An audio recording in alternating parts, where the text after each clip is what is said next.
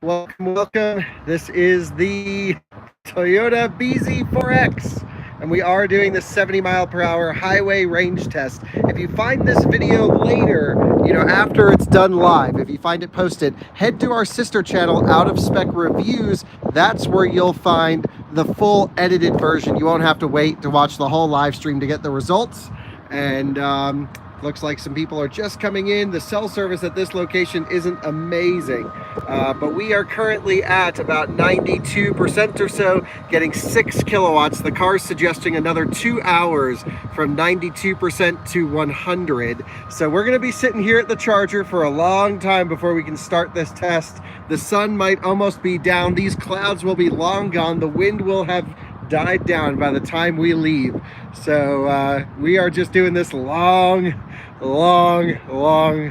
range test, and that's mostly because it's going to take forever to charge. So let's jump inside. We'll get the climate control running because it actually does pull a little bit extra from the charger to compensate for the climate control drag. This car is about $50,000. I'm just going to, one second, Siri is talking. Let me just get you zoomed in here on the charger. And I need to clean a spot somewhere over here. Let's take a look if I can do this. Boom. You can at least watch this slow charge with me. You can see I charged it up to full at home to try and reduce as much time waiting at a charger as possible. But yep, that is what we're dealing with here. Let's see if I can get the phone plugged into the charger. One moment. We are going in to the charger. Boom. It's just the screen refresh rate's pretty bad. Not much I can really do about that. But it's going to be a long one. Let's just double check the video.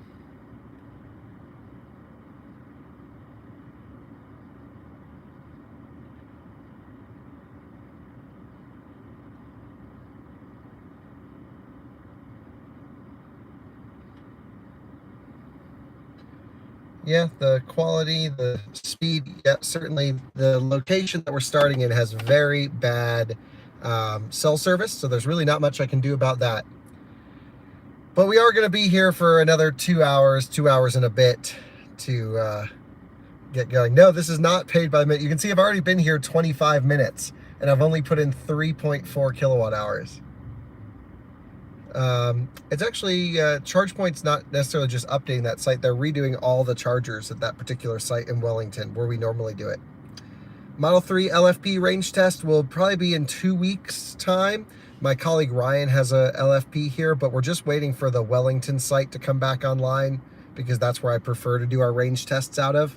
This particular location is in Loveland, Colorado, and it's just a little bit harder to get to.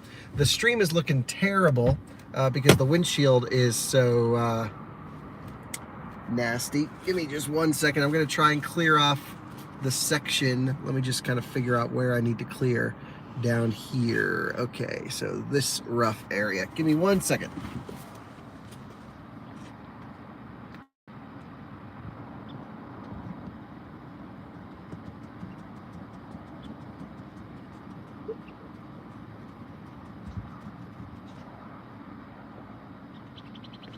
Okay. Is that any better? Was I in the wrong section? Let's see. I can do it this way, perhaps. Yeah, right there. Okay. Got it.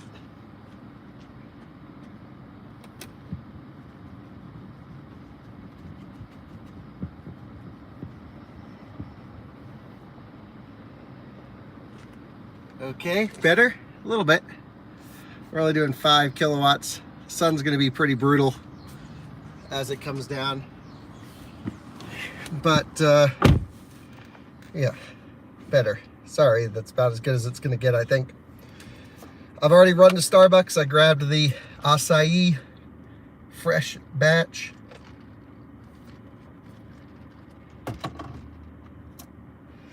Model Y LFP is in the US. I don't think so. I thought just in Europe. Man, the screen refresh is terrible.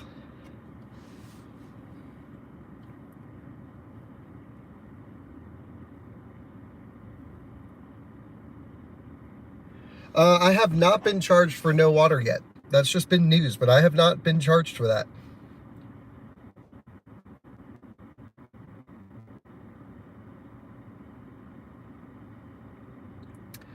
Can you pull up EA and show that? Yep. But I'm using the other phone. So, yeah, once the sun comes down, the refresh rate should chill out a little bit. Actually, my EA app has no idea I'm even charging. This is my EA app right here, zoomed in, and it has no clue I'm plugged into anything. Oh, no. Yep, so can't do that. I'm using my account, but it doesn't know I'm plugged into anything.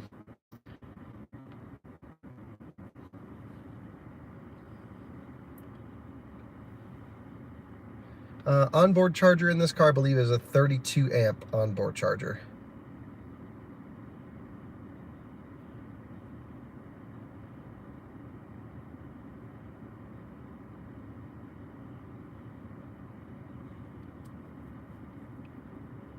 Nice thing about the bZ4X is you never have to worry about idle fees.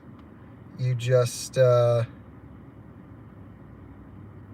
know, just leave it on a charger and go have dinner, and you'll never be charged. Not that they charge idle fees anyway, but.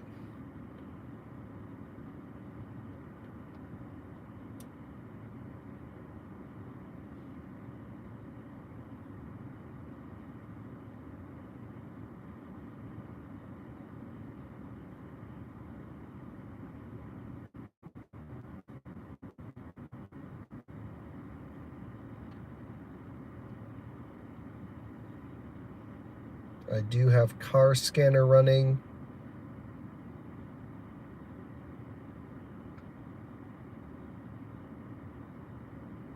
Our battery temperatures are looking great. Here, I'll zoom out so you can take a look at our car scanner. So if you look here, about 8.25 kilowatts into the pack. That's after the AC draw. Pack temperatures right around 30 degrees Celsius. That's where we want to be. Everything else looking pretty good, to be honest. So all is good there. Zoom back in on this. Oh, that flashing is probably pretty annoying. 5 kilowatts. It's funny how the charger says 5 kilowatts, but car scanner is showing 8.25 into the battery. Oh, and that is because I'm not connected to car scanner. Connection in progress. 138 minutes left.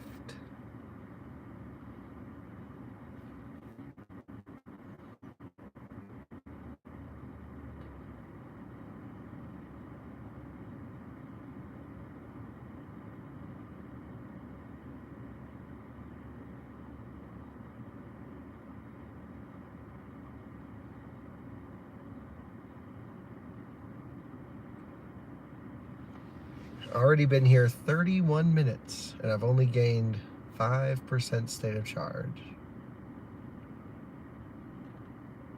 And it only gets worse from here.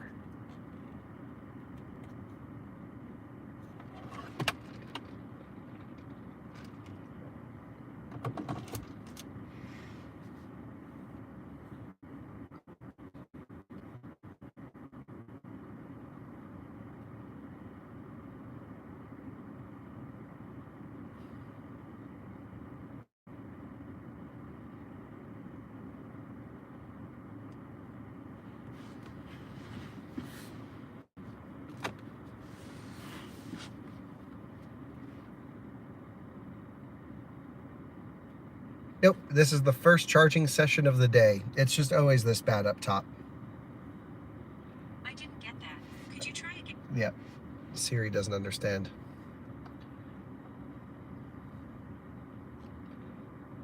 Now, I full charged this yesterday at home, and we went camping last night, and then I came back today and grabbed it out of the driveway, and this is the first time it's been plugged in well over 24 hours.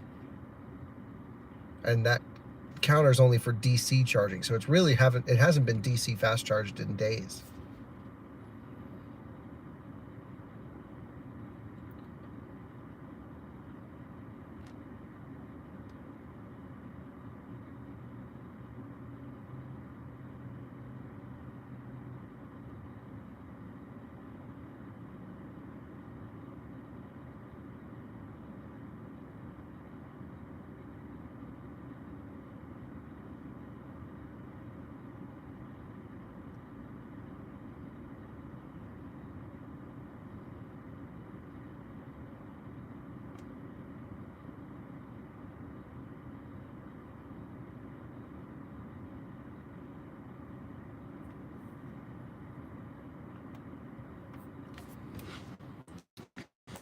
Yeah, 12 volt died on it the other day. Don't really know why.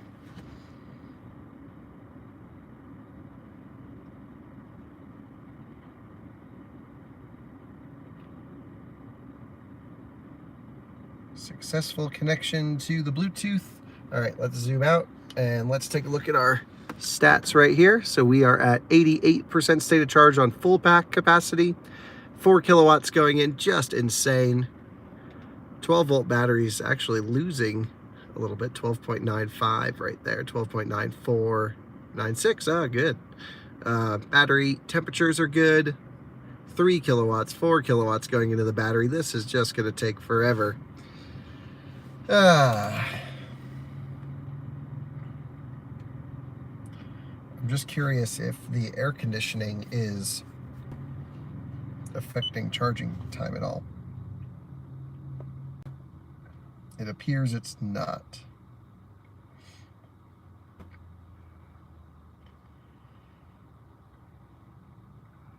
But at least while it's nice out, we'll go air conditioning off. Why not?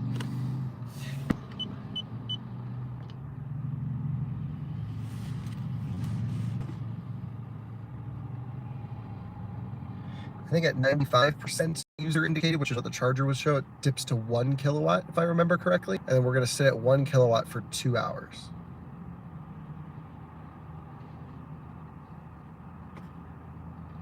So let's say we can start this range test at, I don't know, 8:30 to 9 o'clock. It's currently 6:16.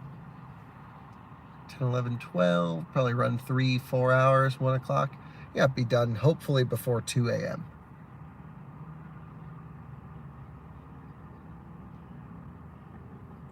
But it's all part of the testing procedures.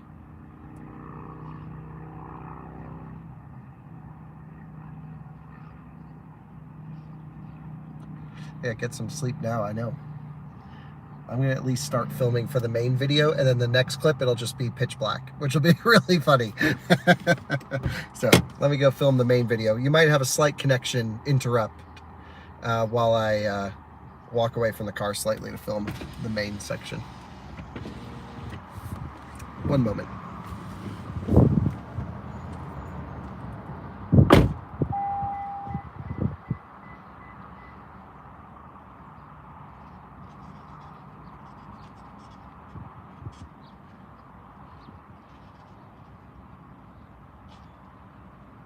Hello and welcome to another Out of Spec Reviews video. You join me yet again with the Toyota bZ4X, this time for our typical 70-mile-per-hour highway range tests. That's right, we're going to see how far this bZ4X goes on a single charge sitting at 70 miles an hour. I'm going to walk you through the testing procedures, everything I've done up to this point. I'll tell you a little bit about the car, then we're of course going to hit the road, head out of here in Loveland, Colorado, up into Wyoming, into Nebraska, depending on how far it can go, and then we'll turn around and end here completely dead to where the car basically doesn't want to move anymore. It's going to be a really interesting test. I'll walk you through why, so let's get into it. This is the new Toyota bZ4X, and it has been out for a little while. And we've actually tested it in California months ago. We took it around, had a blast with it, took it off-roading, and actually really enjoyed the car overall. And that is until you have to charge it. The charging performance is this car's biggest problem. We all know that by now.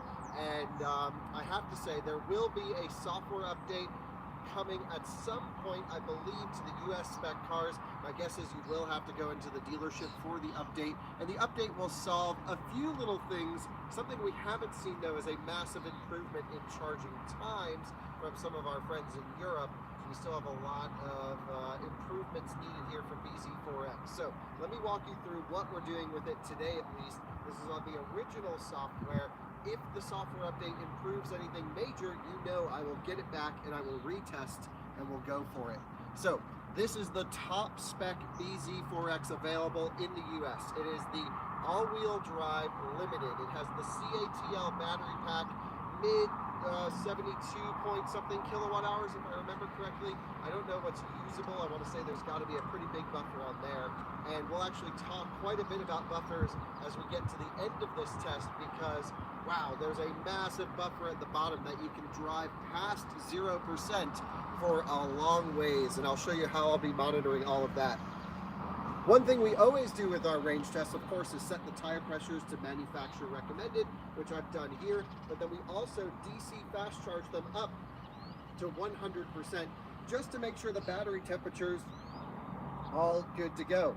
And the battery temperature is good to go here. I've been monitoring all of the AWD logs. I will again show you that here in a moment. And we're at about 30 degrees Celsius, exactly where we want the battery pack. The problem is the charging performance. Now I have a whole video into how this car charges from 0 to 100%, and it can take over 5 hours to do that. Now I knew that going into this, that okay, I don't want to sit at a charger for 5 hours, so what I did was I actually full charged it at home. I let it sit for a day or whatever at 100% state of charge. I then ripped it over here to the charger to spike heat into the battery pack system, plugged in at 87% state of charge 39 minutes ago. We're now at 90%. A long time more to get up to 100%. But I promise you, just like every test, we are not going to leave until it kicks off charging, until it's completely full. These tests are not representative of the real world. Please keep that in mind. This is very much like a Nürburgring lap time. It's for a way for us to benchmark the cars in a test that we've designed. However, the 10% challenge is a much more user-friendly challenge. We already have a video on this, and this is the worst score we've ever tested at 42.2 miles in the 10% challenge. I'll leave a link to that video in the description.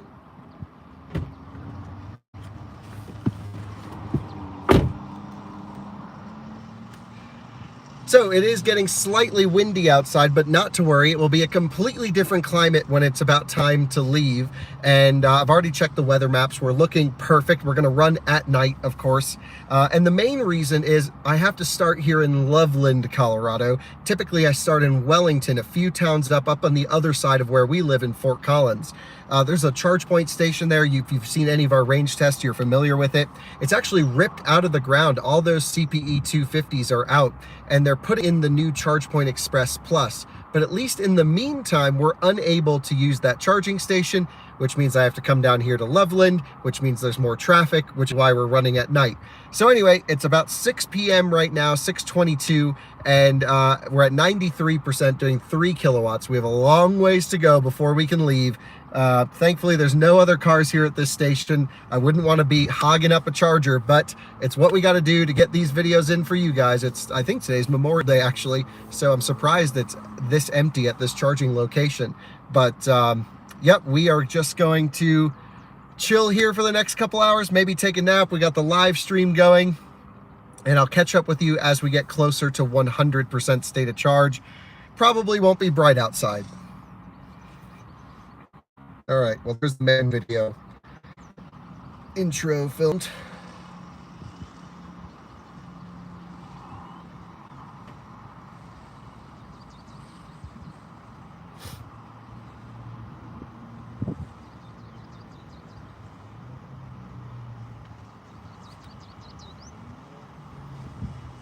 Hey, Kayvon, sorry for missing that. Are you going to make the video on Open Pilot? This car does not have Open Pilot. I'd like to test an Open Pilot car, but just haven't had the time to run any hogbacks recently. Nor does Open Pilot, like, they've never gotten in contact with us, and I don't think we've ever reached out to them. I got to see why we should reach out to them and say, hey, can you send us a thing to install in one of our cars that's Open Pilot capable so we can actually test it.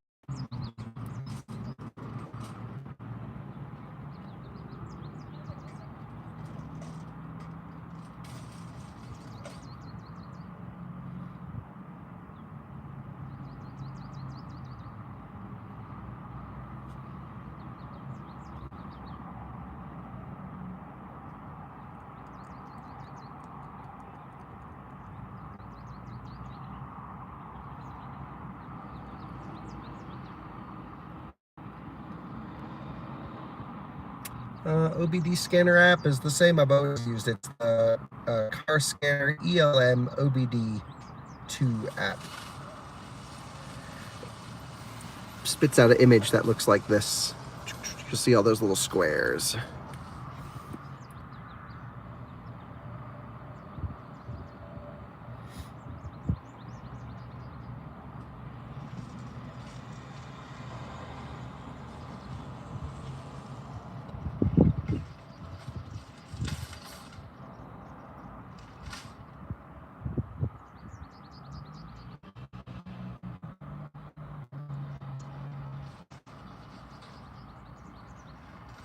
Great, thanks. Of 2020 Sonata in Kentucky. Yeah, we do need a car out here in Colorado. I'd prefer to have an electric car just because the views would be bigger if we had an EV to run in the hogback with Open Pilot. I believe the bZ4X can do it. I think there's actually Open Pilot for Tesla coming soon as well. So yeah, I mean, we definitely need to do that at somewhat soon.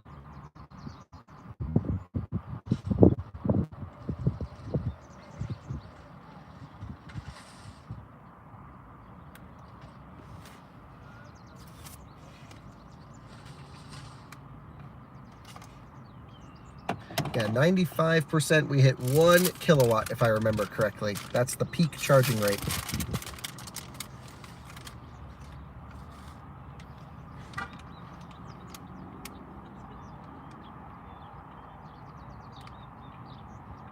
Thanks, Andy. Really appreciate that.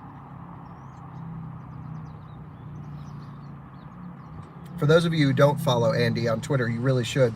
He's always posting cool charging stuff. Big contributor to Rate Your Charge. Appreciate all your input.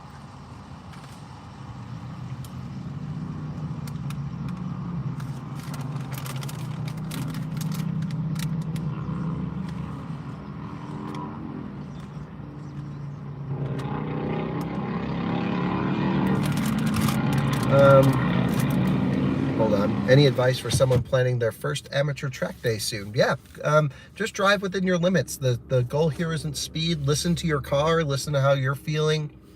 You know, just no need to go faster than you feel comfortable. I've seen far too many people crash by overdriving. MaxSense asks, why do so many people buy this car? Actually, I don't think very many people are buying this car.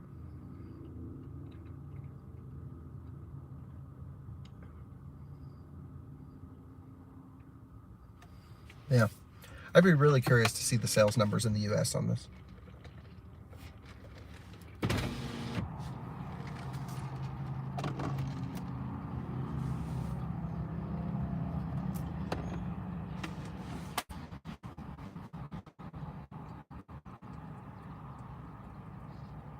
Maybe we should just leave this car here and I'll go home and then come back in a few hours and pick it up. You see a lot of these in Quebec? Wow, that's wild. Well, Canadians always buy weird cars. They're like super hatchback crazy in Quebec, and like I like the cars up there, but they're just, people do stuff with cars that they're not designed to do. And it's almost like the bZ4X was designed not to be driven. So that kind of makes sense.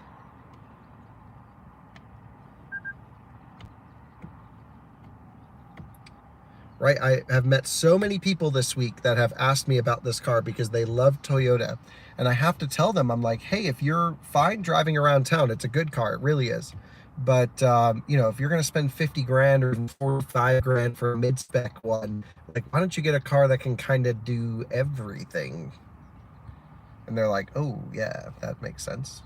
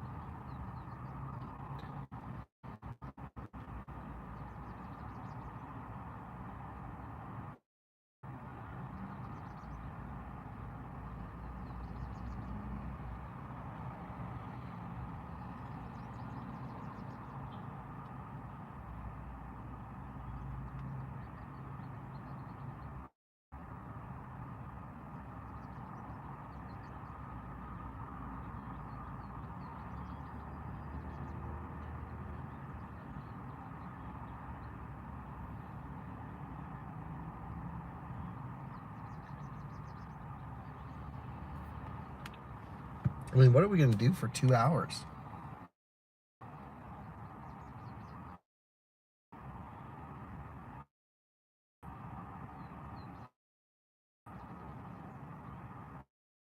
Creators? Don't think so.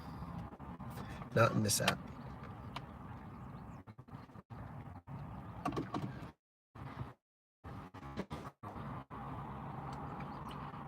I just wonder what someone's going to think when they come and charge next to me and they're like 50 minutes and you plugged in at 87% state of charge.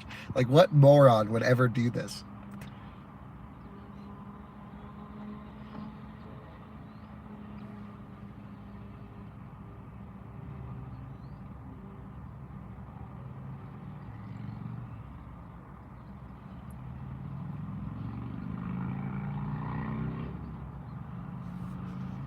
Nah, man, we're still charging fast. We're getting 2,000 watts.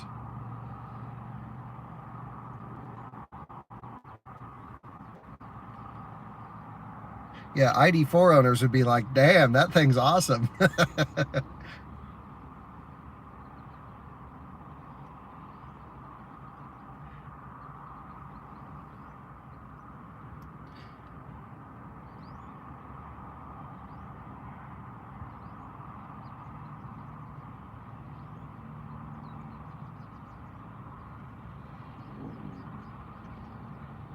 Isn't it faster to get to AC charging, to 100% with AC charging? You know, that is an interesting question.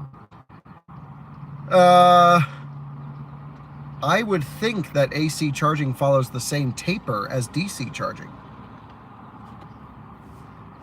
but I'm not sure. I will have to test that actually. But this is like, I have like a range testing procedure.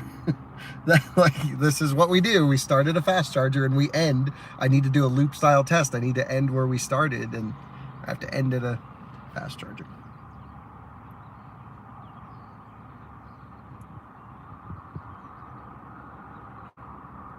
I gotta start having someone else do these range tests though. These things really suck.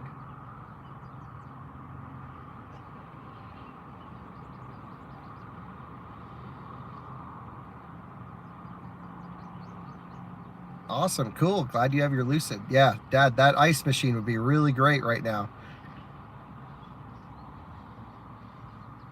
Great, glad to hear that Rate Your Charge is working for you, Kayvon. That's freaking awesome. Got your i3, that's so sick. Holy smokes, 12,500 for an i3, that's awesome. The paint has dried and it's already starting to fade. We're waiting for the next coat.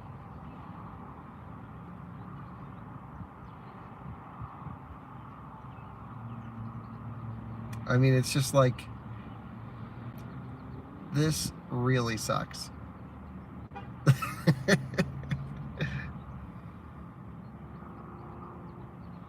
Yeah, how fast will it charge when we're done with the range test? I mean, the most I think I've seen all week on this has been about 80 kilowatts. That very low state of charge.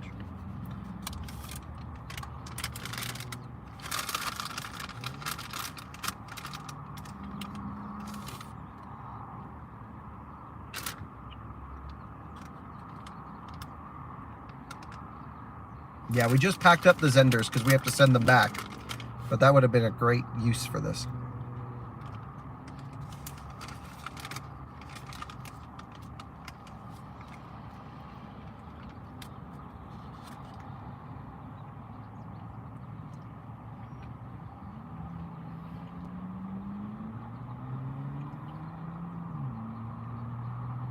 Whatever happens in this range test, that's the number this car is getting, because I'm not going to redo this until I have to test the next bZ4X.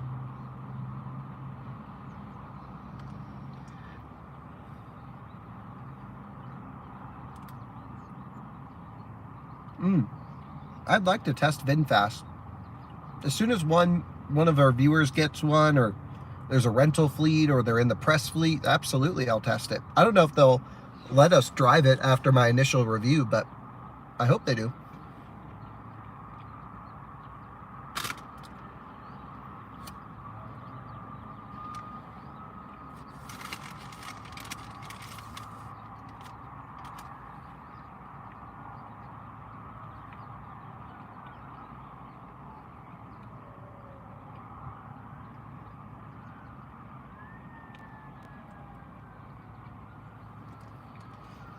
That is amazing that they asked if you want to trade the Rivian in on a proper EV.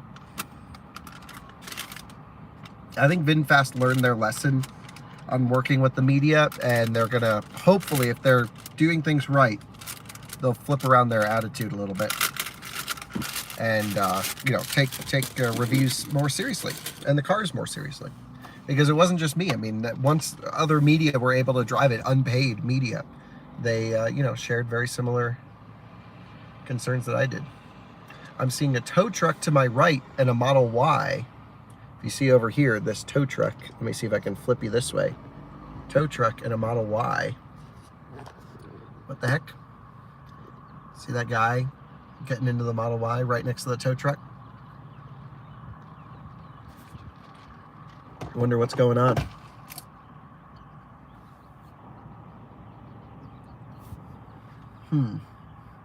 Did the Model Y die? Oh yeah, they're pushing it? No, he's driving under his own power. Oh, it's crashed. Someone crashed into the front of it. Ah, crazy. It looks like minor damage, but maybe not good enough to drive. I thought he had maybe run out of juice, and I was like, well, I got plenty of time to get the...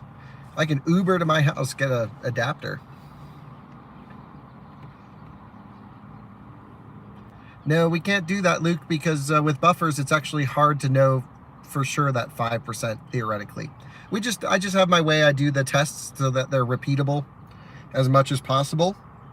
And part of that goes from when the car shuts off charging to when it feels like it's about to die.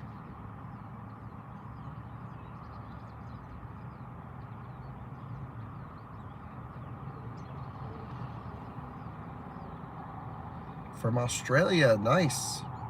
Hello from Colorado. Yeah, you can see the Model Y over here. Let me show this to you. Look at the front end on that thing. Yikes. Not looking good.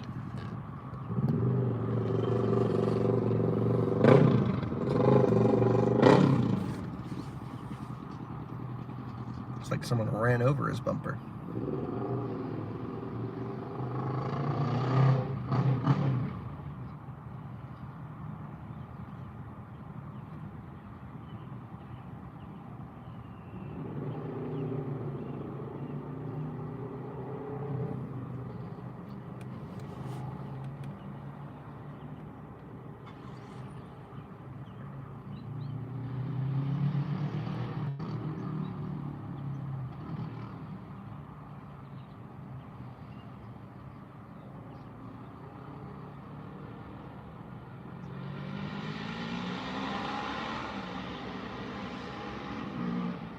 One kilowatt, 95%.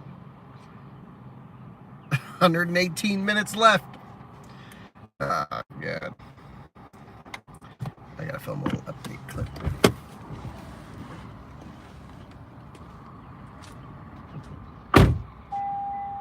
We are now almost 1 hour into our charging session. We are at 95% state of charge. We're getting one kilowatt between 1 and 2.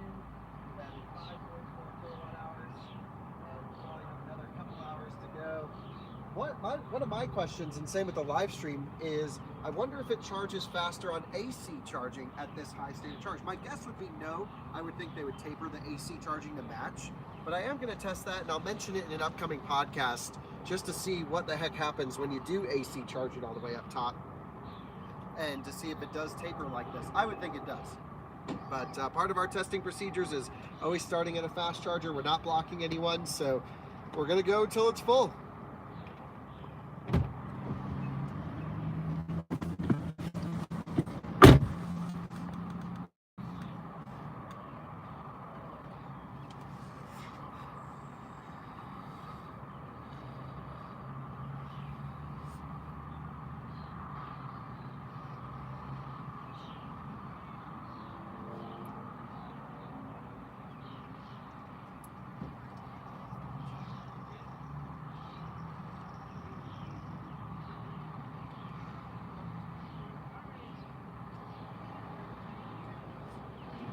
Well, I'm dropping the bZ4X off tomorrow morning, so I don't really care to do that many tests with it. I mean, at the end of the day, it's a car we're not going to recommend to people, so it's like not worth it to do that much testing with it, you know?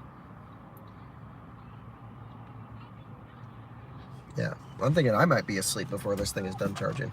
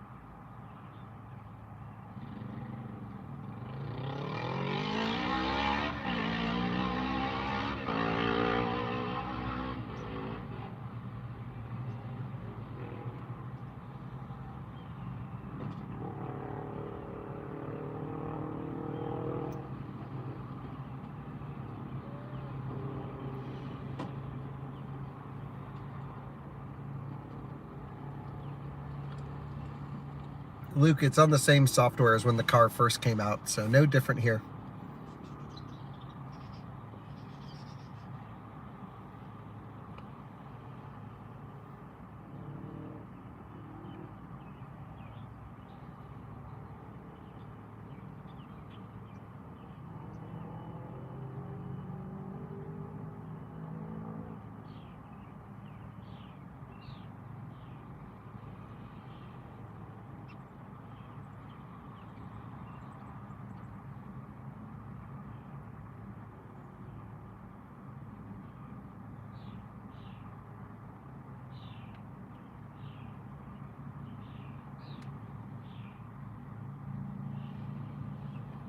Yep, we have a basic channel called Out of Spec Guide.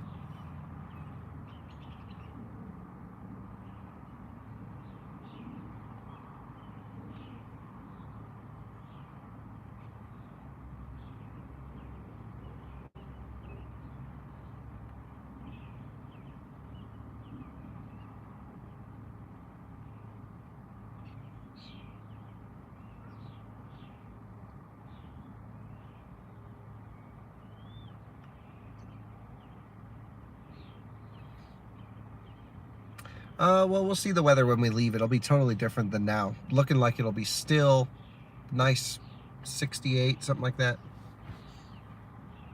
Glad to hear you're enjoying those videos. Yeah, Alyssa's going to start filming more for Guide, and probably me as well. I think that's our most important channel for helping people, at least. You know, so I tasked Max with getting it off the ground, and now time to put some more effort into it.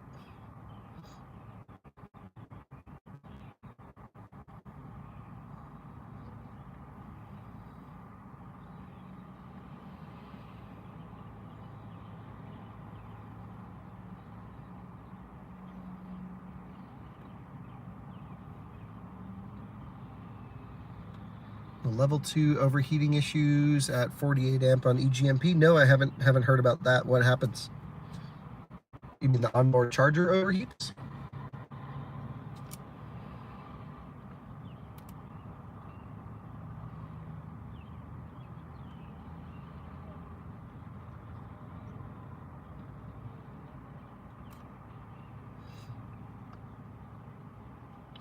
Yeah, the channel is off the ground now, but it's just not doing the views we need on Guide, so we got to come up with some like more interesting content, or for more people to share it. I'm not sure yet.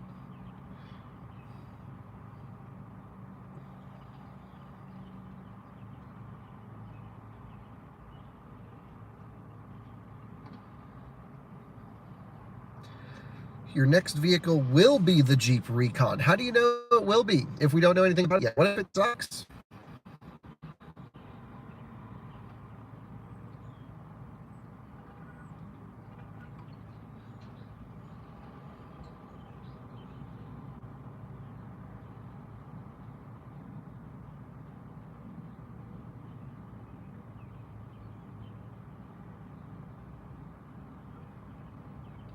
Yep, Signet Surge for sure. Still a thing somehow. Not sure how.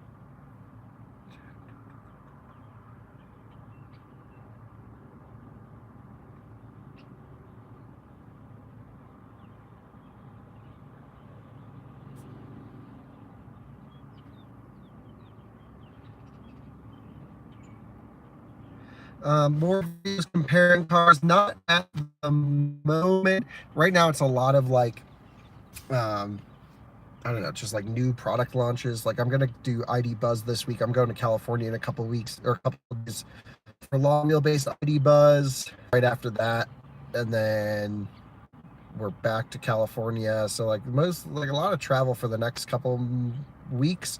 And then we were honestly thinking about going to China for a month, but you know, still putting that trip together. And if for whatever reason it falls through, then yes, more comparisons, more US stuff.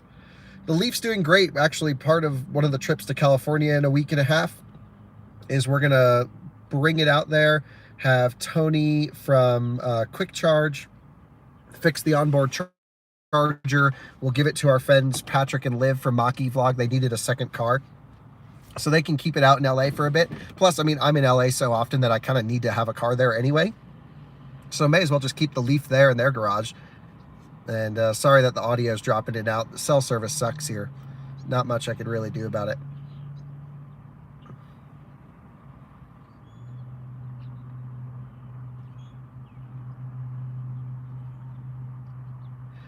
Not the most exciting live stream we've ever done, sitting at 2 kilowatts.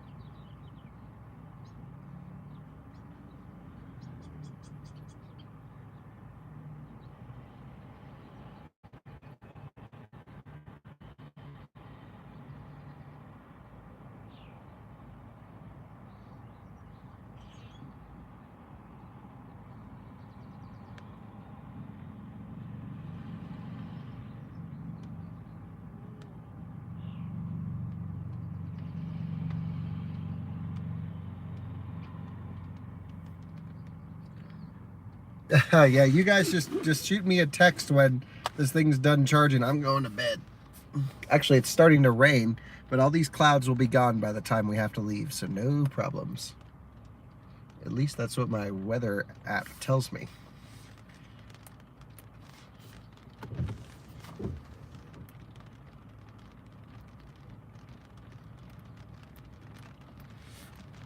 Okay. Windows up. The rear windows also don't work on this car anymore. They just completely stopped functioning.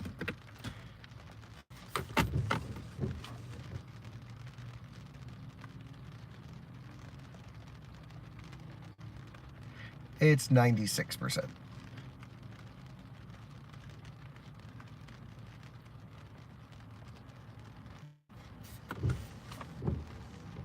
Yeah, every wiper we lose state of charge.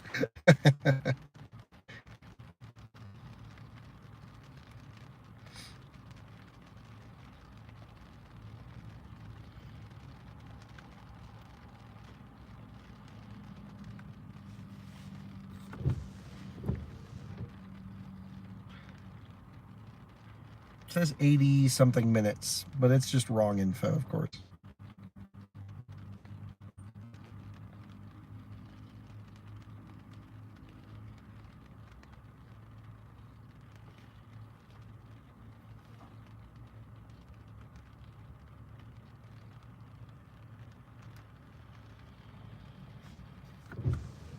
Yep, not using climate. Everything's off.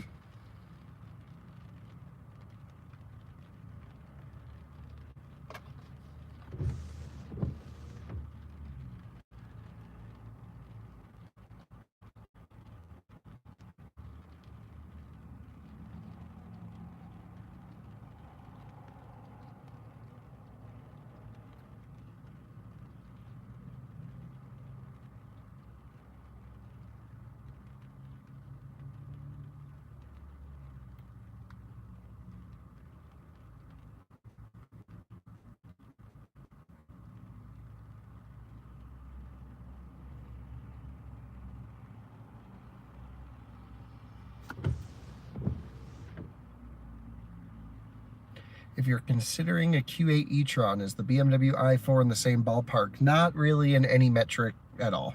Nope. Sorry, I'm not really keeping an eye on the live stream chat, so if I didn't get to your question, you can always just ask again and I'll get to it when I look up.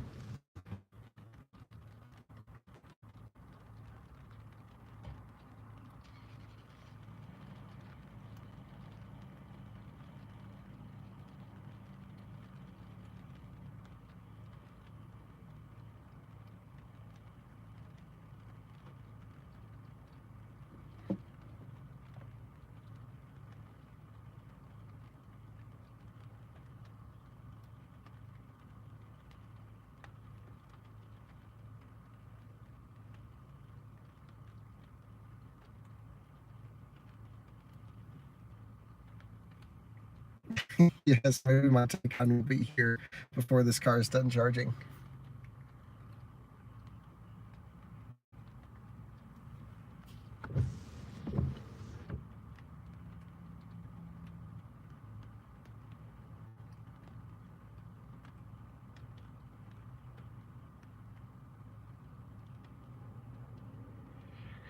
Pretty brutal charging, yes.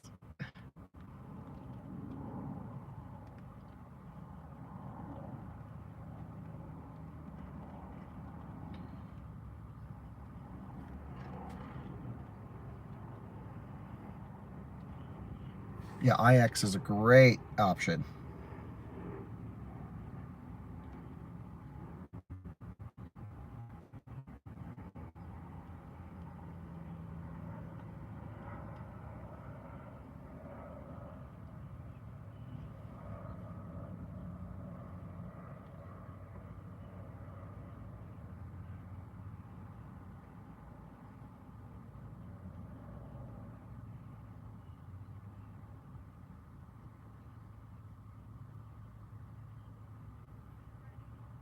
Yeah, we pretty much only film with iPhones.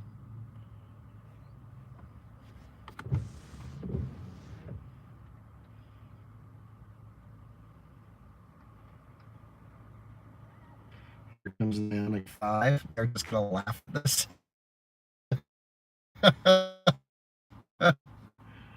Pulling in? Oh gosh. How embarrassing is this?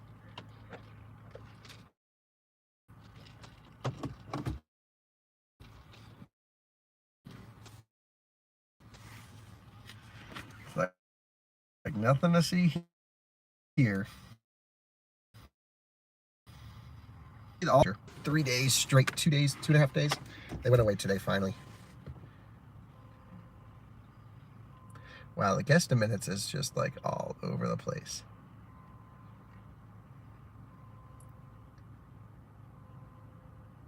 Oh, I see this guy here all the time in the Ioniq.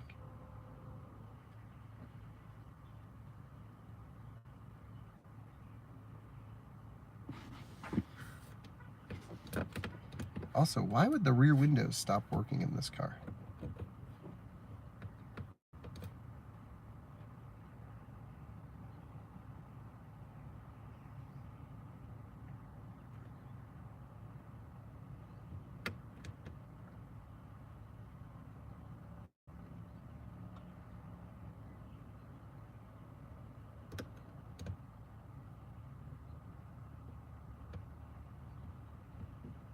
Yeah, I tried the child lockout.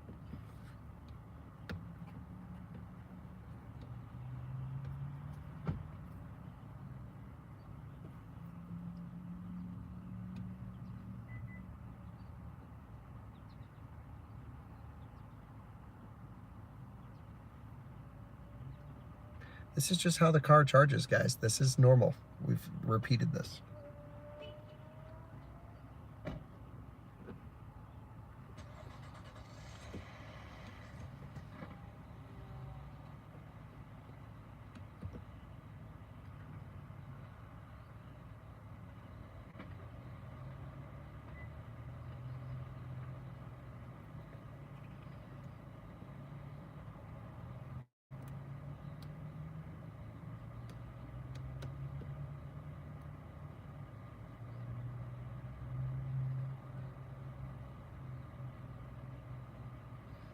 Yes, exactly.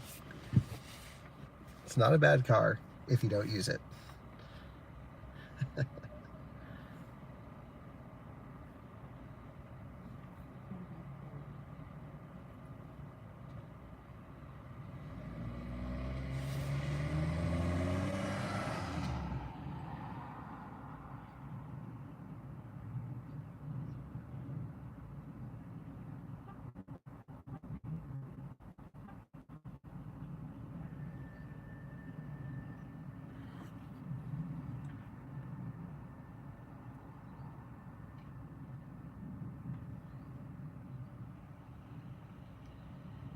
Yeah, I think the bZ4X looks good.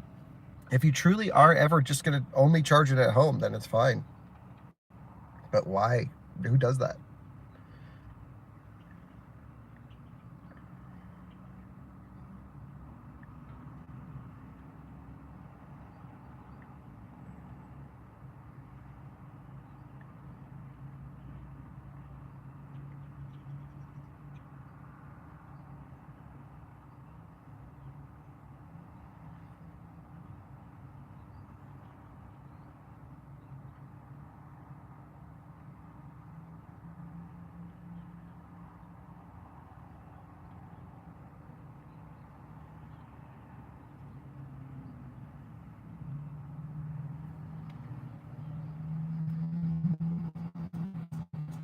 Yeah, I don't know what the price is going to be on EX30, but it's got to be competitive.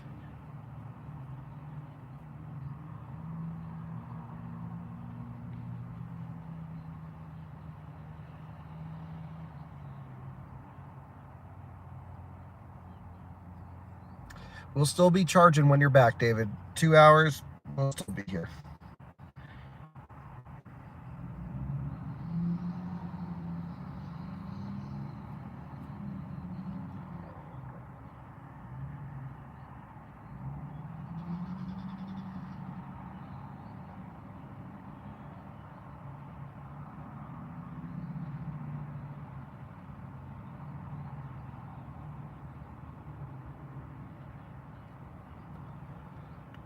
Oh, I know. I'm going to go to bed.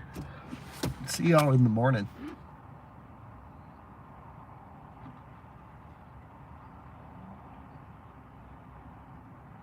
That Ioniq has charged more since they plugged in to now than we have in the last 86 minutes.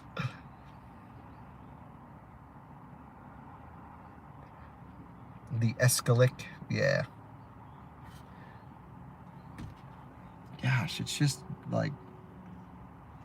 So like if you just DC fast charge this car and pretend you can't charge it above 80%, then it's not that bad.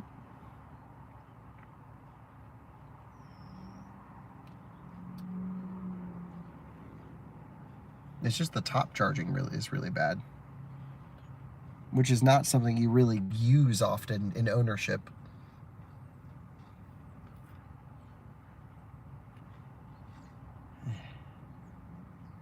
But it's still not like, can't make it, I don't know.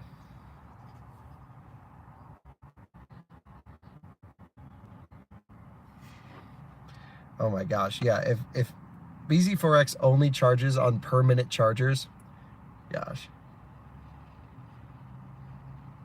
What is my ideal daily commuter? The Twizy. I plugged in at 87% for this charging session, and I think I got 9 or 11 kilowatts. I think 11. You can take a look at my full charging review, which I did months ago. It hasn't changed.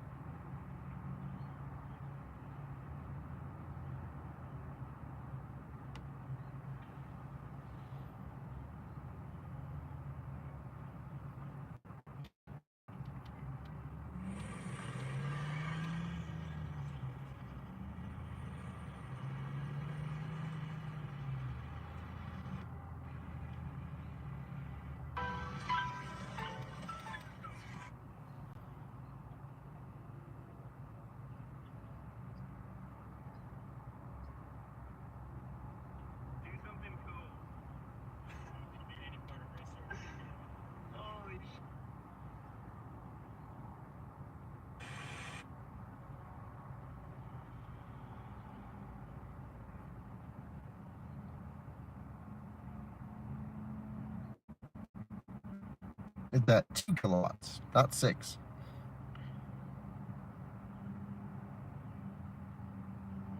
Yeah, the Bolt's a great car for the price, but they're canceling it.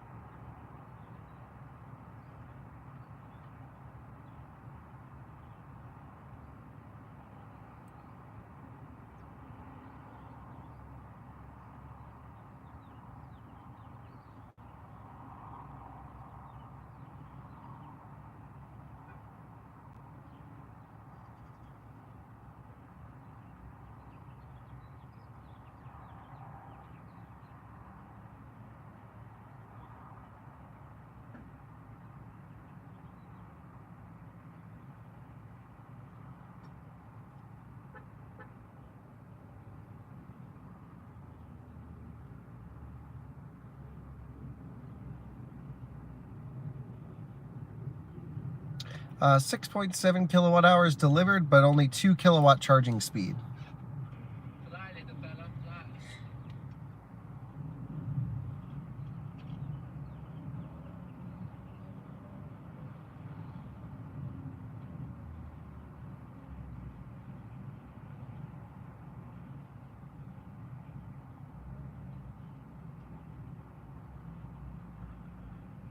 Yeah, we got the real true nerds here. That's right. Hell yeah.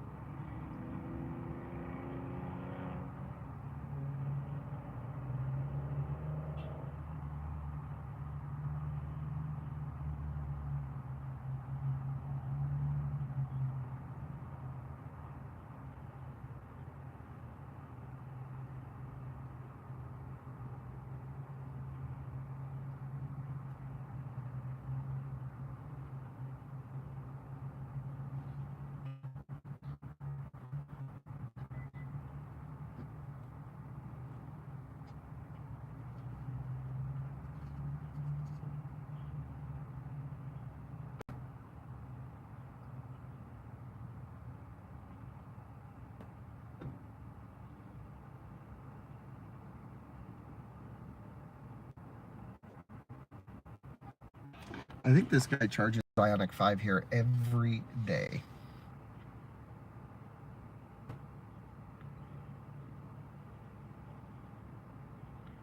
Nope, temperature's fine on the car. This is just how they charge.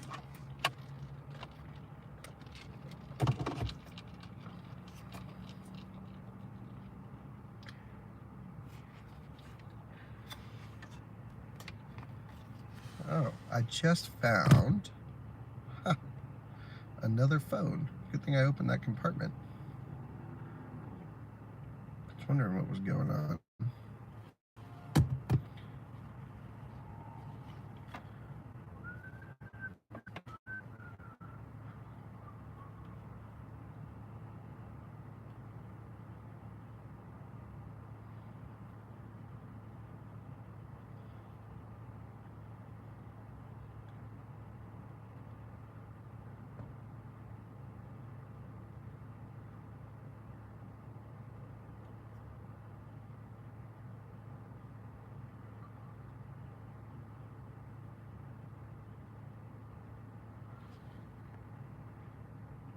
Thanks for that super chat, but we are not going that fast.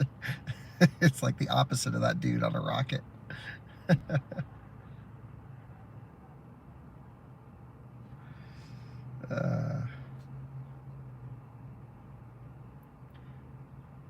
We should just take all the super chat from this live stream and redistribute it to everyone who's watching to compensate you for your time, because this is brutal.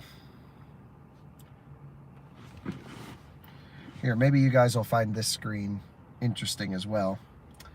I can put this up here. Hold on. Actually, not probably going to work with the sunshine. We'll just stick on that. But at least I got all the good stuff here.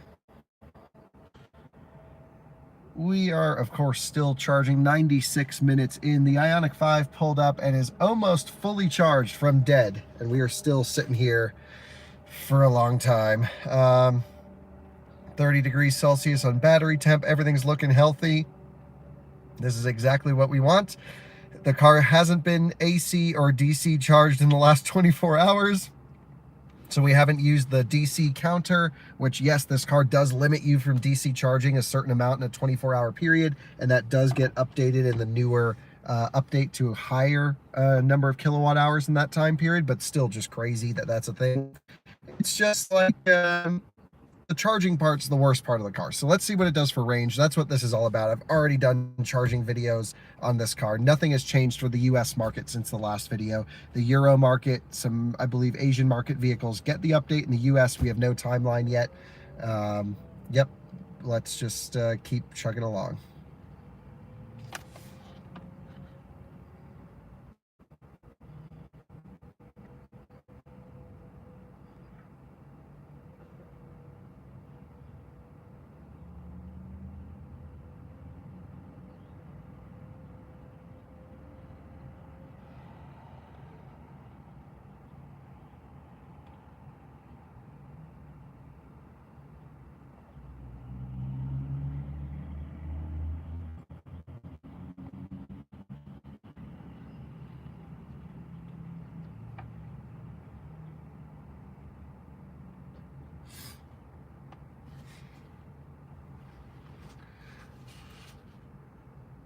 Yeah, what's the point of the range test? It's not a practical user beneficial point. It's more or less just we benchmark every car this way. So that's what we got to do. 97%, hell yeah, about time. Whoa.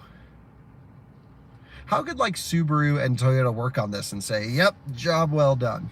That's what we wanted to accomplish. The Ioniq 5's gone from 20 to 77%.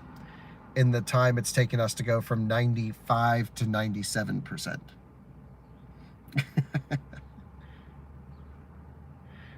It's actually, so range test 20 to 80, sure. Well, you can just extrapolate that from our full test, no? The reason we do the full test is so we don't rely on BMS data. And you'll see that if you follow this live stream. When this car hits 0%, there's still another 7 or 8% you can keep driving. And, you know, these range tests are not meant to be necessarily repeatable. It's more or less just like, here's the maximum the car could do from a charging performance and also from a discharging performance.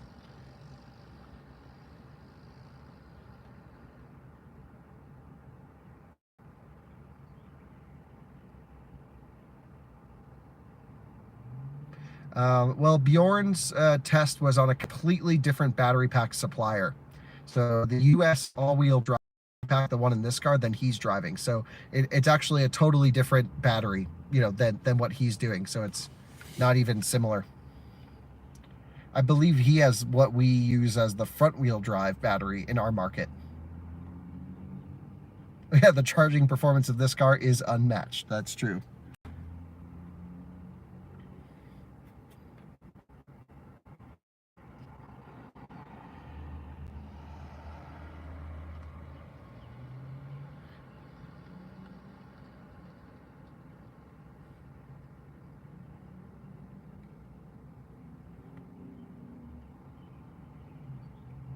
Yeah, Alyssa's usually close on the range test guests.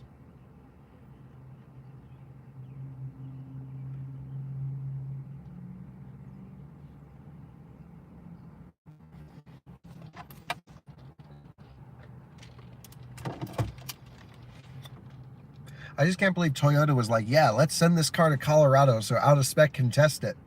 Like, we didn't ask for this, by the way. We just got a call one day and said, hey, we got a bZ4X for you. And I'm like, okay, well, you know what's about to come. What the heck? Yeah, it is one of the cars ever made. That's true. I just thought that was so funny. They like, yeah, your bZ4X is there. Do you know what we're going to do with it? It's just like, research your media outlets before you try and get them in a car. Not saying like we shouldn't have them try and not get us in a car. It's just I didn't really request this one. It was just there.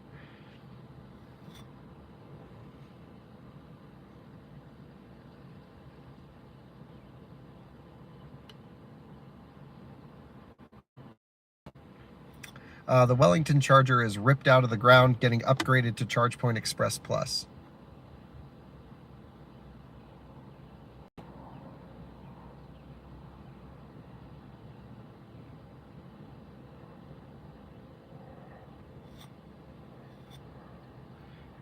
hearing some gunshots,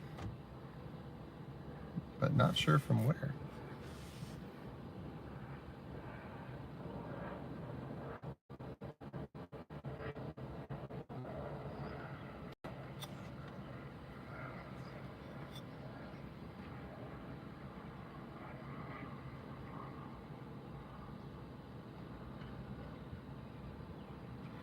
Dang, 2 cars shooting at each other in Denver. Yeah.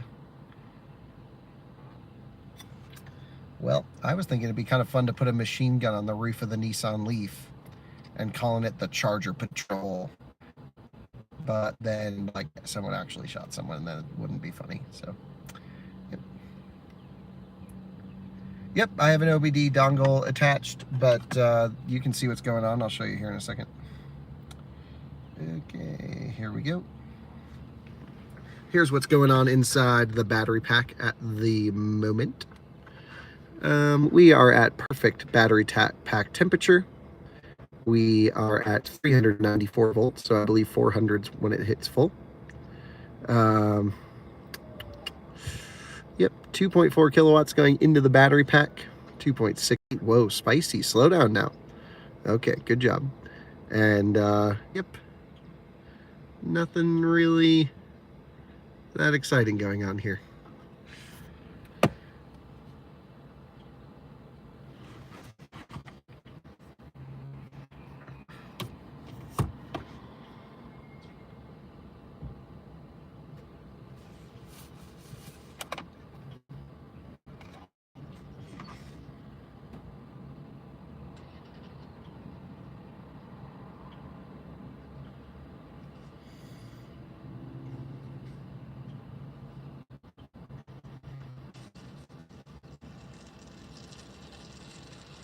Yeah, unplug the AWD adapter. Watch this thing juice up even faster. I got the headlights off just so the running lights don't pull anything.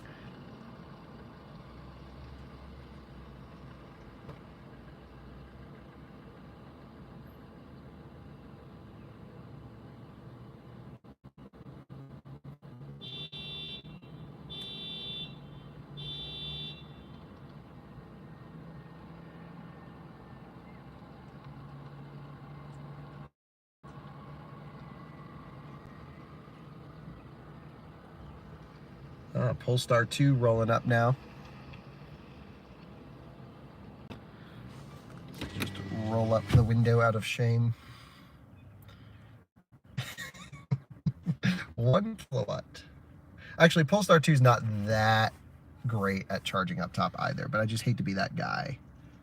Full charging. He's still got his snow tires on. Nice.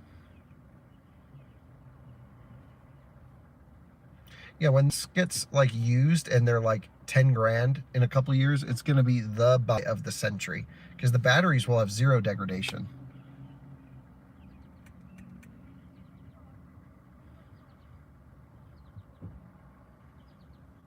The bZ4X is off right now.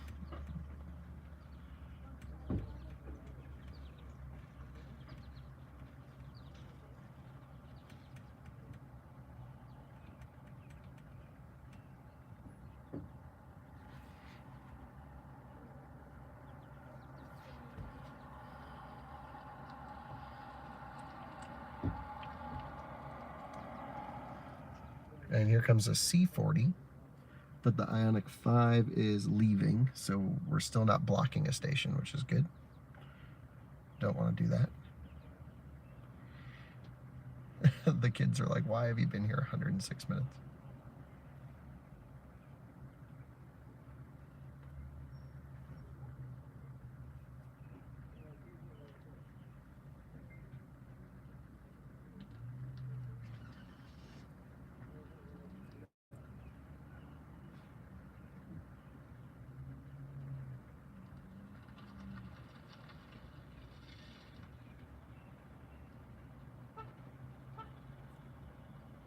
Oh, 98%, nice.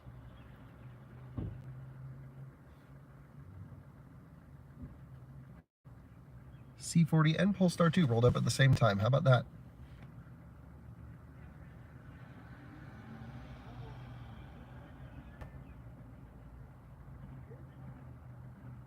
when they're talking about which chargers work better or worse.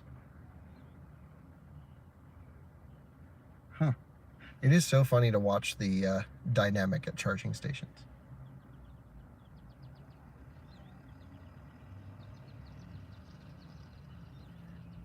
Polestar's already put in 2 kilowatt hours. I think you're seeing 99 minutes. We're actually at 98%. But it's possible the percentage is jumping around.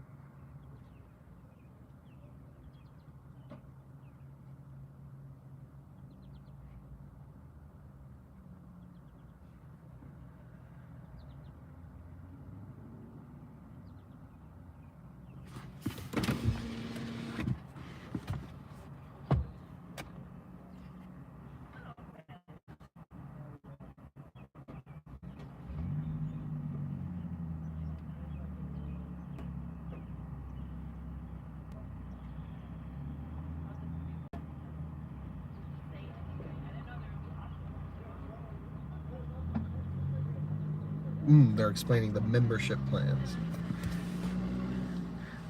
DC slow charging. Yeah, I feel like I'm almost embarrassed to be seen near the slow charging car. I should like leave and be like, look at this idiot charging this bZ4X to full.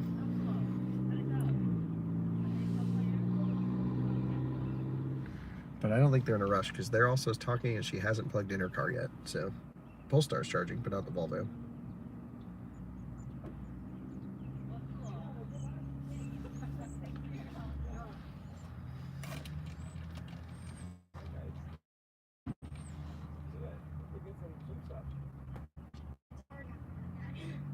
I don't think it's, well, it was at 40.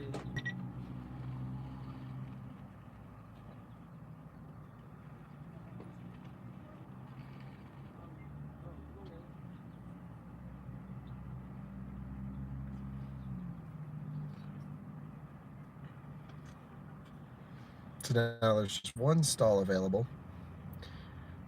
Certainly that guy sitting at charging it full.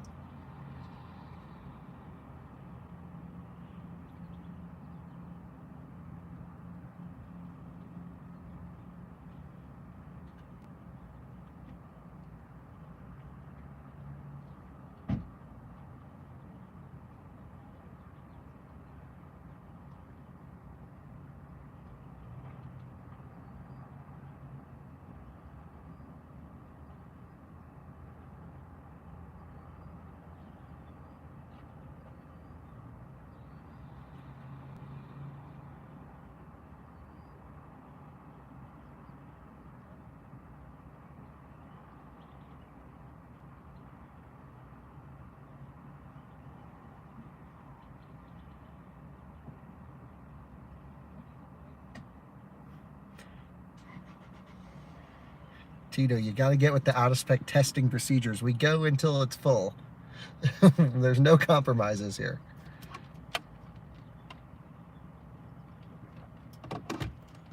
Level 2 you would think would target the same charging speeds up top. It would just taper level 2. No, we have to test that. But there's no level 2 around here.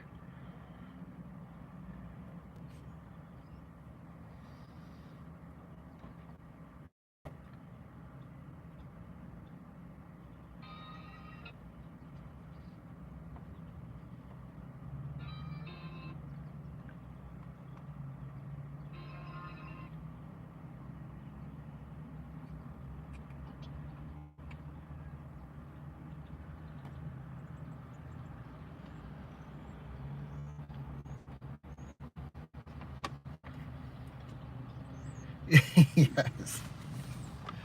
Might have to help this Volvo owner get her car charging. 3%? Hell yeah. Let me help this Volvo owner get her car going. I'll be back in a second. Hey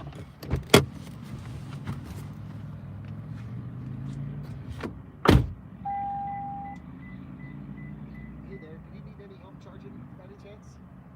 I think the problem is The margarita, yeah. And actually once it declines you have to unplug and re-plug in. Otherwise it wouldn't let you restart.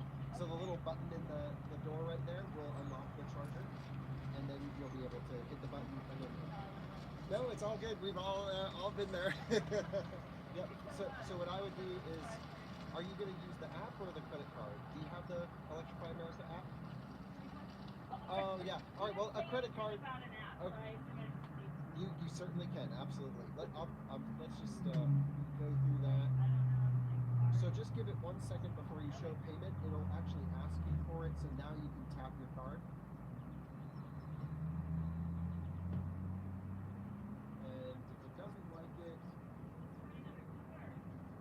Nope, it says payment processing on the main screen now.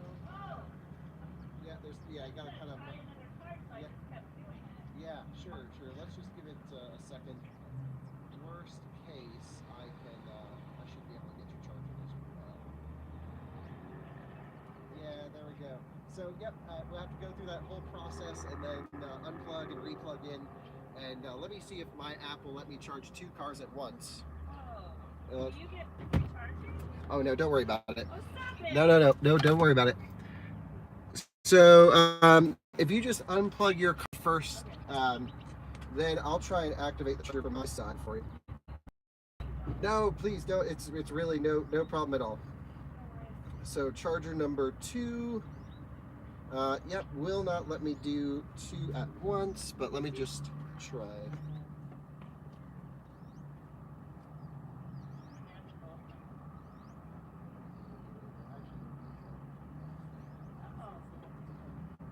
Oh my gosh, that's so funny. What?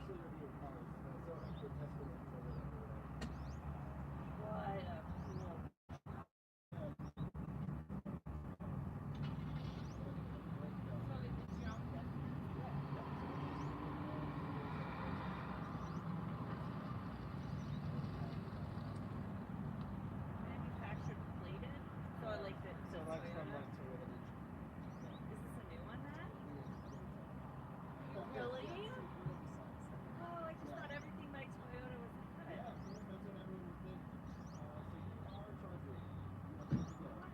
Oh, don't worry about it. No, stop it.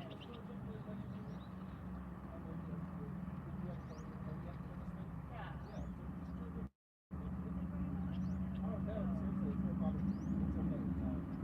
It's interesting data points for us to learn about how general users use them. I mean, so it's my husband.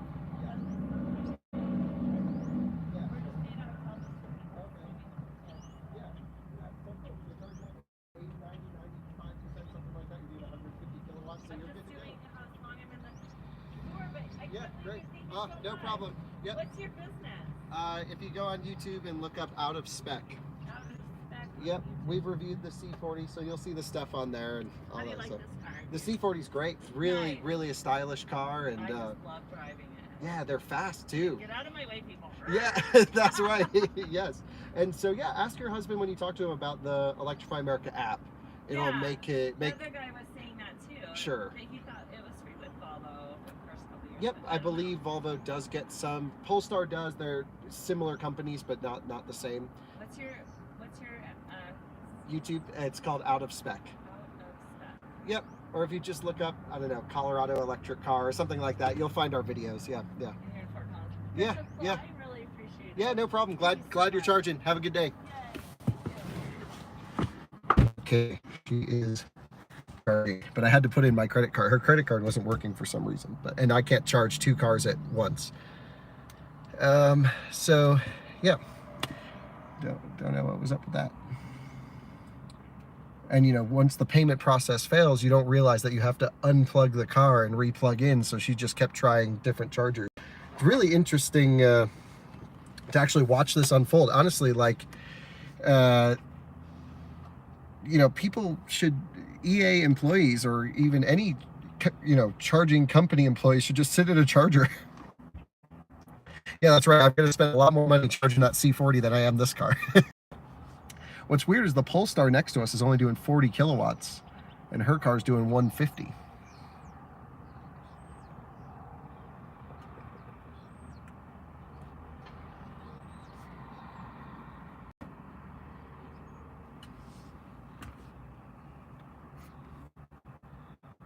Yeah, you should be able to charge 2 cars at once with the same account, but they don't let you. So I just put in her credit card wasn't working, so I just paid with mine. It's really no problem.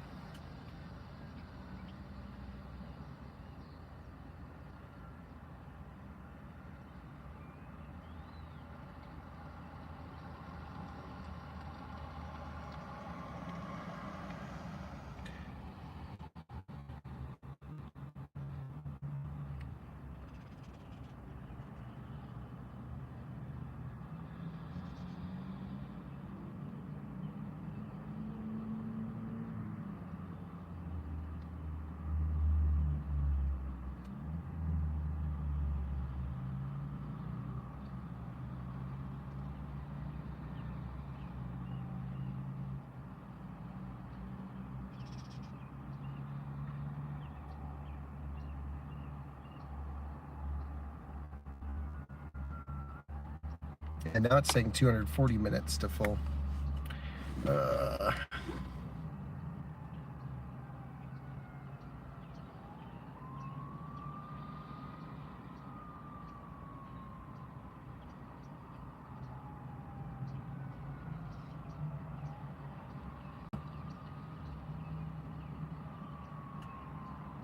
Yeah, we turned on the interior lights when the door opened and the charging extended.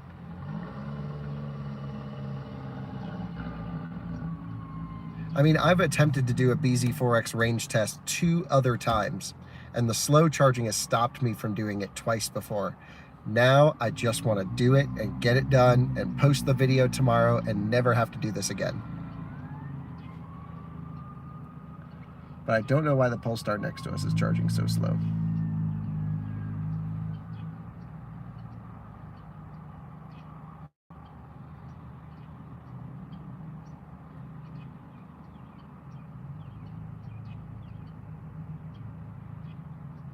I was going to do the R1T 10% challenge today. I put the stock tires back on it for it. So it's all put back to stock. So it needs to happen today, tomorrow, the next day. I'm swapping this car out for a small battery ID4 rear wheel drive. I think it's 60 something kilowatt hours. So we'll see those coming soon.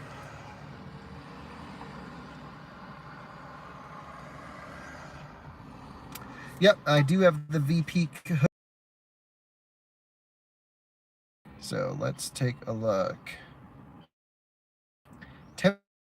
So that's good. But let's take a look at the cell balancing sheet. One moment. Here we go. Looking very balanced here. Whoop. Take a look here. All looking very solid. Very good. And I had to try and balance the pack before this.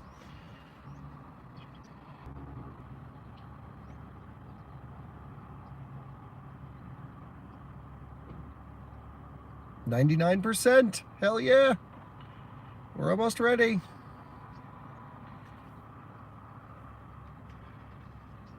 We have finally done it, 99%. The car still thinks 240 minutes left to 100%. This Polestar pulled up and started charging, but they're only getting 40 or 50 kilowatts. The Volvo C40 over there started charging. She actually couldn't get her charging, so I had to get it started for her. Just interesting stories to see EV, non-everyday EV drivers. It's her husband's car. She pulled up, plugged it in, tapped her credit card, didn't work. And didn't know about the EA app or anything like that, so I actually couldn't initiate it with my EA app because I was charging this car, so I had to use my card. But that's just more of a request to EA to say, hey, can we charge more than one car at once? It could be really helpful even just in situations like that. Battery pack temperatures looking great. You can see here 1 degree C difference. If we come over here, you can see the battery pack cell balancing nearly perfect as well. So the car's looking great. We're almost full charged, right up to about 4.2 volts per cell. Getting very close there, 4.1173 minimum. So all good.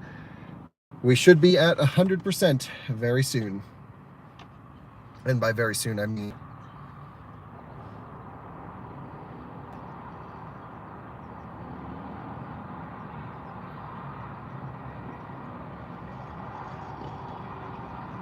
Coda EV is ready to be picked up. I just need to go get it.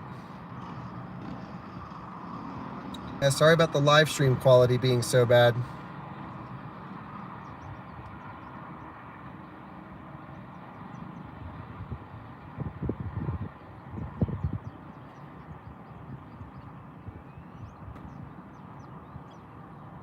Couldn't read the cell balance.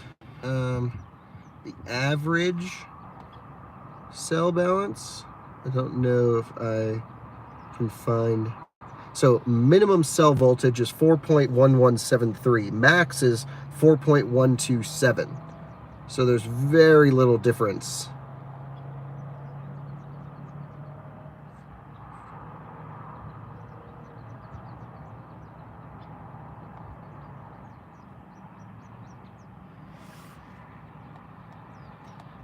Yeah, I've never actually seen a pack so nicely balanced before.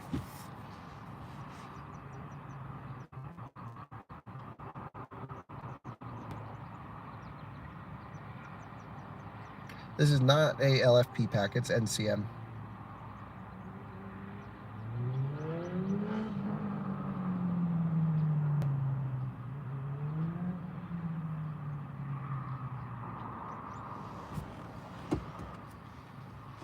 $124 minutes. 2 hours. It's been charging at 2 kilowatts for over an hour now, hasn't it?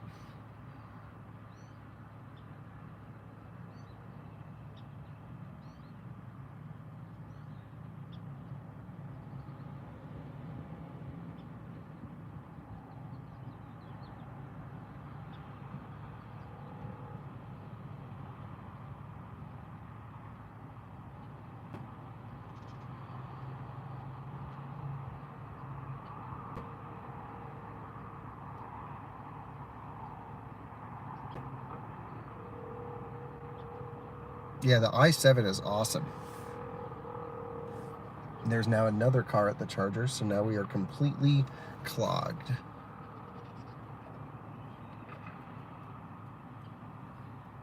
So now I'm definitely being that guy. But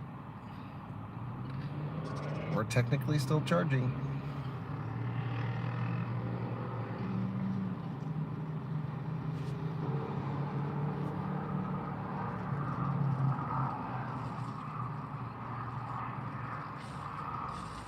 No one's waiting in line, so.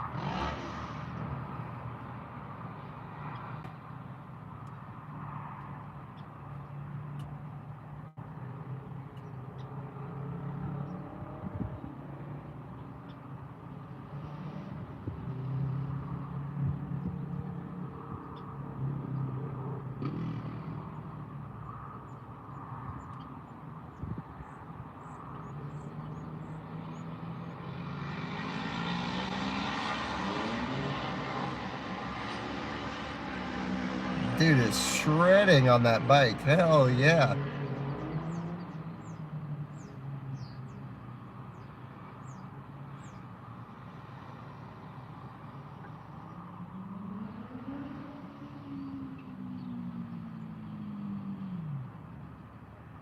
How could we go from a completely unused station, empty, to now full?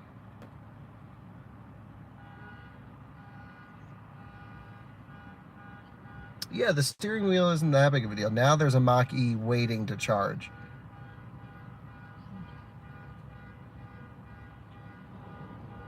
Oh, but he's driving away. What do you guys think we should do? Should we let the Mach-E charge and then plug back in when there's space? Do you think that's reasonable? Since we're definitely being those people? I think the answer is yes. I'm going to unplug and I will take the next available spot because I don't really want to hold everyone up for our stupid range test. Tell them we'll be done in 240 minutes.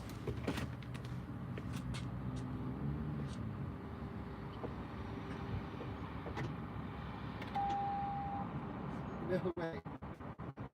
It actually just finished charging. I didn't touch the button. I swear it just kicked off charging right there and it says charging complete on the car. No way. Charging complete. I was actually just about to unplug and move the car because we have a full station here and a Mach-E just pulled up over there. But it just completed 100%. That was crazy timing. Okay, so it shows 99%, but the car said charging complete. So it had to charge to the maximum of it to. Let's 8 kilowatt hours in over 2 hours. Only cost me $3. Insane. Let's unplug, get this Mach-E charging, and get on the road for the range test. I did not expect the car to finish that soon. What? That was insane. I know, I kind of want to plug it back in and see what it does. Let's just back up here to free up the space for this guy. And yeah, let's just go right here. Everything is still off. I got to reset the trip and everything like that, and then we can go.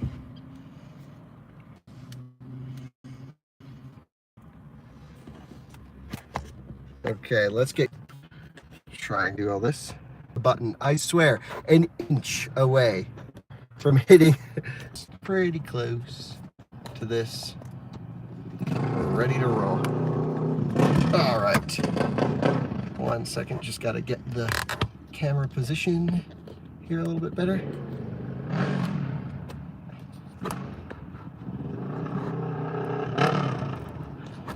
Don't know if I can get the camera position any better. What the heck? Here we go. That should be good. Locked and loaded. Hell yes.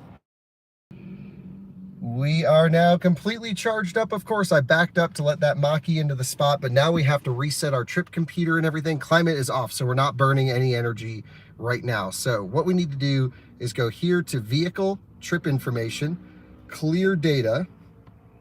We also need to go to History and Clear Data. So everything should be cleared. Trip Average on this one, we need to go to Trip, Drive Info, press and hold, Reset. How we do it? Not resetting. Don't know why. Maybe because it's tied to this one. Okay, don't know, but at least we get here. Yeah, trip clear. Okay, well, either way, history, that'll tell us our miles per kilowatt hour. We're at 554 miles in the odometer, 0.0, so that should be fairly accurate. And the speedometer is pretty much dead on in this car, maybe a half a mile an hour off or so. In terms of climate control, like we always do, we are gonna go seatbelt on. We're gonna go auto on eco at 68. We're gonna turn off the cooled seats.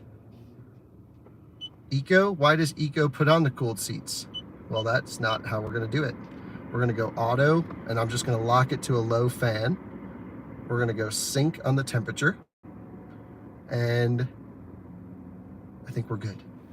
Okay, are we ready to go? Let's go. Into drive.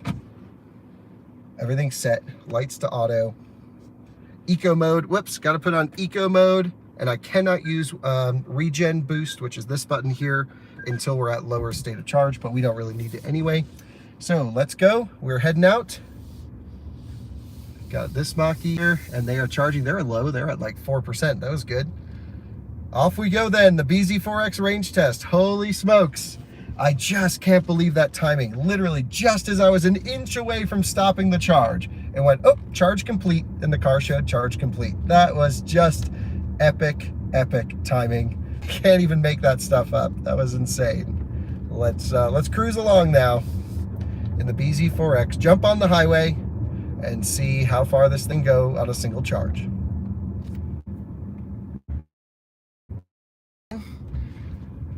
Hopefully the live stream will improve in quality. Just insane timing. I was prepared to spend another few hours there.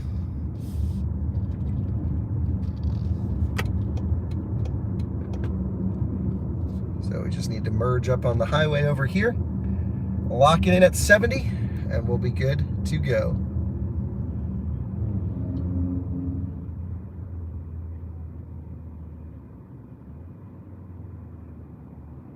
Oh, I can get the car fully charged at my house, but I'll be asleep while it's charging. So interesting, state of charge of just about 94% on the full pack is when it shuts off charging. It's 100% user indicated. To me, the car is showing 100%, but on the full pack, on the AWD data, they have a, I don't know, 6-7% top buffer.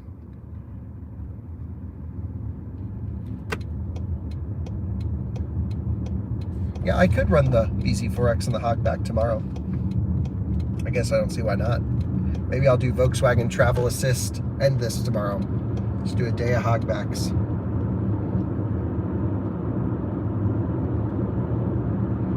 Okay, we need to get to Fort Collins.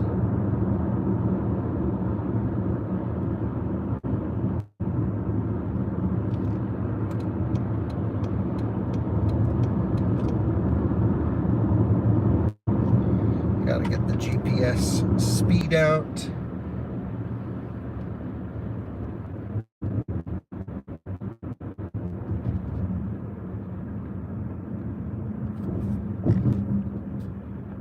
We are now merging onto the highway heading to Fort Collins.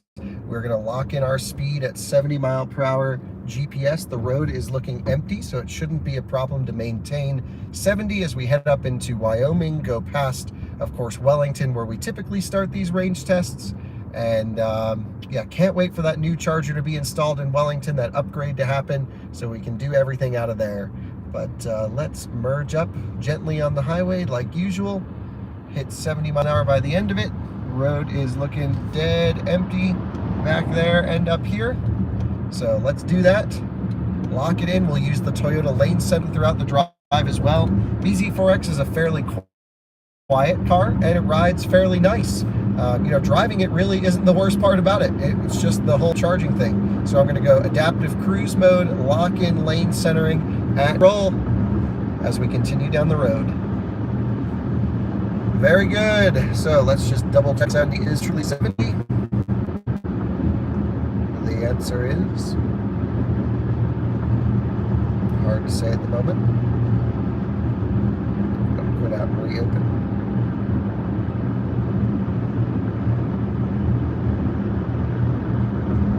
I think we might have to go to 71. There we go. 71 is 70 GPS. So, very good. Yeah, lots of feed drop out. Nothing I can do about that. Sorry, guys. That is just the nature of cell networks in Colorado.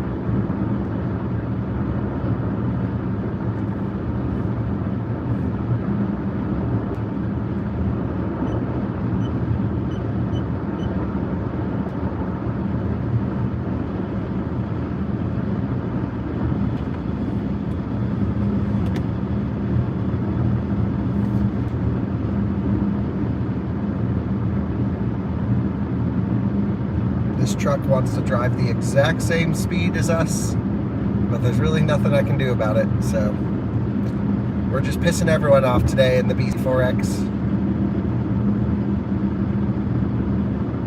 Technically, we should be adjusting our speed in the passing lane, but we gotta go 70.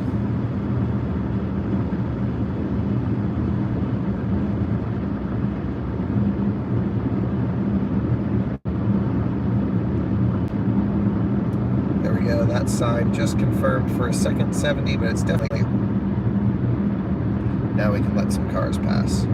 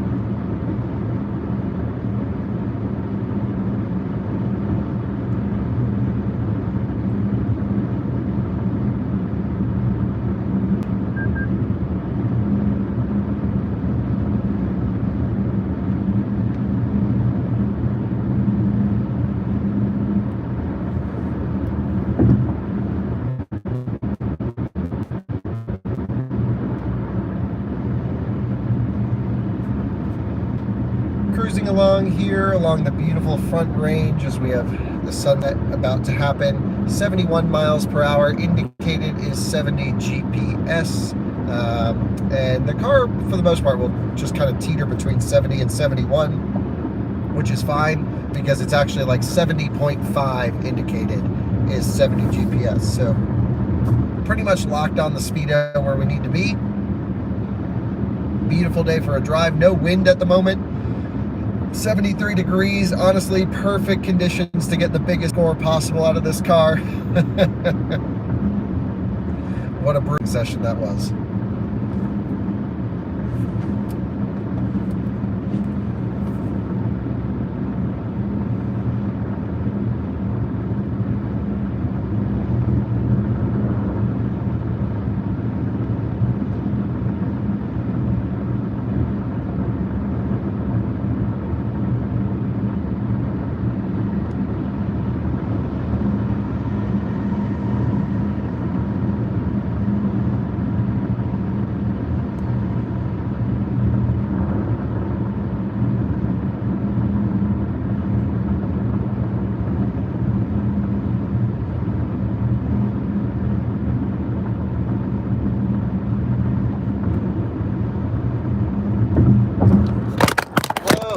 Lost the live stream. What the heck? That bump took everyone out. Not good. Let's lock y'all back on the mount. How did that even happen? 1 second as I get you locked back into position. Let's see how the heck. Ouch. Hopefully you guys can recover from that fall okay. That was pretty brutal. Let's see. Locked in. Okay. I hope that'll be okay.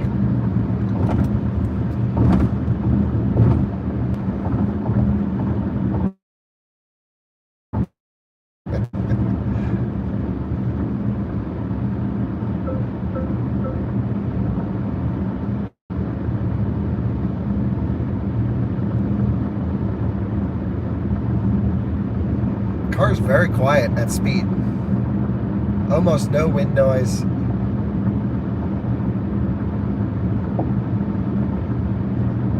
Good suspension.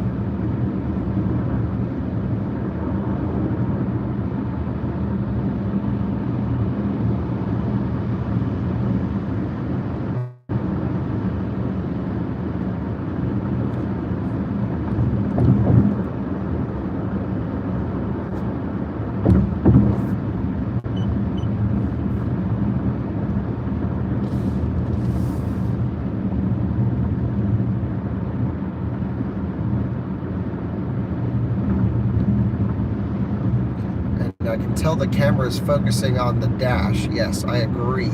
Where's the camera? Down there. I'm not really sure there's much I can do about that.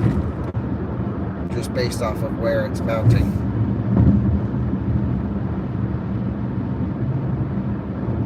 Yeah, RAV4 Prime is very quiet in EV mode. I like the RAV4 Prime quite a bit.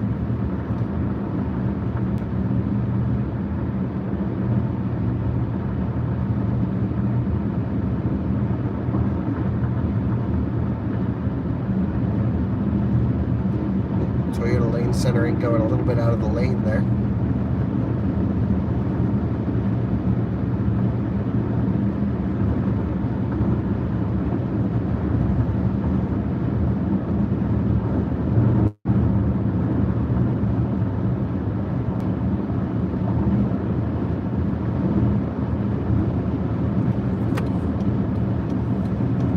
Not sure what this person's doing. Driving with their brake lights on in the right lane.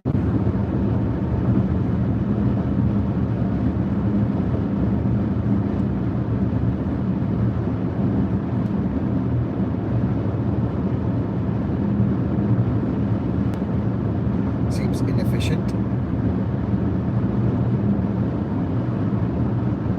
Ramp closures. And that has me slightly worried because I'm going to be running back here dead.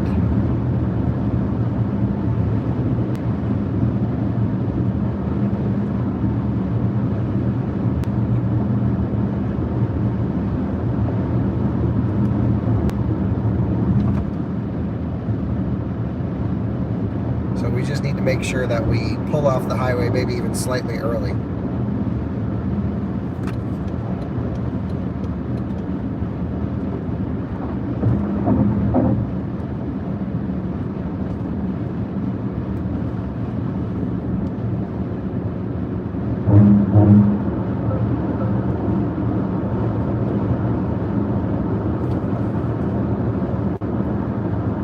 We're also going to lose cell connection up here, just so you guys know, so I'll probably cut out for a couple minutes as we go past the Budweiser factory. Whoa! You fell over again. What the heck? Crazy. 1 second. Gotta move over for this Kia. And I may need to find a better mount. Let me get back locked in this lane, and then I can get you guys back mounted properly. Why is that happening? That is crazy. I've used this mount a bunch. It's super, you would think, solid. But apparently not.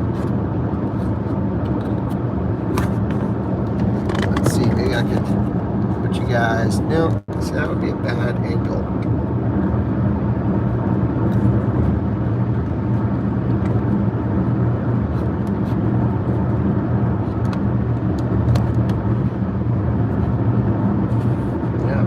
Sure, there's much area to be working with here from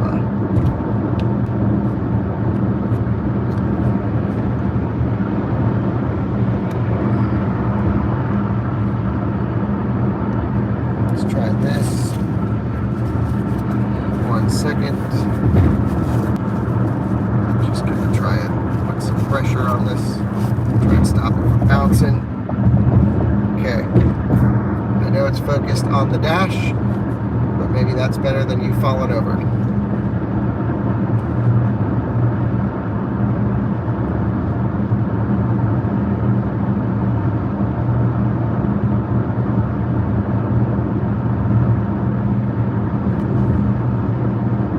Here's where you're going to drop a cell service, most likely.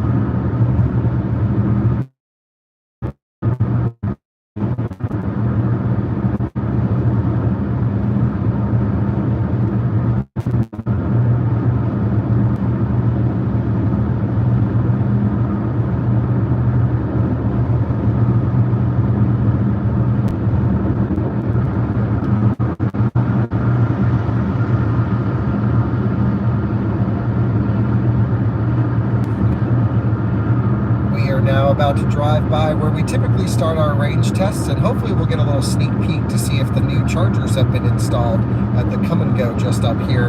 A couple notes on this car. I'd be able to tell you a 75, 50, or 25% check-in because the car doesn't give us state of charge check-ins. Now on the next software version, which again, we don't know when the US cars are going to get, right about here is where it's going to show you the user displayed state of charge. That's not going to be the state of charge here on the pack, that 83% number.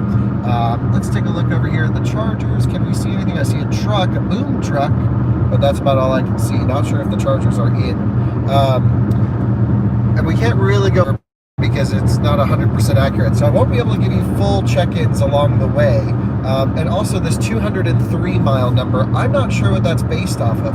It might be a little bit of guessometer, it might be a rated range calculation with some variability based on driving history, because sometimes it full charges to 234 miles, 233 miles occasionally I've seen. And the car's only EPA rated for 222 in this particular trim. And then it also occasionally when we're running low and it's like, hey, you're about to run out, it uses a different guesstimate number for how much range I have that pops up on the screen versus that number. And this is way more accurate to my driving than whatever that is. So I'm not sure what that number even means or what it's based off of. But I will say the car's broken in. We have just 570 miles on it. Tires are broken in. No degradation on the car. It's brand new. And again, perfect conditions. 68 degrees, beautiful conditions, no wind. If the bZ4X is ever going to get a good score, again, this is the least efficient bZ4X, being the limited with the all-wheel drive, the CATL battery pack. Yep, well.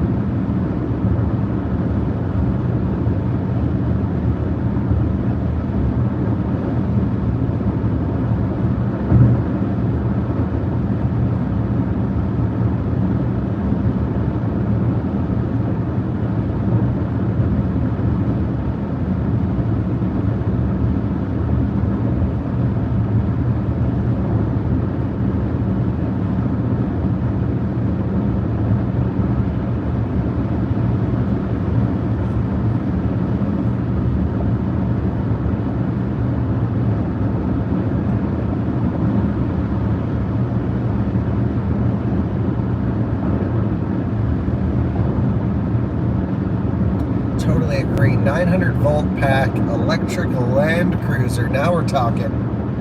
Toyota built some of the best stuff on the planet. How could they get it so wrong, truly, with this?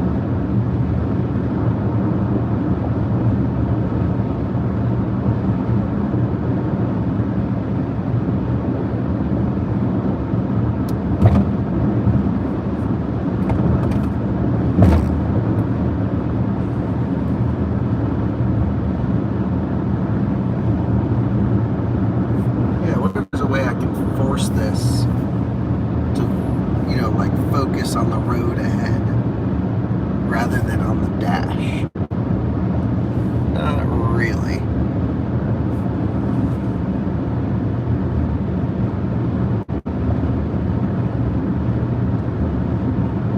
We are now 31 miles into the drive. About 10 more to go until we're dead. No, I'm just joking. Actually seems to be doing pretty good when we look at our efficiency.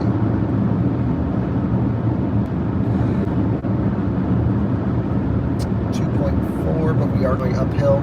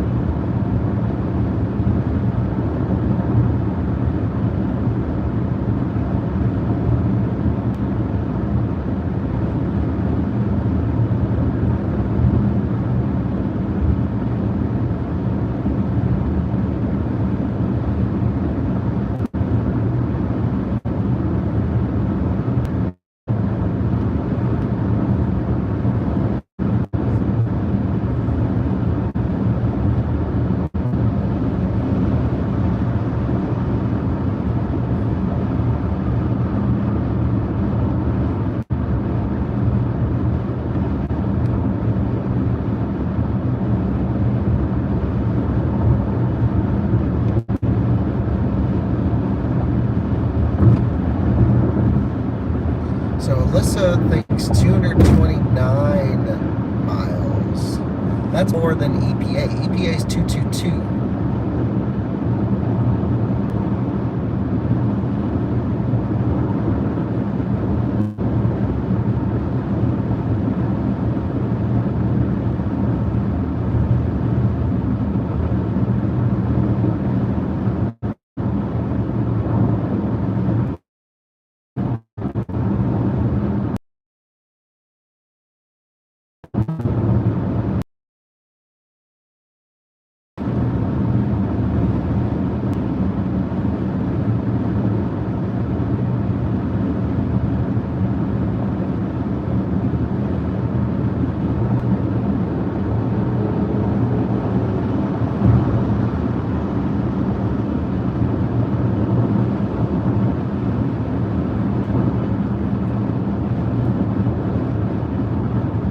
Is Solterra supposed to be capitalized like that, Rick? Like every letter?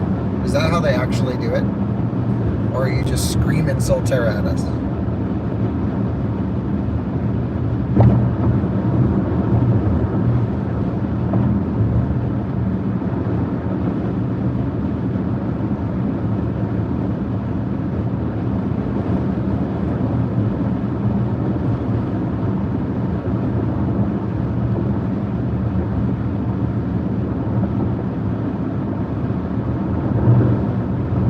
It just does it automatically. I thought you were just like yelling Solterra every time you type something out.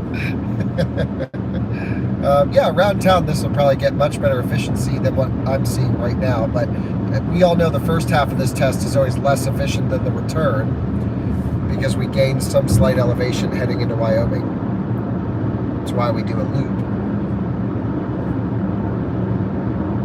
Yeah, I don't blame you. I like this car. Driving it around, if you charged it at home, it's not bad. I just don't know how you could choose it over a comparably priced ID4 Mach-E Ioniq 5 Model Y. Because it is so limited in this one area of charging. Less than 200 miles of range. I don't know. I'm kind of thinking we might see. It's too early to tell, but I'm like, yeah, I'm looking at the gauge here. We've already done 41 miles.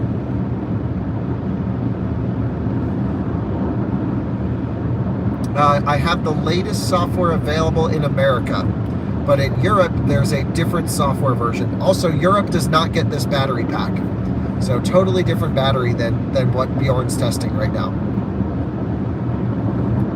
Welcome to Wyoming.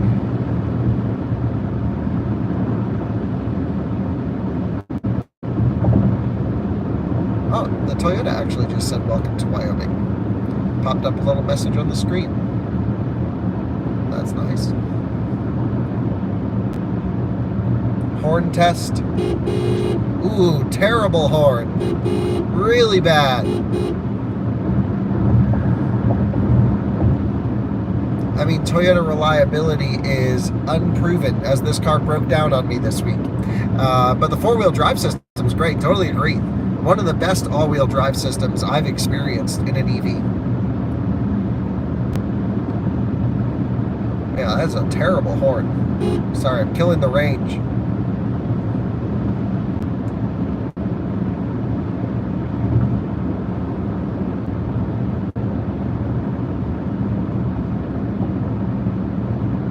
Crash 4 miles ahead. Use right lane. Okay.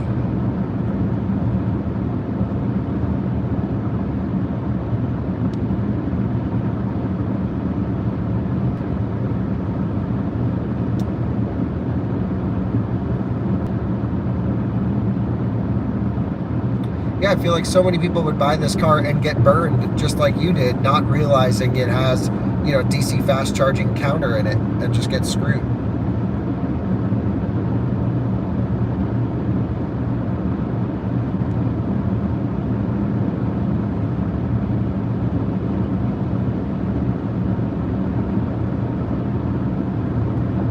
Wow, interesting. It said, if conducting automated driving system testing, stop at the port. Who's doing ADAS testing in Wyoming?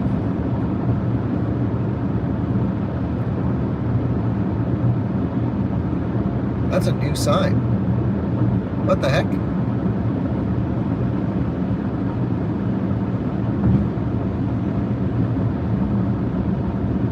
Oh, you weren't driving it the way it was designed to be driven. Oh, wow. So they're saying they designed the car to not road trip.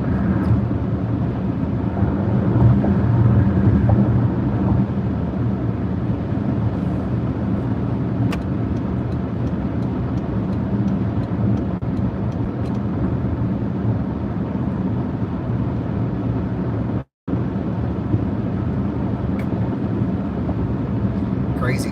If you ever want to do a podcast about that, let me know.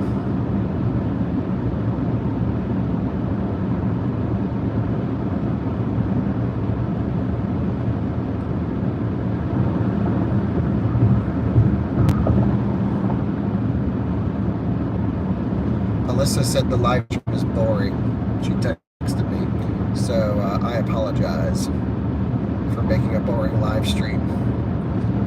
There's not much interesting things to do in a range test.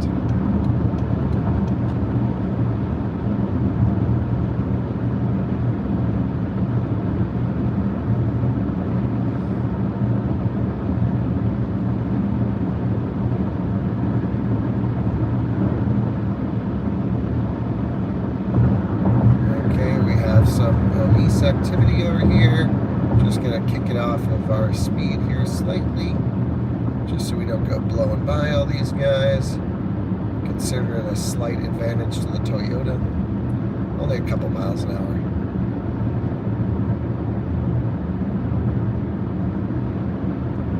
There's a truck facing us. That's not good. Guardrail's completely gone. And a Tacoma smashed through the guardrail. Now back up to speed.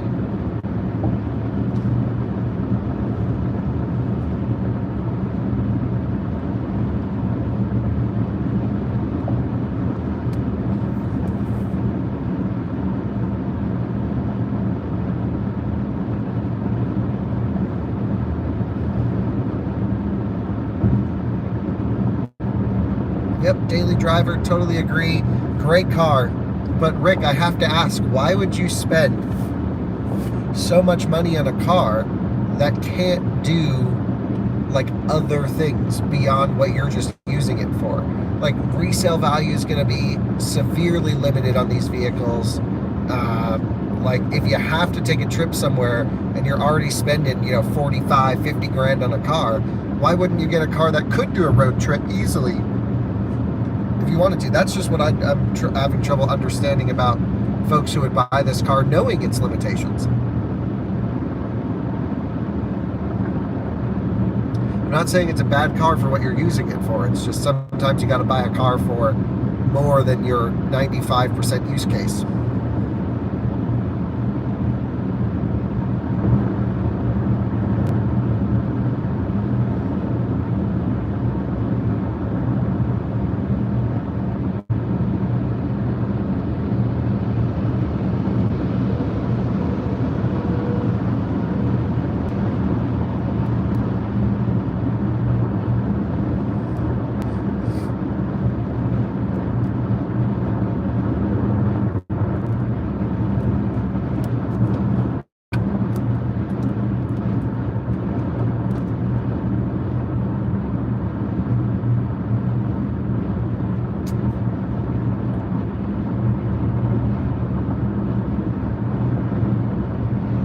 Welcome to Cheyenne, Wyoming.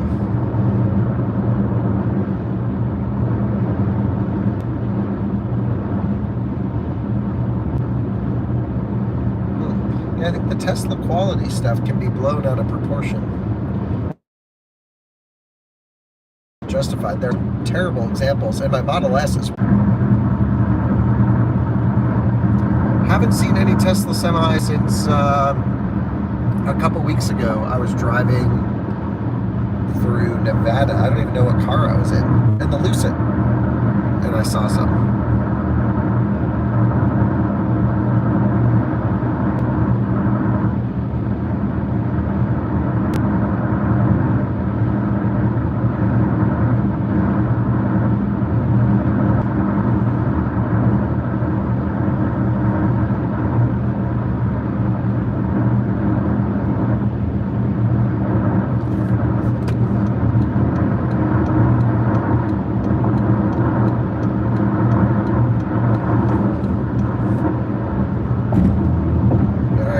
muscle this thing through the off-ramp. Keep it at 70 miles an hour.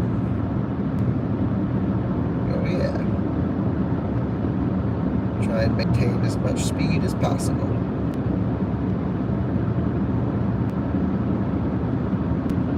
Welcome to I-80.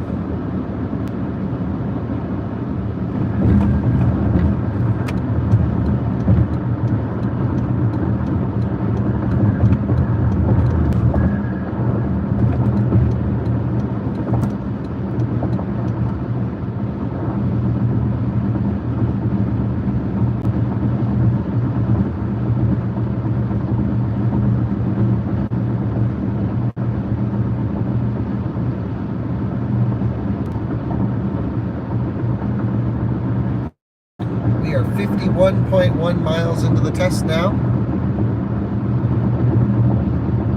Things are going well.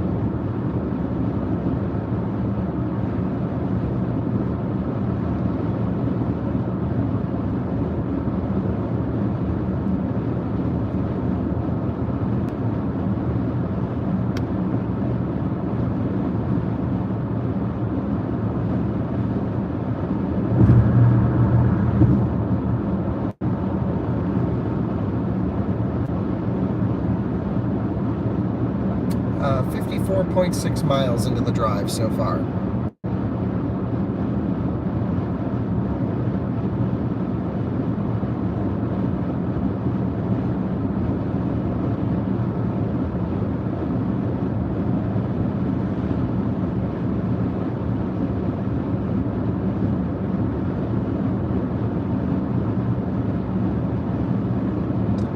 I don't know when I'll do the 10% challenge with ID4. You know I'll get to it at some point.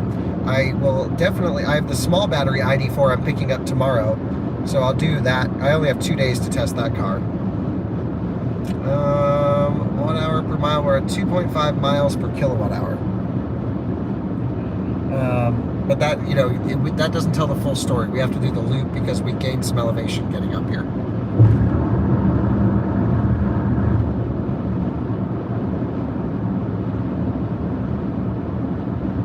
Yeah, and the one site in Europe is not actually really even a V4. It's just a V4 dispenser with a V3 cabinet.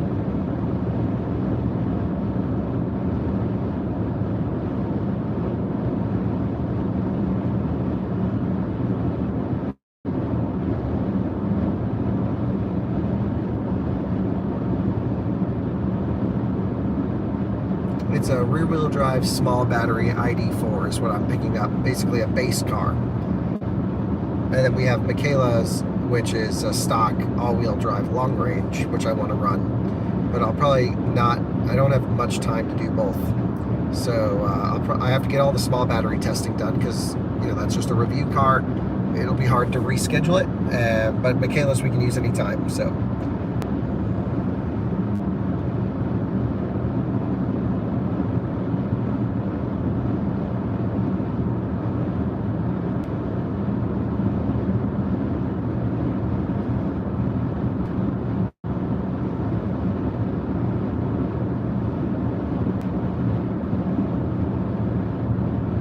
The problem is I'm just not home that often, so I may start asking Ryan to do the 10% challenges.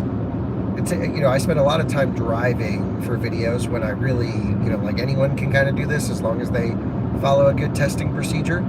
So I may start offloading the long tests. I really want to do more comparisons and, you know, actual useful buyer's advice. Because no one's ever going to do what we're doing right now in the bZ4X. But it is a way to benchmark the cars.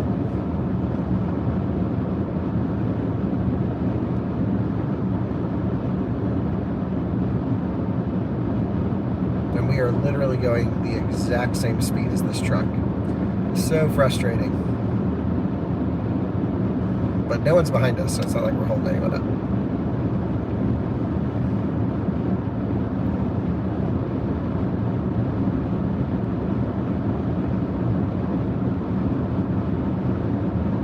Of course, we have a bit more power than he does. We're able to just maintain speed. He's losing speed on the uphill. So we'll come sailing by.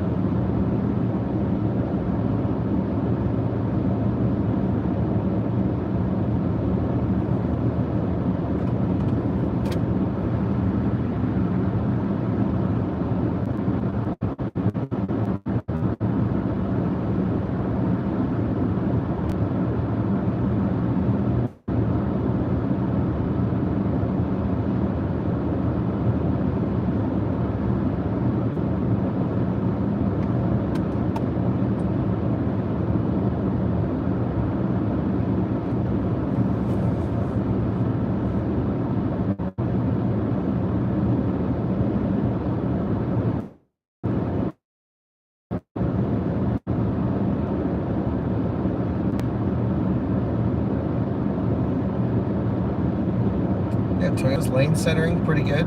No complaints, no ping-ponging. Great system for this kind of stuff.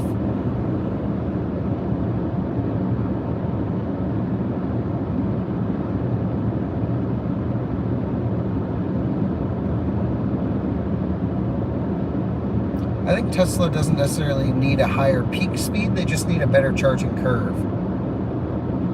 Driver assistance in the Aria wasn't bad. I didn't remember using it.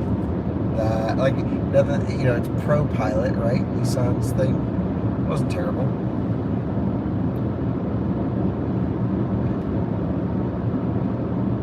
Some lightning out there. Maybe we'll charge up a little bit if we get hit.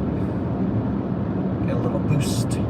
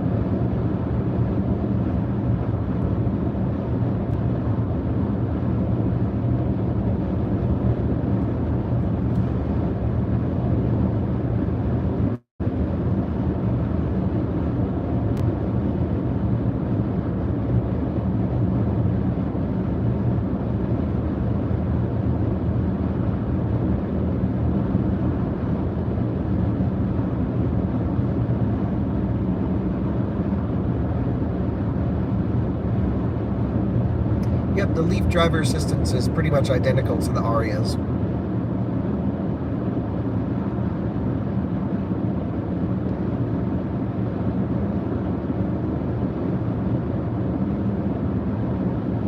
Nope, not a new phone, nothing new here. But glad to hear the live stream looks better. It was not looking better earlier today, that's for sure. It was looking terrible. Just cell service changes, I guess.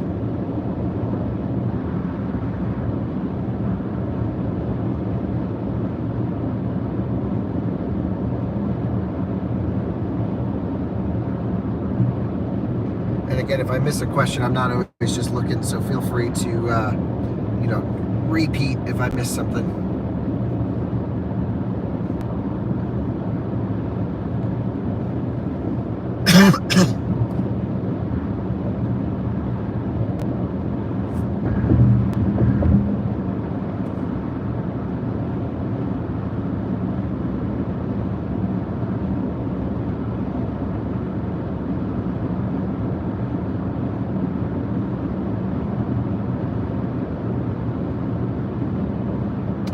Tesla Model S or Audi e-tron? Do you mean the e-tron GT, which is like the sedan, or the full-size SUV, which competes with the Model X?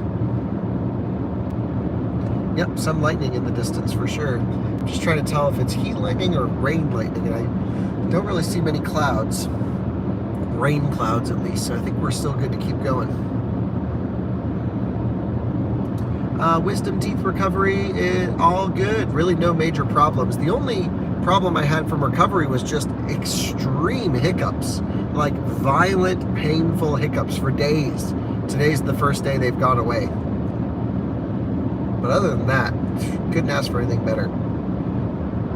I really didn't like the dental person there. She was kind of rude. But other than that, you know, surgery knocked me out, that's for sure. It was pretty funny.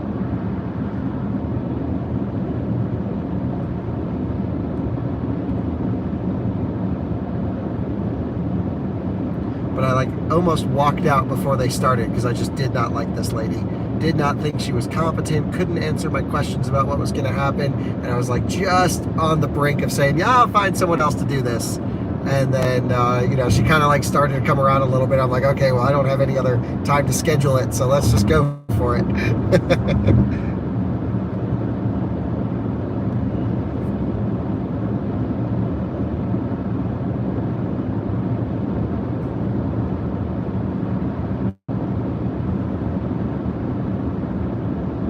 the anesthesia lady. The guy doing the dentist, the actual surgery was cool. I definitely would have left if she was the one doing the surgery.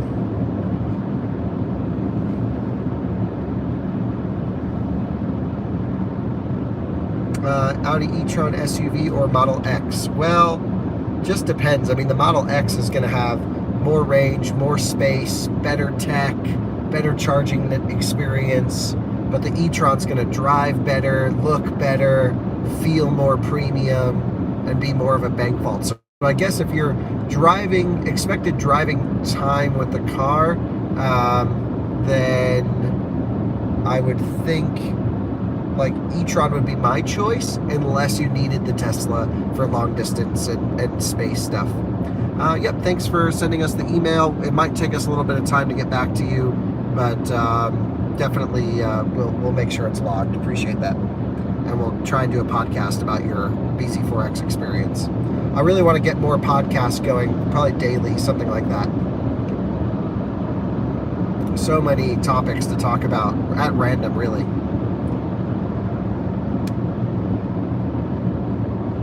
And I think Toyota really should realize, like, hey, I am a Toyota fan. I love Land Cruisers and Tacomas and off-roading and their build quality, but like this does not fit what a Toyota needs to do. Polestar 4, very excited, but I'm more of a Polestar 3 person, I think. So looking forward to the big SUV. How many electric SUVs does Audi have? That sounds like a good question for Google. But they have technically 4. They have the Q4 e-tron, the Q4 e-tron Sportback, the Q8 e-tron, and the Q8 e-tron Sportback. And I really think it's weird how they separate the Sportbacks as a separate model. But they do.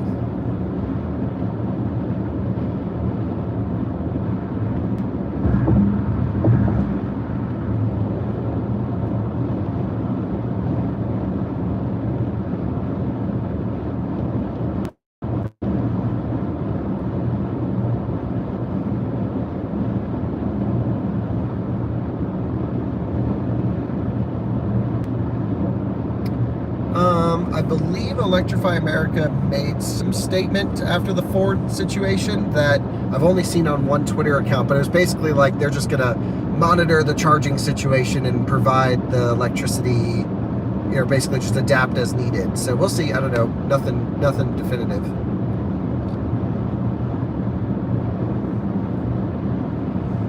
Any plans on reviewing the dual motor R1T? Test if it has a mechanical locker. Hell yeah, as soon as I can. You better believe it. I've been begging them to say, send us one as soon as possible.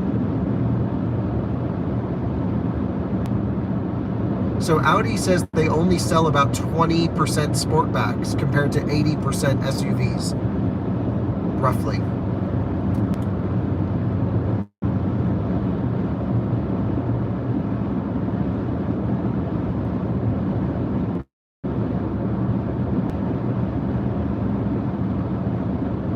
That's just what the product planner, or the head of Audi product planning, told me. Do you know if the regular e-tron is no longer a model? Correct. It's been facelifted and it's now called the Q8 e-tron. Wow, this car is really quiet considering this pavement that we're on.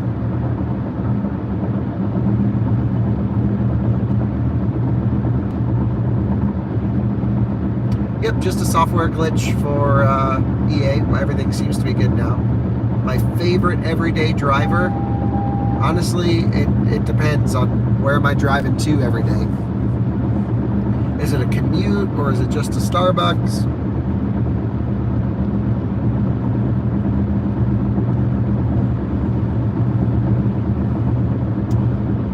Thank you, John. Appreciate you always tuning in all these years. Big supporter of Out of Spec. Thank you. Ioniq 5 battery coolant replacement every 3 years. The Kia EV6 doesn't have the dielectric coolant for the same battery, and Ioniq 6 only has one coolant. No, they should. I would think they would all be the same. That's the first I've heard of that. That's crazy. No more info or an expert again, reach out. Let's do a podcast on it.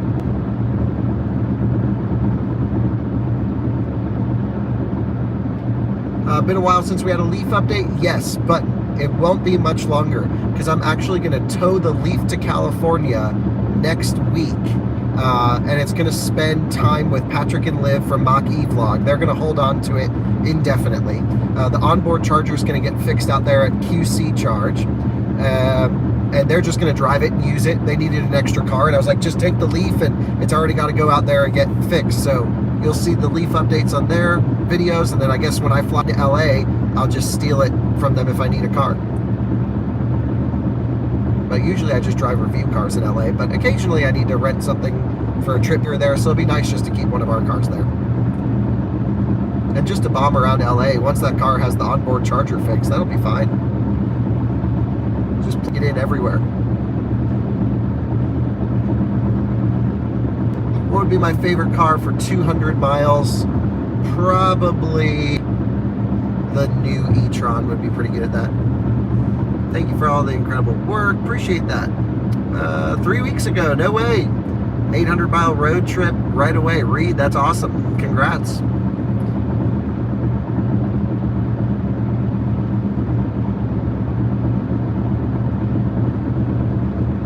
The sky's looking a little bit more lightning-ish. Thinking maybe we flip around here and head back and we'll blast around the other way. Well, we are cruising through Wyoming at the moment, and the sky is looking a little bit grayer, a little bit more lightning up ahead. I'm thinking we flip around here. We're at about 50 charge on the main battery, probably about 60% user display. But I'm thinking we'll make a U-turn here, blast back onto the highway the other way. That way we just don't risk hitting any kind of weather, because up to this point, it's been no wind, no rain, absolutely perfect. Get off cruise control, pop off this exit here. I'm going to hit the regen boost. There we go, full regen boost off the highway. And let's make a U-turn, head back the other way, and keep moving. We're about 76 miles in, so definitely turning around earlier than typical, but that's okay. We'll just keep looping around as we're closer back to the start point.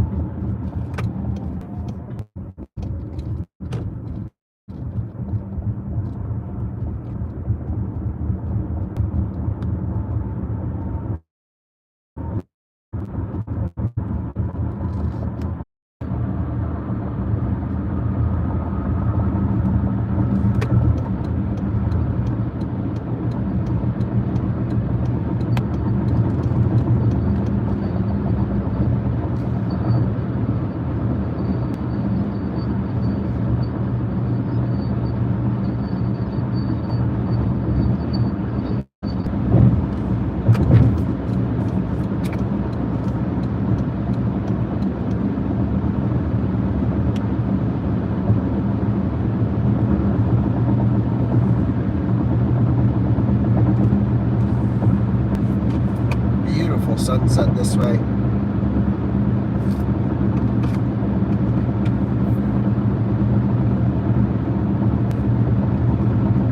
We are now headed back in the other direction, and just a beautiful sky.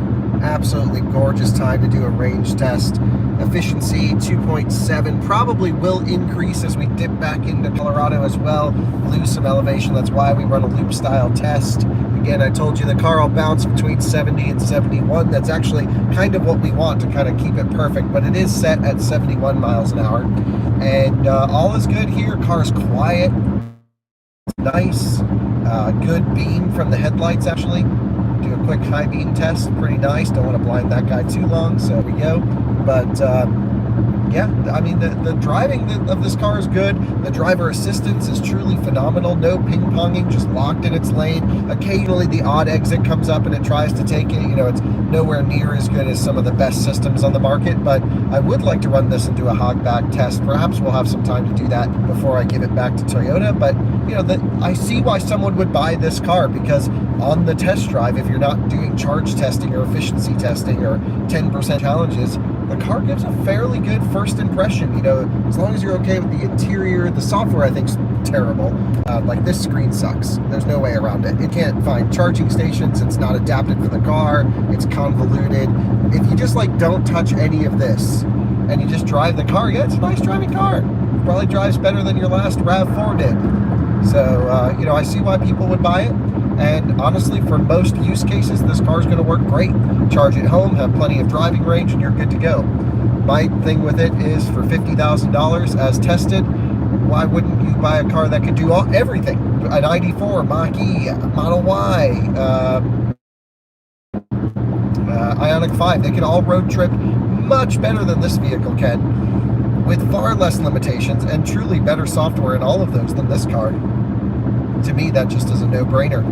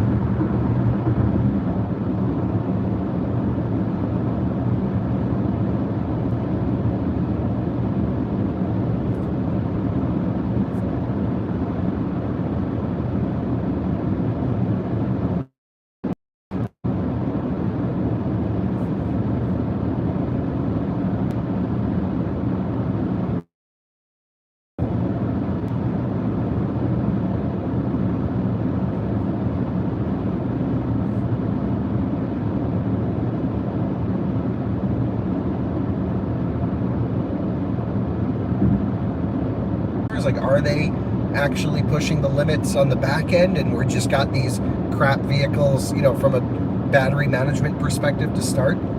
I don't know. To me, it's one of the world's largest automakers, one of the world's, you know, most renowned automakers for reliability and even performance in some cases. And here they are, very clearly coming well under the competition in almost every measurable test.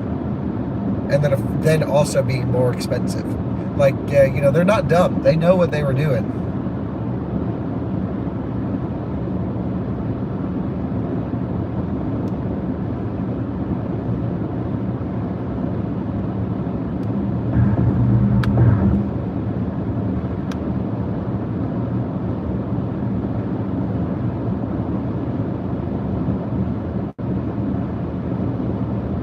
Right, totally agree, Leonard. Like, if you can't match what a 2012 Model S can do, like, go back to the drawing board. And honestly, truly, if you can't match what an LFP Model 3 can do today, go back to the drawing boards, because that is the new benchmark. The Model 3 LFP rear-wheel drive is the new BMW 328i of, you know, 10 years ago.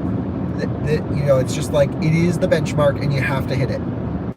And if you come under, then you just go with the Model 3. They're readily available. They're very reasonably priced. They hold their value great. There's almost no risk. And the thing is, it's like protecting the battery. Like, I haven't seen proof of any car, except for Leaf, which had no liquid thermal management, that batteries are degrading as fast as people worry about.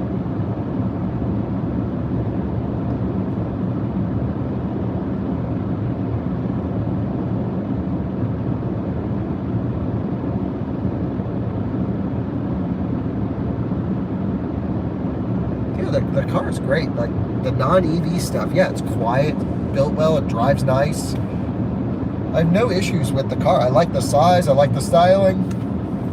It's a nice car.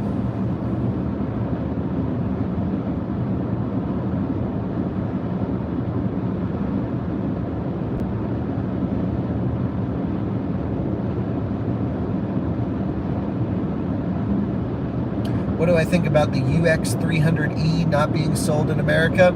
I think that's a great thing. Don't bring it here. We don't want it.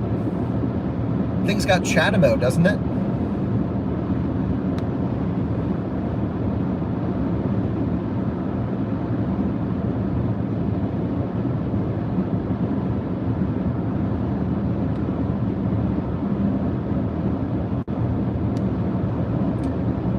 Yeah, the i3, I know. I wish BMW kept making the i3. One of the mustard yellow i3S's is on my short list of cars to own one day.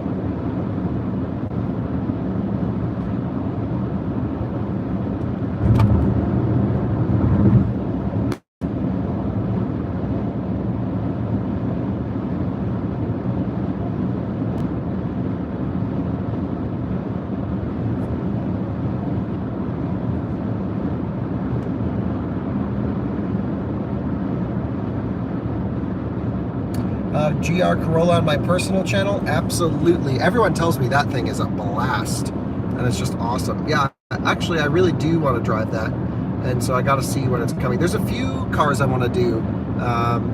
Lexus sent, I believe it's sitting at the press office here in Colorado. Same company. I mean, like everyone at Toyota is cool. Like we know those people. They know what videos they're going to get from us. They have an LS500. One of the new ones that I want to compare to my LS400 that I bought. So old versus new type thing for my personal channel. So yeah, more videos to come to my personal channel over time. That's really just like on the back burner and mostly combustion stuff or my personal car updates. Have an update coming on the Polestar 1 for you soon.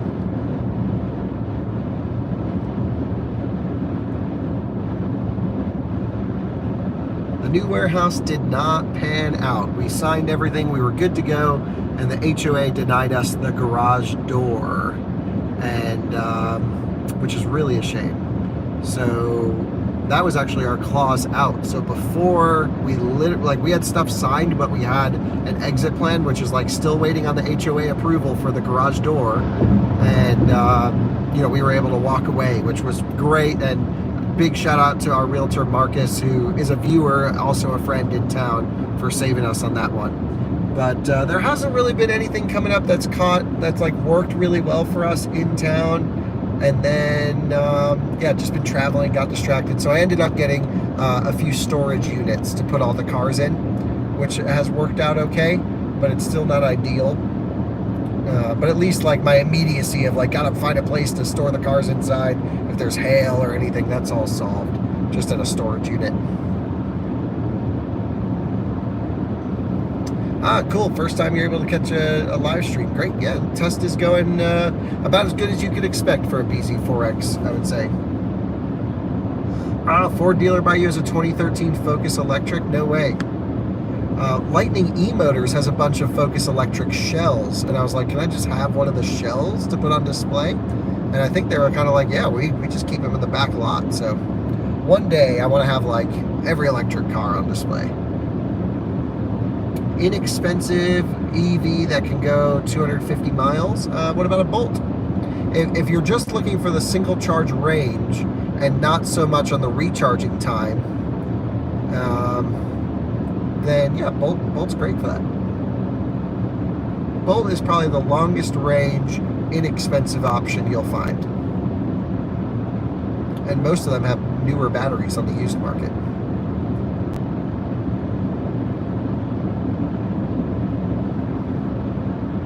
Yeah, the headlamps are great. The beam output is nice.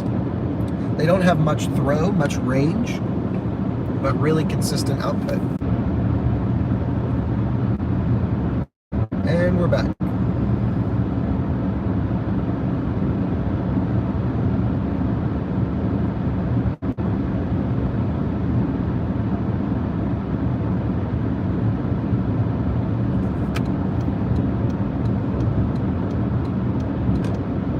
Rivian's on a truck pulled over on the side of the road there. No lights. That's sketchy.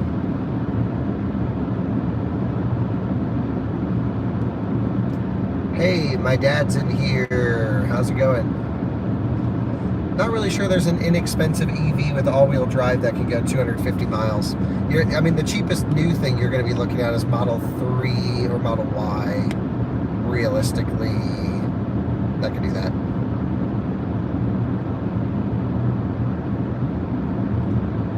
Hey Dad, what do you think about the bZ4X? Yeah, 99 cent is my live stream allowance for my dad, but it's okay. I still managed to get by. Appreciated Model 3 all-wheel drive or 70D Model S. Ooh, by far Model 3.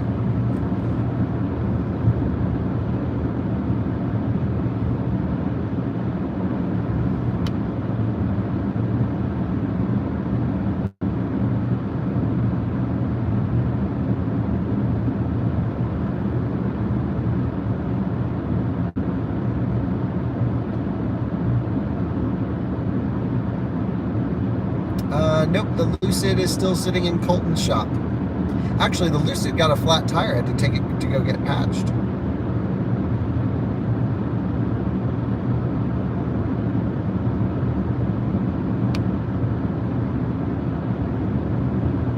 I think the last thing my dad would want to do is go to Maine to drive a bZ4X. He does love Maine, though.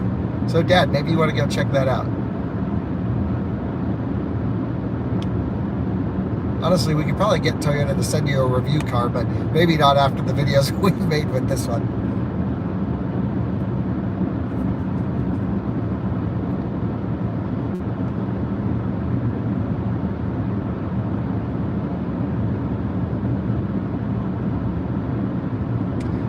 Thoughts on no one including spare tires anymore? Yeah, kind of a shame, but like if you actually look at the data, they are less useful than you think as a percentage. Wheel arches and body color, yeah, it could look pretty good. I mean, a blacked out bZ4X, I'd want to see that for sure. But I actually kind of like the way the bZ4X looks. I know that's kind of crazy to say, but I don't think it's a bad looking car. I think I did originally, and then it really grew on me.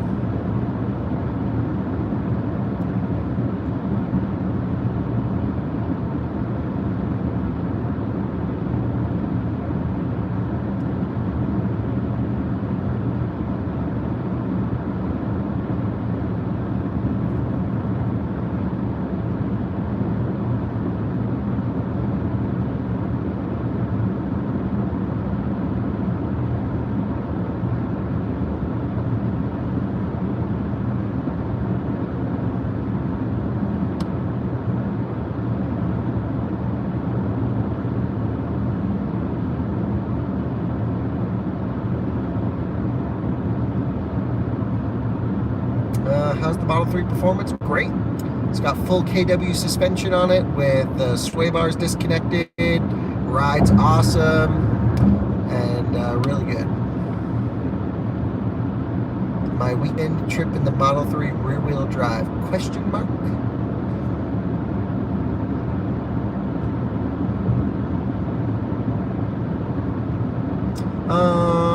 You know, like what new electric cars are coming out that are going to be like real hardcore benchmark setting cars?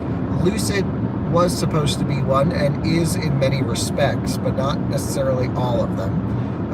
But in a lot, and it is an impressive car for their first effort. Maybe facelift Taycan, if they get a technical update and it can charge at 300 kilowatts, that'd be amazing. I don't know that to be true, or maybe it'll just have the same battery, but I'm hoping that the Germans like wake up and be like, oh, let's refine the Taycan, go next level.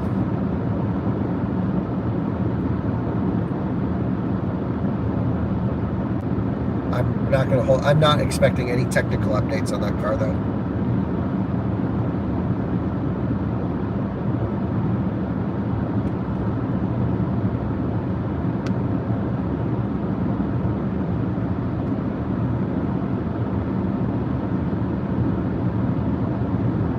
It does have auto high beams. I just don't use auto high beams generally. Cannonball record for a 7-seater EV. Well, that's dumb. Yeah, so many people are like, I did the record on a Tuesday in a red car. I'm like, okay, that's not a thing.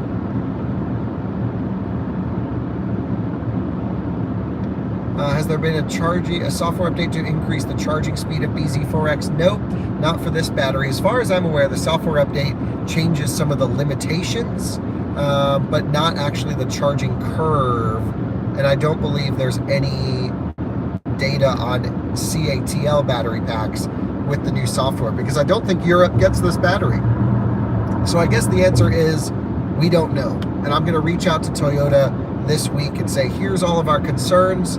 We'd really like, to have maybe a podcast with an engineer or something, because I know Bjorn got some great answers from Toyota in Europe, and there's also a YouTuber in Canada who I watch who had a bZ4X and sold his, and he basically was told, like, you're using the car wrong and we're not going to tell you anything about future software.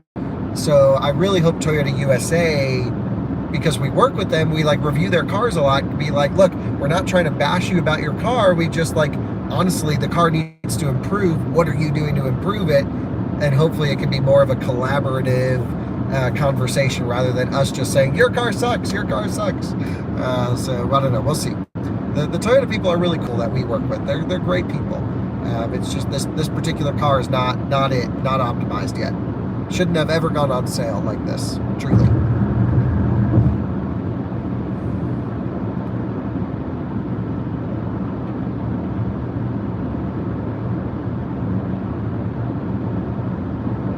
Yeah, if anyone sees a VinFast, by the way, for rental on Turo or on Hertz or anything like that, let me know immediately, because I need to do testing on that vehicle as well.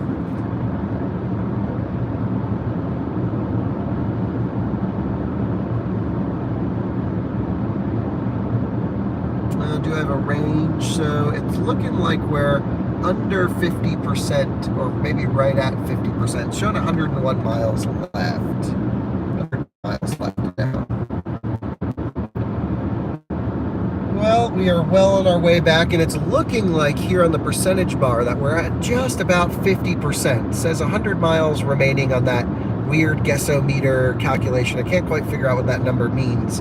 But yeah, I'm guessing we're probably about halfway through, 100 miles in, 100 miles to go. That's basically what the car is predicting right now. 100 done, 100 left to go. So 200 miles if we keep this same driving up. I think that's similar to what we're kind of expecting. So I'd say we're roughly halfway through the test at the moment.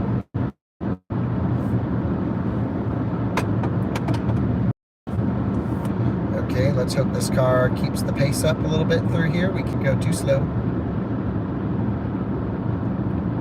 We are slightly dropping speed.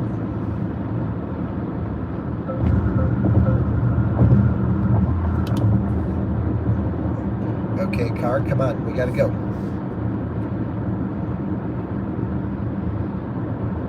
Thankfully, we're right near our exit.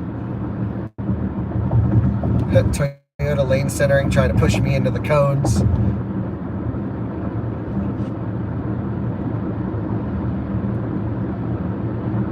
Oh my gosh, it really does just push you right into the cones. I'm having to keep a lot of right pressure on the wheel so we don't smash into these things. And it's dinging at me that we're hitting the line, but like, dude, the cones are in our lane.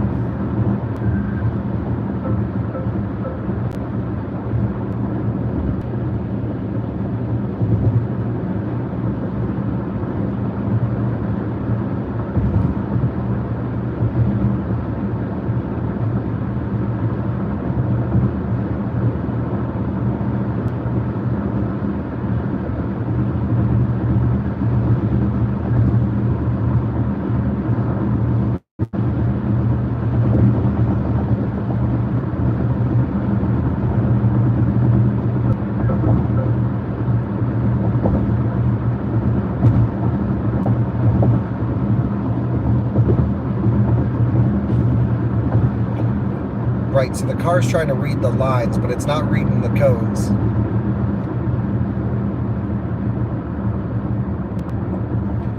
Okay, now we're slowing down towards the exit.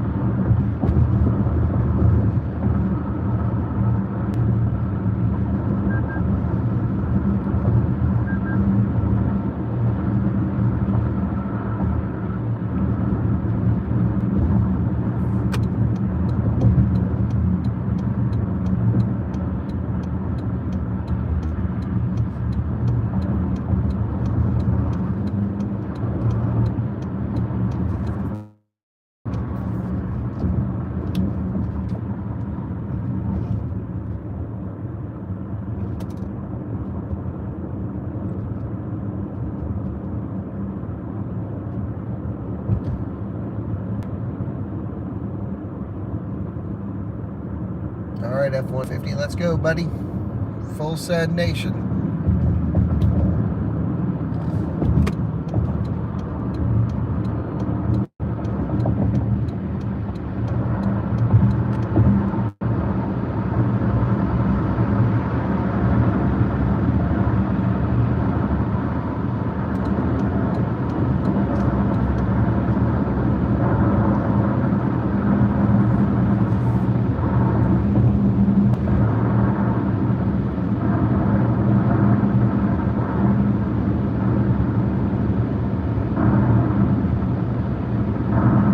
I've had a Tesla do that full emergency brake on the highway before as well.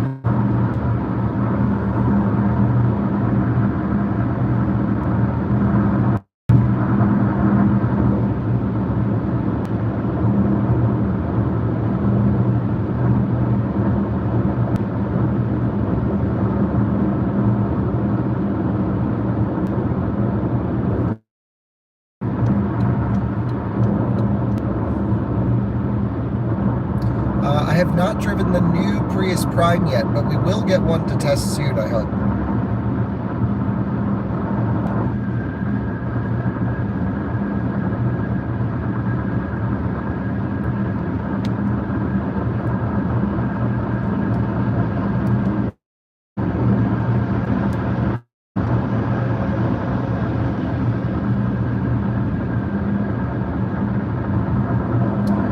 Yeah, I mean, some EVs are a great lease deal, some are a great buy, and used still probably makes the most sense. It's really up to your situation. You can always cover the accelerator pedal in a Tesla, and that's, you kind of have to in case it phantom brakes. You can just hit the accelerator pedal and it goes.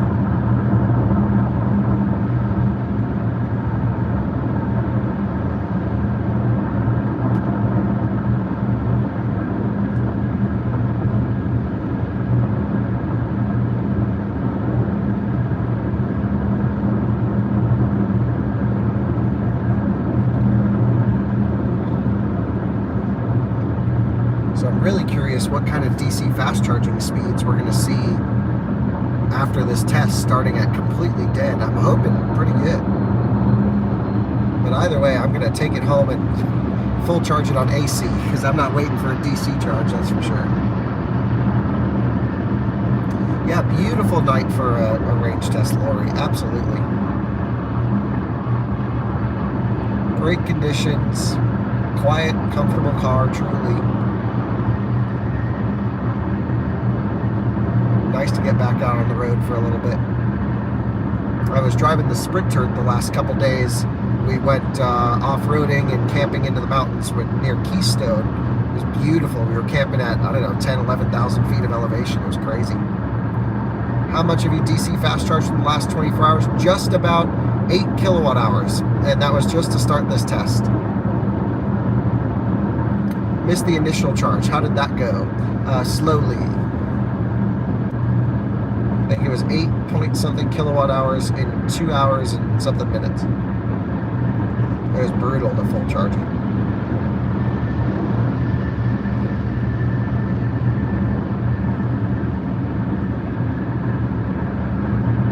But now that we're out on the road, it's all fine.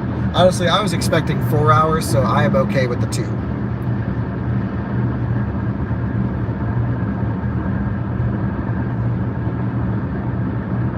Ooh, 2 EV combination? Good question.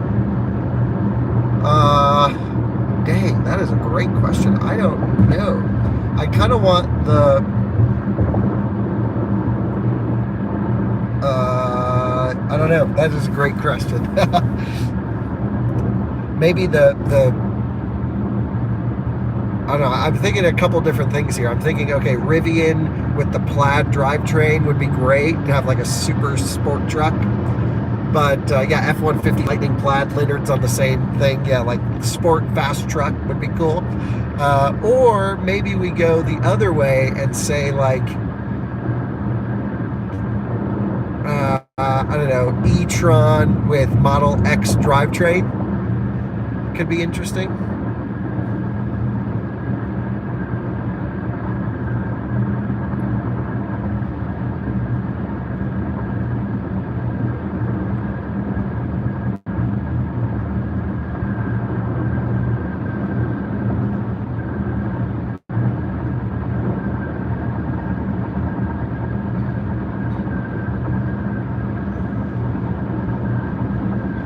i3S with Hummer EV battery? Yes. That would be so funny. Just imagine like how you'd have to mount the wheels to that. It'd be like i3 body, giant battery pack sandwiched, and then like another chassis under the battery with these little tiny bicycle tires.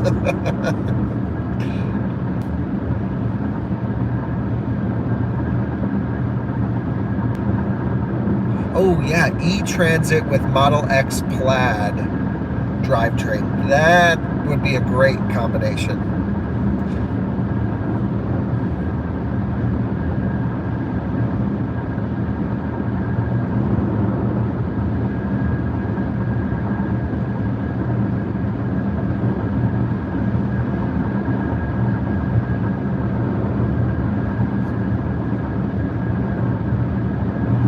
i3 towing a Hummer battery, it would just like pop a wheelie everywhere.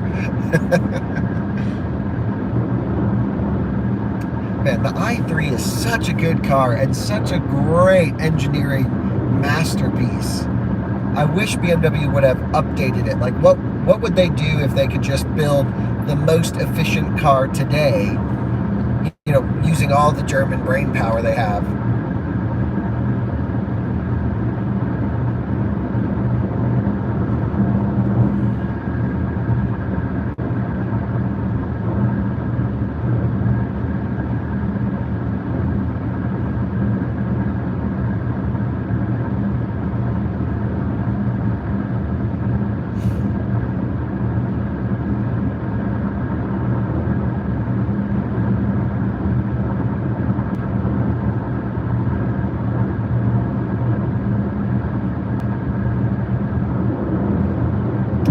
I think Rivian will switch to the Tesla port. I mean, at this point, I don't know, but if one other major automaker decides to switch, then it's game over.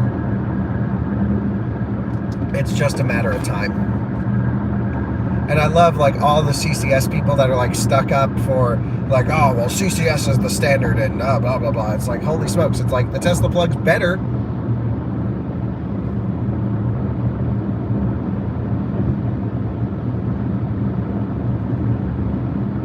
But the Tesla plug alone doesn't solve reliability. It just makes it easier for people to interface with the cars, which is kind of what we need.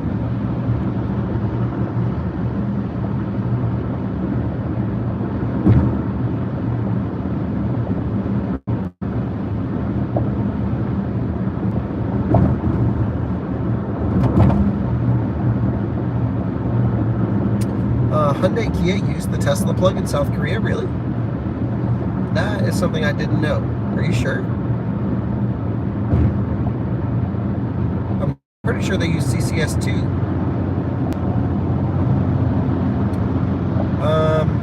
Yes, there is some CCS language written into some of the infrastructure laws, but those can change. That's fine. Out-of-spec motorcycle EV reviews, absolutely coming.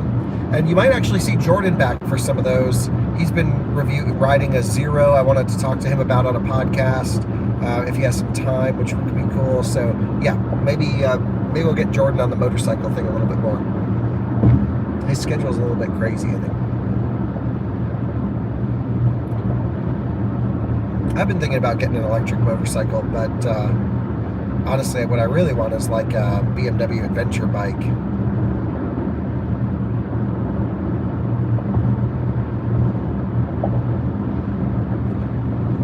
Oh, Korea could easily switch to NACS in the US. Totally agree, yes. They already used the Tesla one there. Aptera doesn't really exist.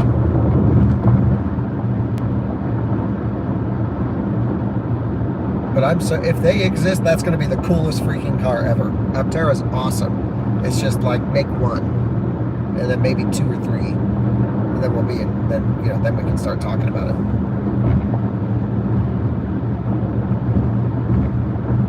Yeah, brap everywhere. I mean, I kind of want a rowdy motorcycle, but I know I'm just kind of an idiot when I ride. I mean, I've ridden motorcycles my whole life, and then I'm like, I'm doing 170 with no helmet and a t-shirt. Like, this is not smart.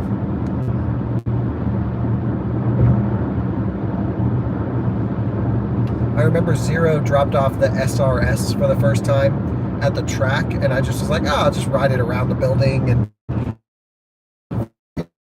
helmet on or anything, and I was just like, really shorts and a t-shirt. And I was just like, oh yeah, let me just go check this thing out. And then I'm like on track doing hot laps, like wide open. And I'm like, this is why I don't ride. Like, I will kill myself.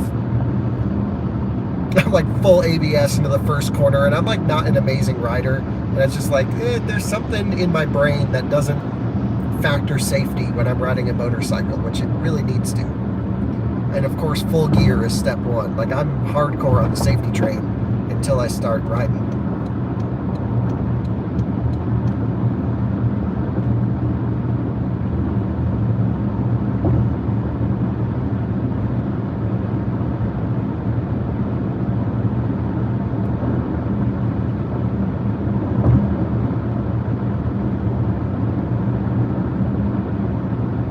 Yeah, I've never ridden an Energica. A friend of mine has one. I'd like to try that out.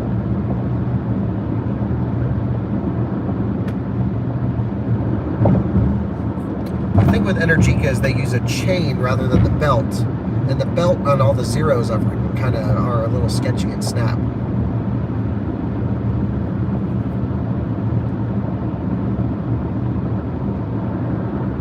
Yeah, I don't think motorcycle reviews would go on scoots.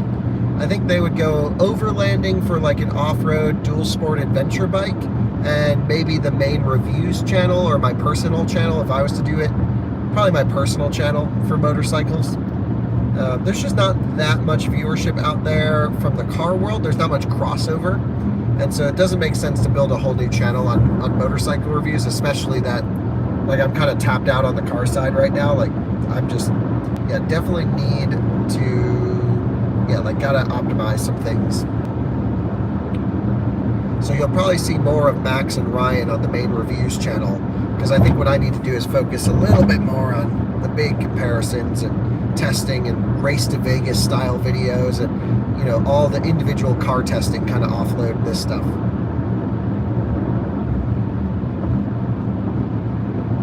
Yeah, I'm not sure what the strategy to deploy public charging in underserved areas is. Yeah.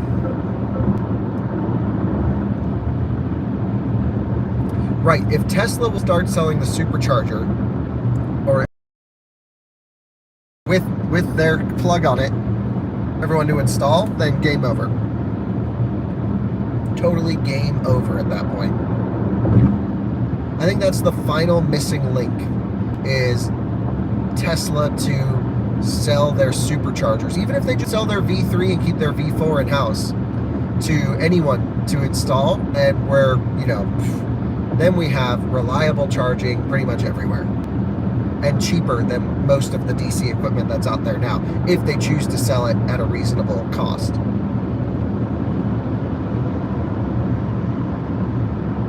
Then why would you install anything else? Everything else is crap. I mean, there's some good stuff, you know, Alpitronic is coming. We have good stuff on the way. Tritium's building up some neat things. But, like, Tesla's got it nailed with the supercharger.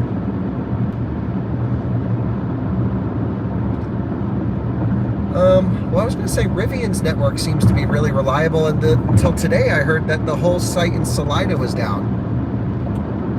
So, you know, it's like charging shouldn't be that hard, but it really is.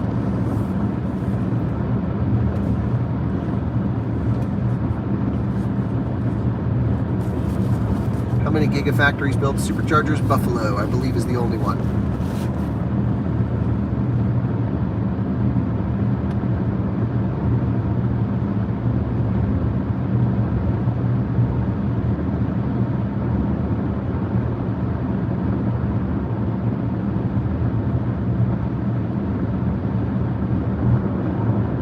Yeah, but that's Tesla's internal cost, and definitely, like, it's more expensive than a level 2 AC, but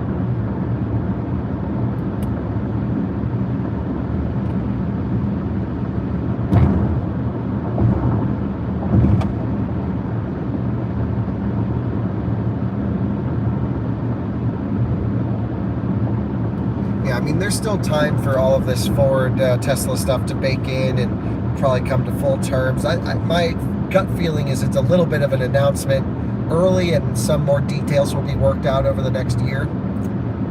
Alyssa was just in the chat. I don't know if she still is, but she was just interacting with everyone.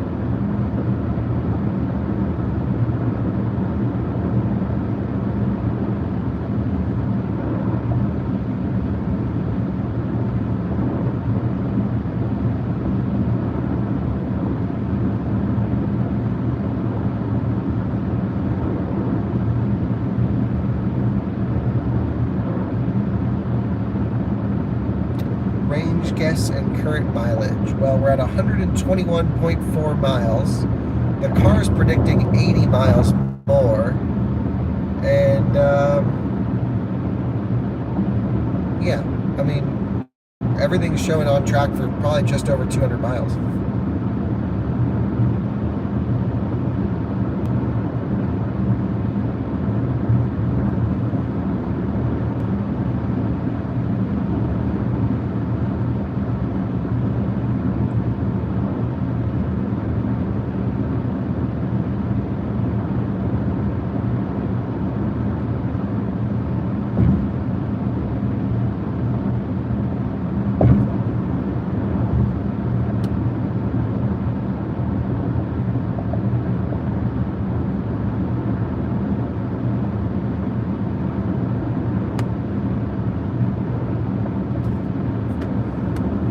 Yeah, like the Toyota just, look, it tries to take this exit and then shuts off and points you straight at the exit sign. So it's not perfect, but it is good when there's no exits.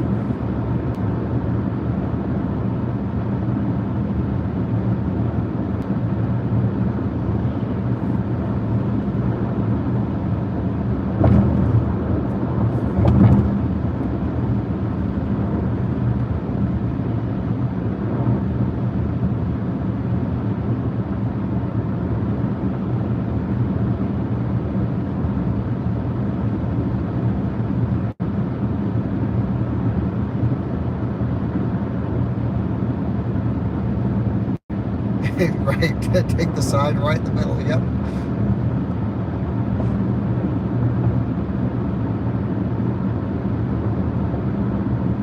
Right, I don't think Ford has totally decided whether or not they're going to ditch CCS and just add the Tesla connector. Actually, in my mind, it's not that big of a deal no matter how they do it, because I think there's just going to be 2 adapters and maybe 1 adapter that goes both ways somehow.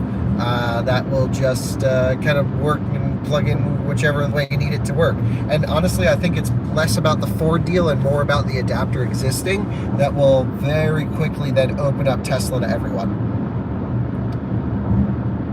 Yeah, you can't really use the mobile live stream for noise. I actually think it's very quiet in here compared to some other cars I've driven.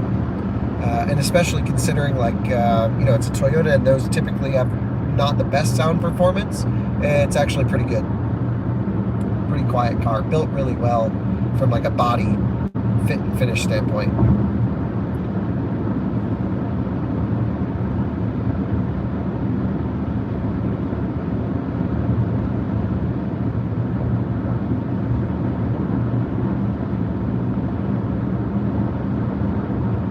Yeah, maybe for future range tests, we should do like a prediction and then give something away for someone who wins stuff. Yeah, there's a lot of things I've been trying to do for years, which is like get merch, do, you know, but like not just like t-shirts, like actually interesting things. I don't know. Get pulled in so many directions. I just need to lock myself on one.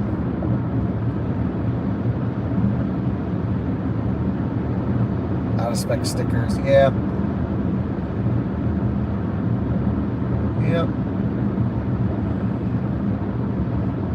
Honestly, I think we could probably just do, I mean, I would want, like, there's merch that I want. Like, I want t-shirts with our charging curves on them. Like, I want some interesting things. So maybe it's about time we start doing that. I've been saying that for 3 years now. The problem is I have no creative ability. I'm particular, but I don't have the skills to build what I want.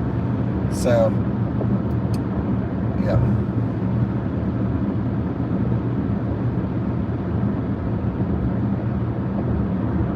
Yeah, sponsoring an EV racing series, totally. Problem is no one's really interested in racing in EVs. Yeah, don't steal my charging curve t-shirt idea. I'm making that.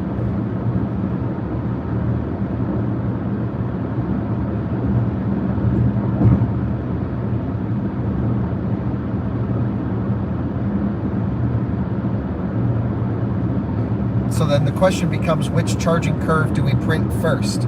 The easiest would be the old e-tron, because we would just have to print a flat line. It would take zero skill. It could just be e-tron dash.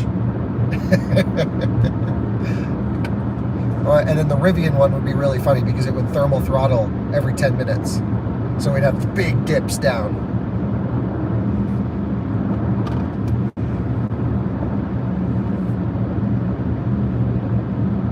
Toyota one would be like, only available in quadruple XL.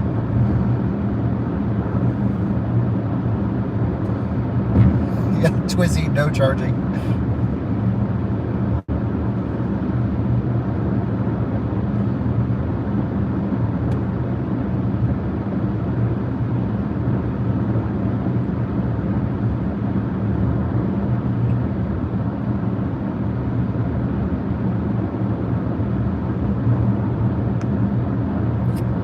Model 3 10% challenge? Yeah, totally. Well, we're gonna, my colleague Ryan just bought a Model 3 LFP, and we were just waiting for him to break in the tires on it. I like to have 500 miles on a set before we test, and I think he's definitely past that now. So yeah, it's just a timing thing. I may ask him to go run that and film it for you guys. He's also working on compiling all of our testing data that we've done, all of our tests into one sheet. So you can basically search by the test and then search by the car to see how they perform. And then we might actually come up with an overall score now that we have kind of our well-rounded testing procedures done. So he's working on all the data side of things. But to be totally honest, both Ryan and I suck when it comes to graphics. We're good at spreadsheets, but not making it look pretty.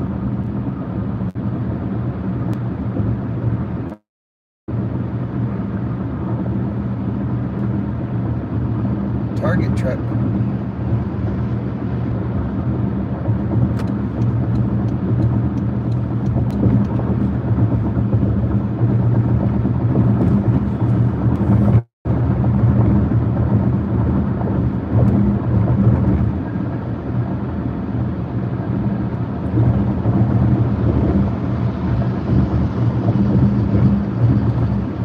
Yeah, maybe we should start by making like some sort of shirt or sweatshirt for each of our challenges and laying out like, here's what we actually do.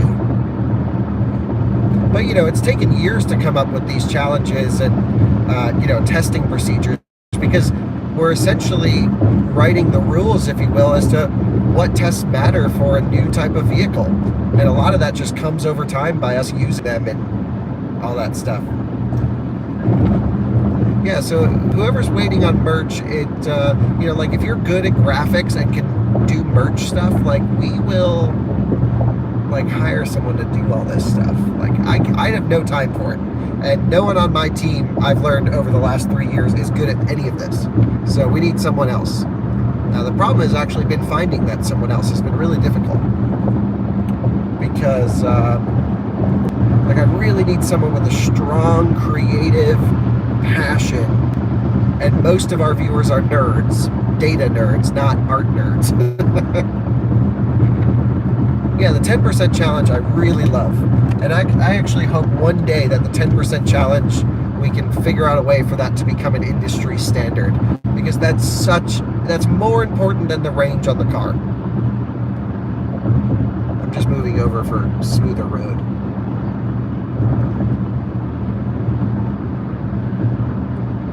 I think we should, yeah, I was going to say we could flip around here, head back up, but I say let's cruise on down slightly closer to the exit where we need to be.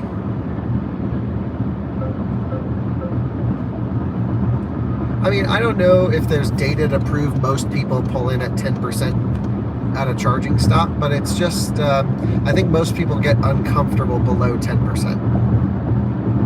I think 10% is like minimum comfort.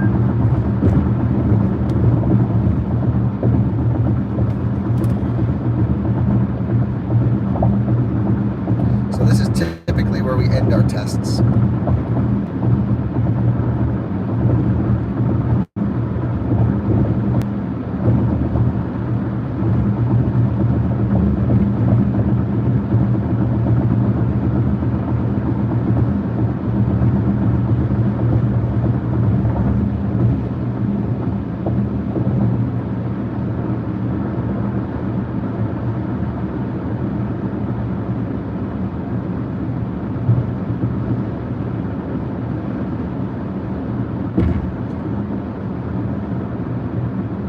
Yeah, everyone's got their own comfortable percentage range.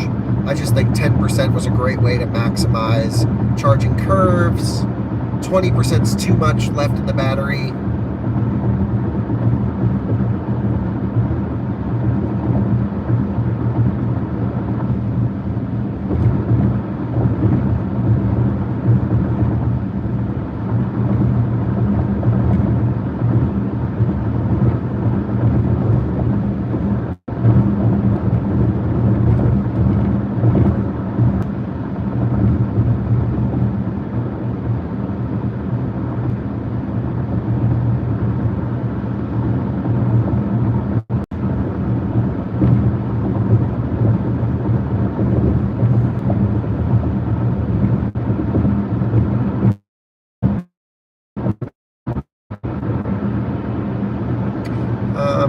Yeah, and let them know that we're, interested in, and probably not just graphic design. Honestly, I would want someone who could handle the end-to-end business of merch, understand the videos that we're producing, design merchandise around the tests and relevant, interesting pieces, source the equipment to make it, and then ship it out. It's a lot to ask of one person, but I think it's, kind of doable.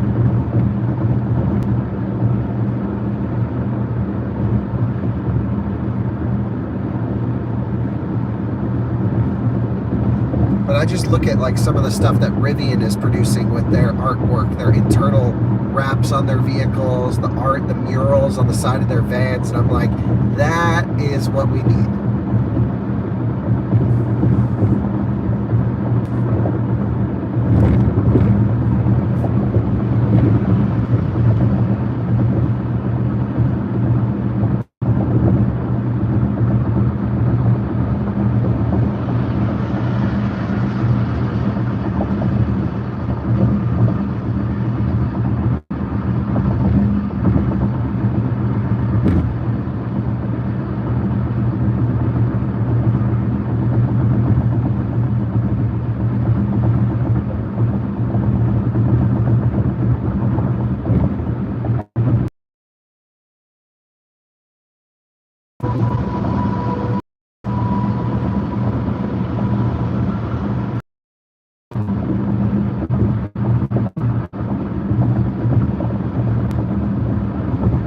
Yeah, so I mean, definitely been like hinting for years that we want to do this. I think like every day it's like, yeah, let's just do it. But it's really more or less like once we find the person who fits into this perfectly, then we're like, let's go all in. So it's hard to force the idea without having the person to execute on it or whatever. It's out.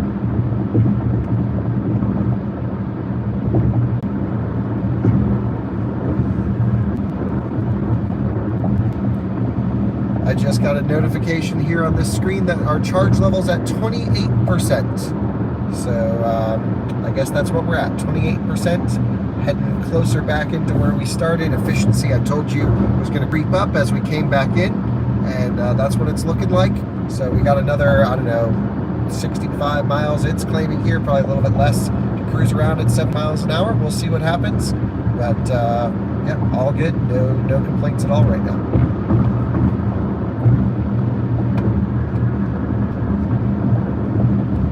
It's back. Sorry, the cell service really sucks here.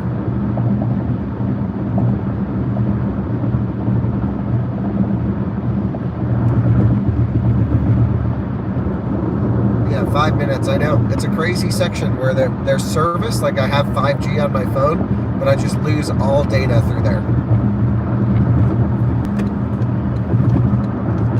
Alright, we're going to have to work to maintain 70 through here now. Let's do it.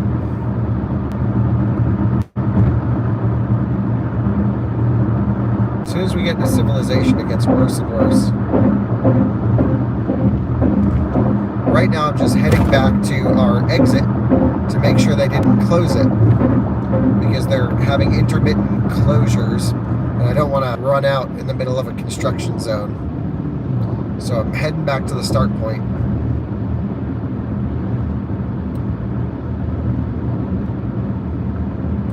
We've got 141.6 miles so far, 63 miles left on the guesstimator range.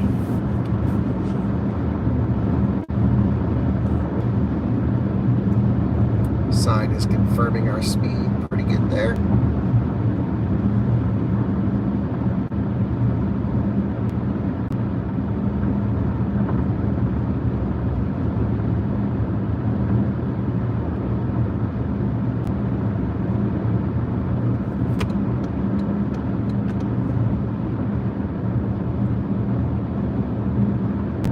Someone's still guessing 203. We're at 30.98% on the full battery pack. 27% is what the user displayed is right now.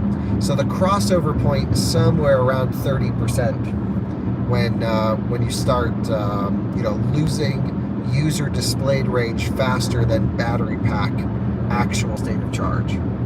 That way they can keep some buffer at the bottom.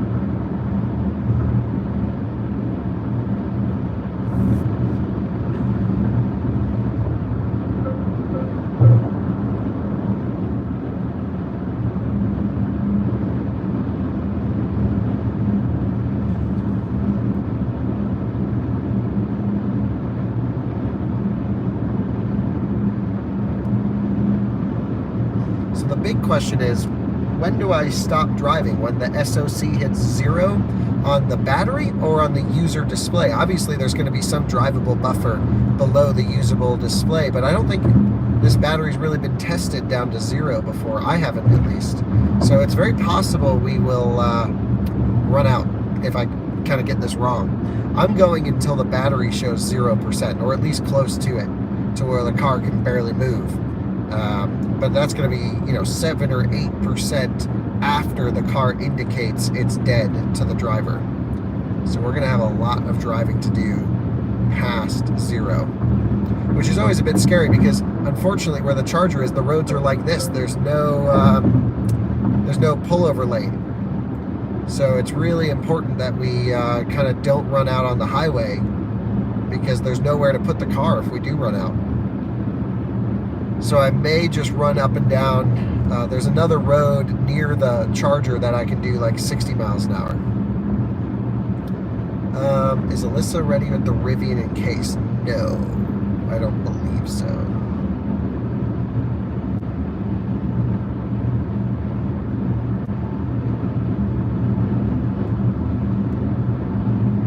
What I really need is a DC fast charger on a trailer. I gotta get one.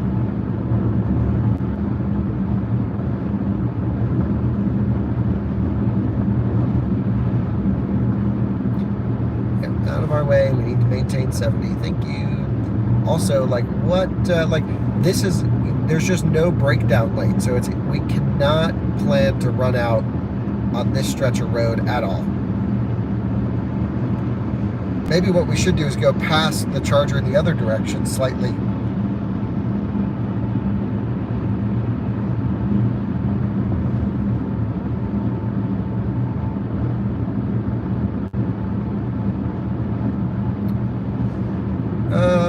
I think most of the EVs that are coming out this year have kind of come out already.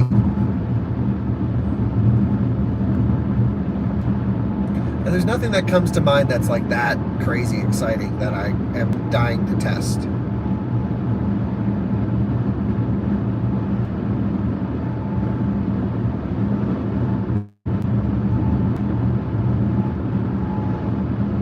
Maybe long wheelbase ID Buzz.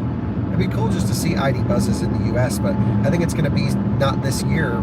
I don't know for sure until we start seeing them. Oh, we're passing Spot back again. What the heck? Didn't this guy just blow right by us?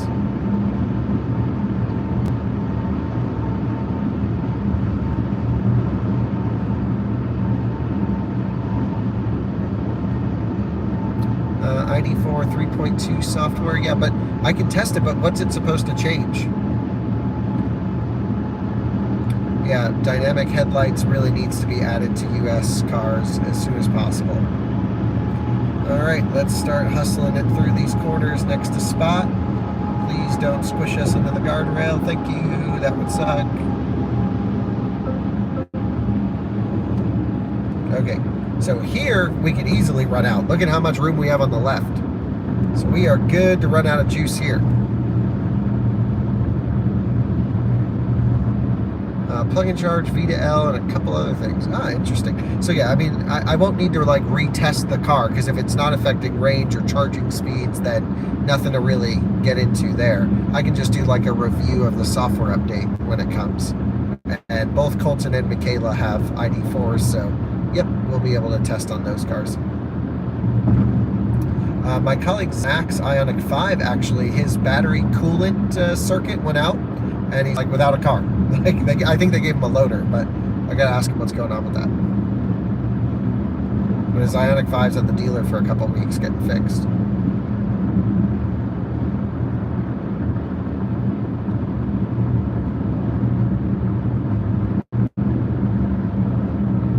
Yeah, Michaela's got some crazy issues with her side parking assist on her car. That's always popping up.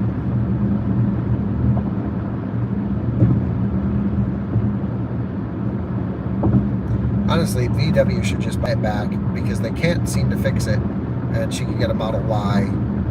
When she got her car, Model Y was like $20,000 more expensive, and now it's cheaper than what she paid for her car.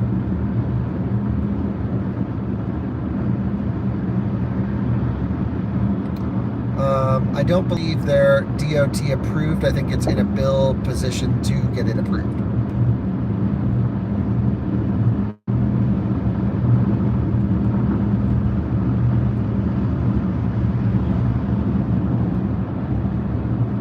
So, like, can't run out of charge here. Hey, Burke, there's some topics we're just not going to bring up on the live stream. We keep it about cars.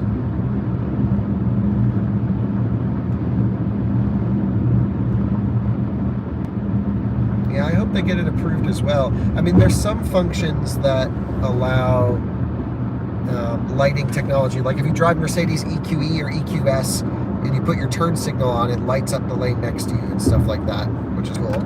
So, okay, I'm seeing police up ahead. I'm exiting here because that looks like a traffic jam on the left, doesn't it to you guys? So, exit 259. This is the alternative exit to exit for the charger. Is kind of where we're going to have to plan to get here at low state of charge. And I'm trying to think where we can run at high-ish speeds. We have a lot more driving to do, of course, but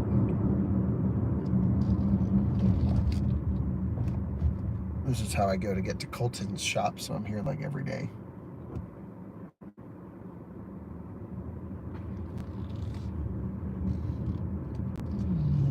Highway's actually looking okay, so I guess we could plan to go up. But let's head back the other way.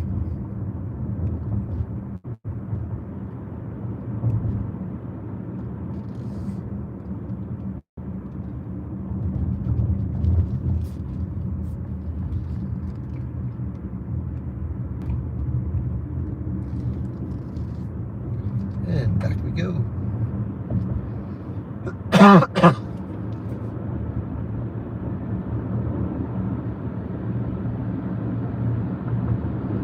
Tesla superchargers just here on the right.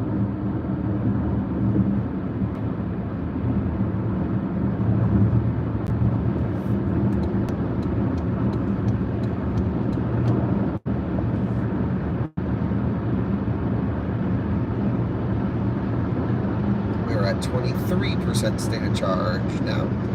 42 miles based off of your recent driving, but then the gauge in front of me shows 53. So what the heck? So the bZ4X is not thinking we can do 200 miles right now.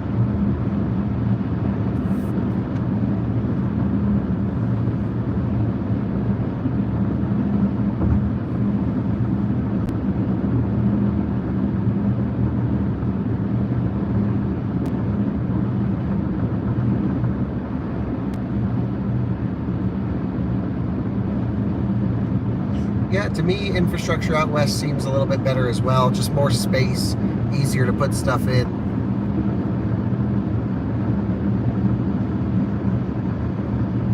Access to Tesla superchargers put weight on Mach-E. I mean, at the moment, yes, but I think we're going to see more announcements soon. And I wouldn't be surprised if Tesla opens up the network to everyone with this adapter. So I think Ford might get the PR out of it, but everyone might get the benefit. It's just a guess. I've nothing but speculation. But you know, if Ioniq 5 and ID4 can also charge at a supercharger, then like, okay, Ford got the PR, but Tesla opened it up for everyone. You might just have to buy an adapter. Who do you think would be most likely to adopt North American charging standard? Well, I don't think the Germans, because they're locked in with CCS. At the moment, a lot of them are part of Volkswagen Group, which is part of EA. So I think they'll probably be last, my guess. I don't know. The Koreans could do it. They've not been ballsy enough in our market to really adapt the cars for the needs here. They haven't made the software great. I wasn't able to show like EV9 software to you in the video and that review that I did, but I played around with it, and it wasn't like that much better than anything than the outgoing cars. So I'm actually more on the camp of, if Tesla's going to release this adapter to charge Mach-E's, then that adapter can charge any car as long as you have some authentication app, whether it's through the Tesla supercharger app or the Tesla app with the supercharger card. And then it's a level playing field. Then you can charge any car ever, anywhere. You can charge any NACS equipped car at, you know, EA or at EVgo with an adapter. This, you know, the existing Tesla to CCS adapter, I should say the other way around. And then you can charge any car to supercharger. And the one thing Ford might gain out of like doing an official partnership with Tesla is maybe gaining access to more sites, whereas the public ones might just be limited. But yeah.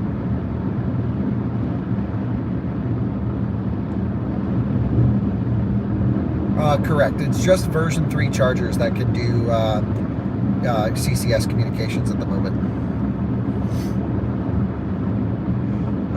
I don't think Lucid is hosed if superchargers do that. I mean, they'll just be like relying on the existing networks that are there today.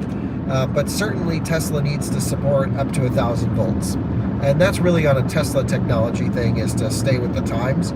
If they're going to be a public charging provider, they need to provide energy at the car's maximums for the cars that are being engineered now. And a lot of them are higher voltage, and version 4 should do that.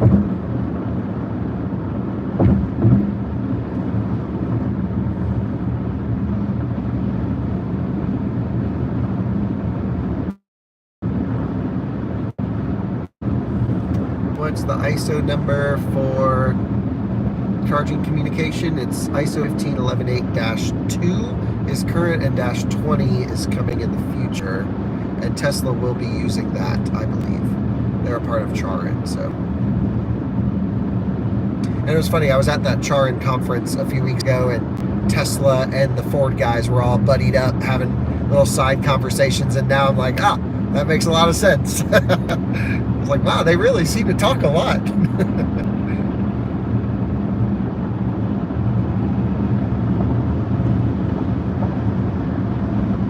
Yeah, we do have a Patreon, but we haven't really done anything with it in recent times. It's possible we will get that back up and running. I really want to make the content that our viewers want to see. And the one thing the Patreon would allow us to do is to make content that may not perform that great on the public YouTube. Maybe it's like super nerd level 9,000 that, like, you know, just would kind of almost hurt the channel because it's so above people's heads, that we might be able to do that for Patreon. But we'll see. We'll see. There's a lot of projects such little time. I actually did not do all that much work recovering from this wisdom tooth thing. It was like the first time in maybe 2 years I took I didn't like take the days off. I still worked, but I like didn't devote every waking hour to out of spec. I was like, whoa, that is weird. So need to not necessarily do that more, but just need to figure out how to maximize my time a little bit better. And doing these range tests just take up a lot of time. You know, the more cars, the more tests, the more all this stuff.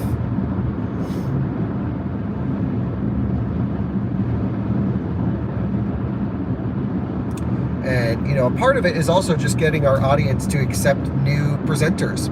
For example, Ryan and Max have been doing a great job on the guide channel, and I think that's a great way for them to get introduced to people and for them to understand their personality and their presenting style, and honestly for them to learn as well. For them to almost, if you will, graduate up to the reviews channel to do the official testing. They've done a few videos here or there for reviews, and, you know, the videos obviously don't perform, if you look at the numbers, as well as if, you know, me or Alyssa does the test. And that we need to kind of, maybe that's just something we have to live with, but ultimately we want our viewers to you know, have trust in all of our presenters, because the procedure should be the same.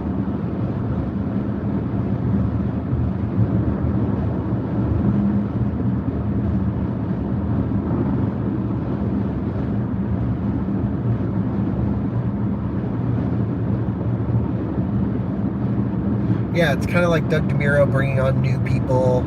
Totally, you know, the thing is, it's like, if you just want to see my thoughts, like I have my personal channel that is always going to be me doing stupid stuff in cars. But ultimately, as we try to scale to keep up with the number of electric cars on the market and with the number of comparison testing, then we need to have more people involved. It's just a simple fact.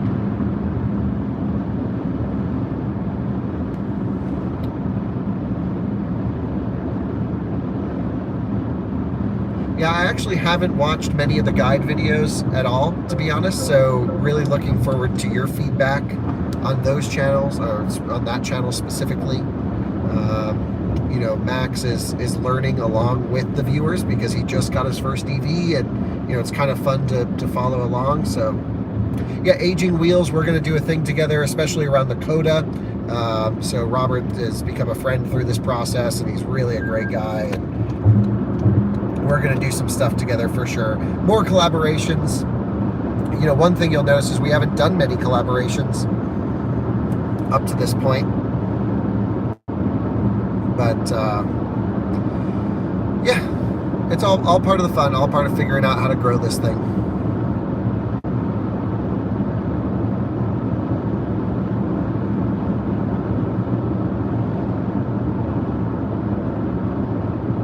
Yeah, down and dirty. I mean, I love the details, and so that's been the hard thing, is getting someone, yeah.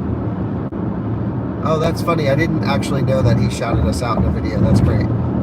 But he is got to be one of my favorite YouTubers of all time. That guy rocks.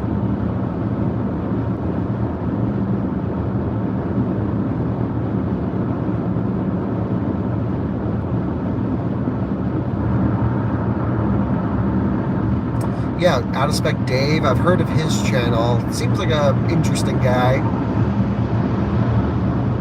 I've actually known him longer than pretty much any person on the planet.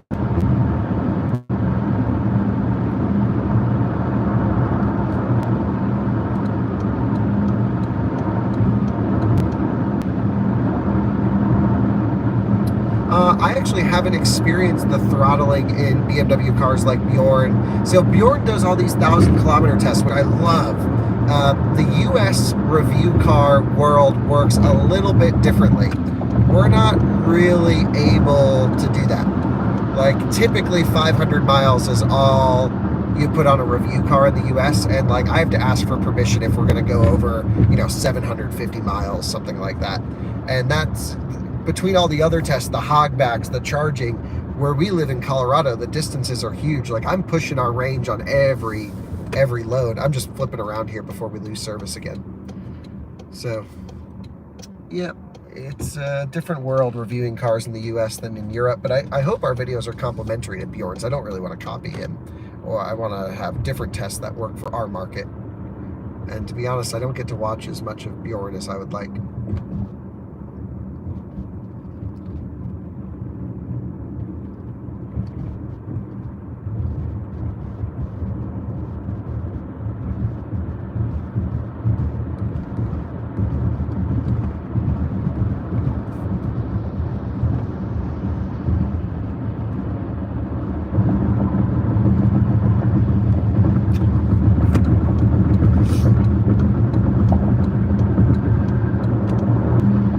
It says we have 40 miles left.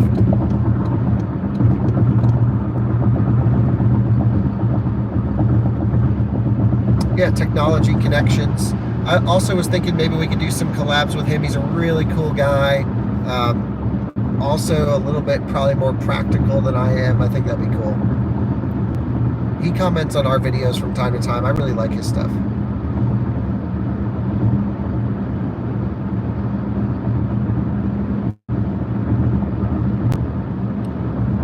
So I usually try and keep an eye on the brake lights when I drive electric cars at night, similar to what this topic is. I haven't seen the video, but every car has a little bit different strategy, and some are great, some are terrible, so.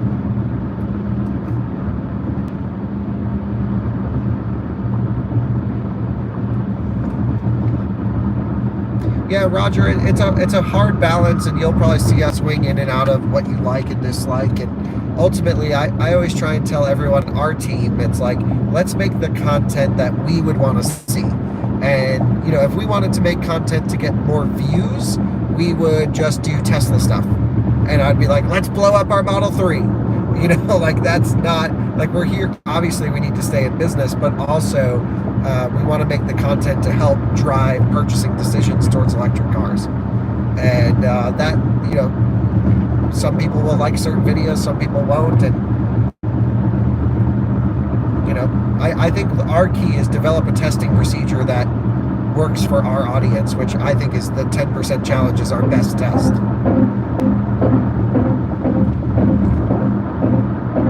And now we have an excuse to get all the old EVs back into the conversation, to rerun into that test, which is great. So we can, you know, some people think we like ignore cars, but it's like we've kind of done everything we need to do with them.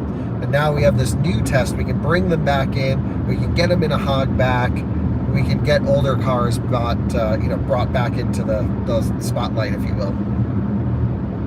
And then ultimately, if Ryan and Max can really work hard and get these tests doing well, then I can go and do more road trip videos for you guys and more race to Vegases and all that stuff.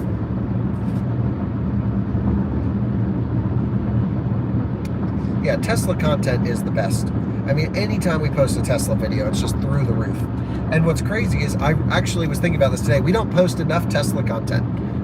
You know, I own a Model 3 and a Model S. Very rarely do I film with those cars, comparatively to the rest of our videos. And, you know, I think we're kind of leaving out the market there. We also don't do enough Model Y content, which is like their most popular car, of course. So, you know, my dad and mom getting the Model Y 4680, I'm really excited for, to get that car back into the spotlight, learn more about it. I don't know much about the 4680 cars. They don't seem that impressive, actually. So that'll be cool to see. I will say a lot of companies have gotten better with one-pedal driving, though. Yeah, Tesla Model Y rear-wheel drive in Canada. I should go up to Canada and go test one of those out. Or so a viewer could bring one here, would be even better, so we can run it, you know, locally in our own environment where every other car is run.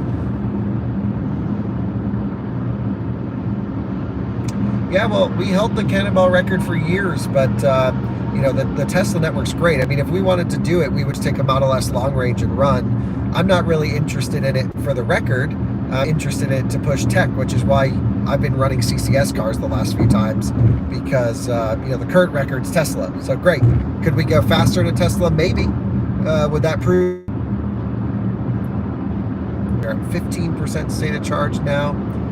User display, and it pops up on the main screen and then goes away. It's the only way you can see state of charge.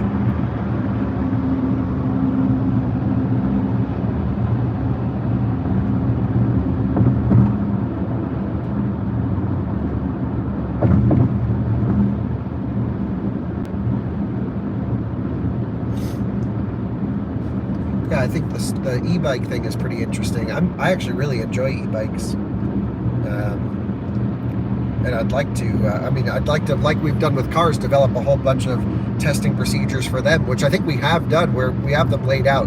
We just need someone to produce the content.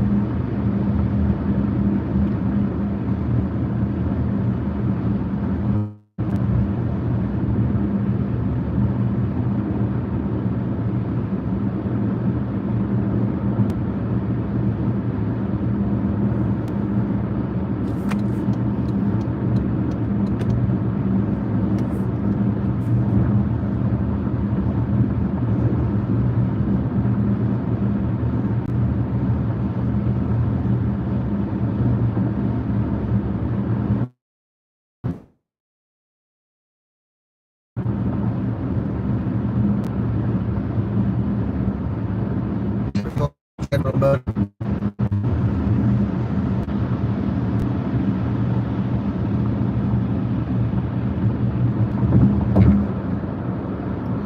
You know, Mary follows me on Twitter, and I was gonna DM her, but she doesn't use Twitter. I was gonna be like, Mary, you gotta keep the bolt going. But yeah, she doesn't use it anymore. I also thought it was funny that Mary followed me on Twitter, because I'm like, what does she want to know?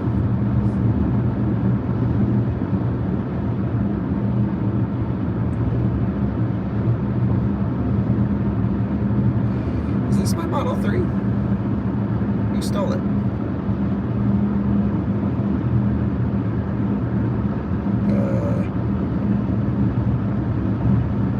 Nope.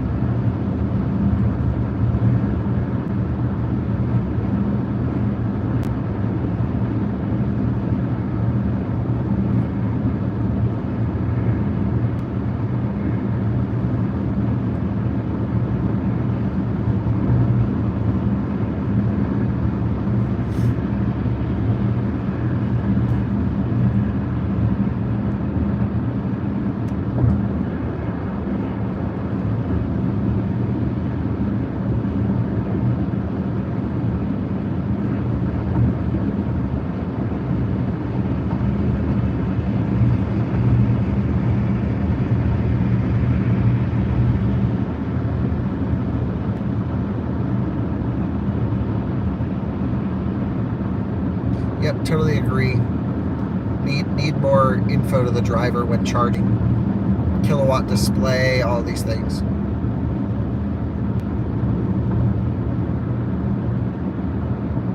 Yeah, if you guys don't know Alex, he's awesome in the chat here. Alex is a longtime viewer. I've known him for years. And actually, I think, Alex, you're going to fix our Leaf pretty soon, so thanks.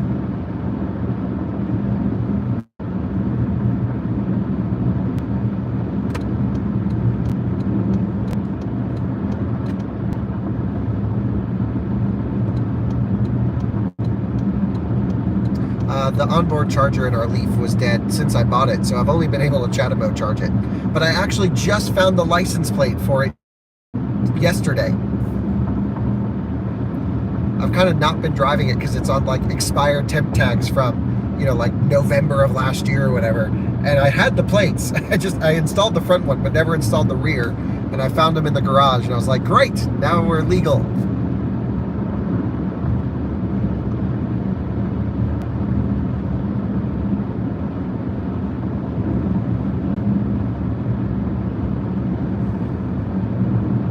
You know, Leafs be solid. That thing is just like, was built like a tank.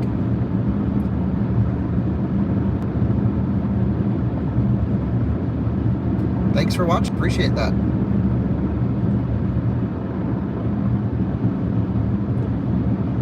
Alex, I'm towing the Leaf out to you end of next week. So, I mean, it'll be, you can keep it however long it takes you to fix it. It doesn't matter. It's going to live in LA for a year or 2 or 3, or I don't know. It's going to stay with some of our friends out there once it's fixed. So we'll film the video, and Patrick and Liv will hold on to it. And then I kind of want to find a big ass battery, one of the new big batteries for Leaf, and we can slot one of those in while it's out there at some point in the future. But I'm glad you got my charger. Hell yeah.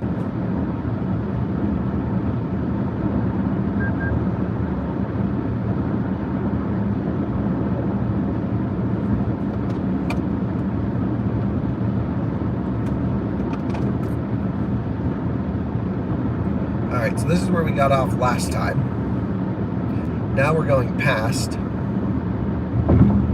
Looking good. Pull up the nav.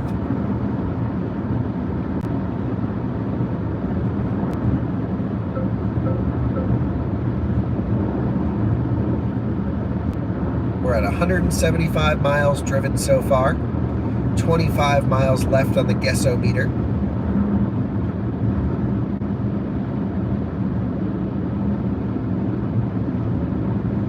Yeah, alternative pack, cool with me. You know, whenever that's ready, let me know. Use our car as a test case if you want. Looks like there's some cars over here in the shoulder.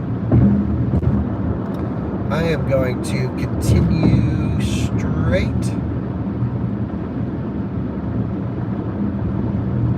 The off-ramp is still open, very good.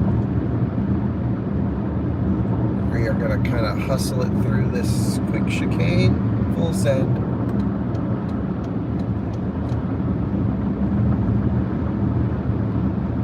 So this is where we started, right here. And if I look at our efficiency round trip at this point, we have done 3 miles per kilowatt hour. So basically on par with Ioniq 5. Maybe a little bit less efficient than Ioniq 5.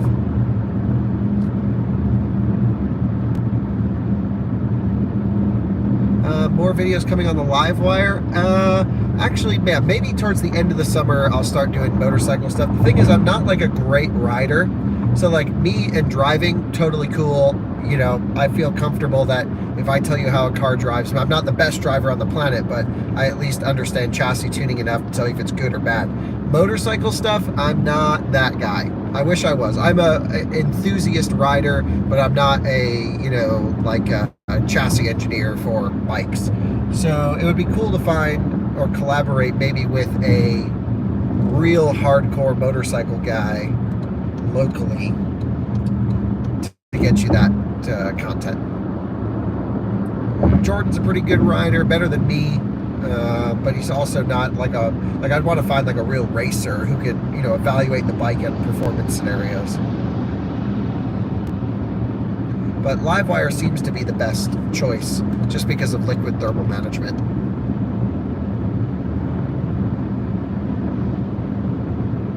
I don't think I've ever even sat on a Livewire.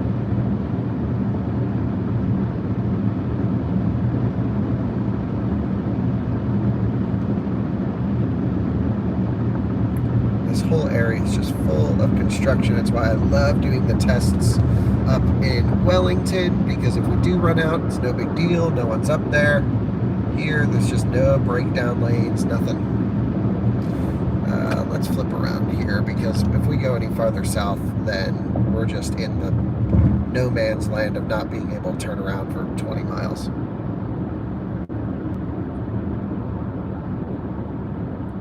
And I know all the exits up this way a little bit better.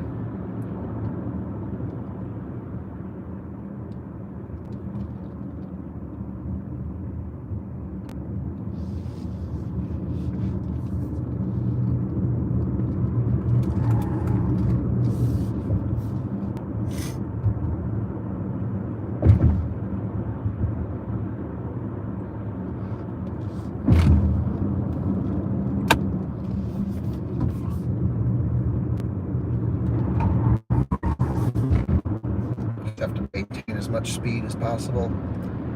Typical out of spec testing. We are at 9% state of charge, critical warning on. But the battery's at 15% state of charge, so. We are just looping back onto the highway now. You can see traction battery low just kicked on at 9% state of charge is when that happens. Although the actual battery's at 15% if you look in that top left-hand corner right there. What we're going to do is keep going until this says 0. The one thing I don't want to do is run out here on this road, just at 70 if cars move a little bit quicker. Because there's no breakdown lane, and it's all construction on either end. So we'll go a little bit farther, and then what we'll do is we'll kind of run it all the way out on a B road near the charger where we can maintain still pretty good speed.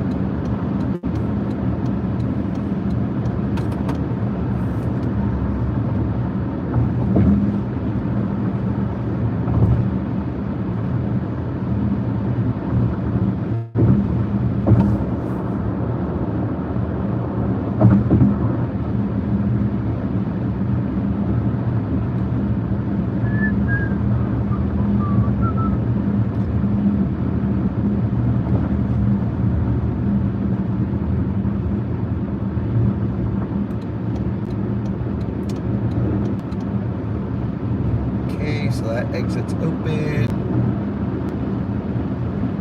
I'm just noticing a tiny bit of power. We're not even close to reaching it, but I can just see the maximum gauge back off. Again, at 8% state of charge or so now, something like that.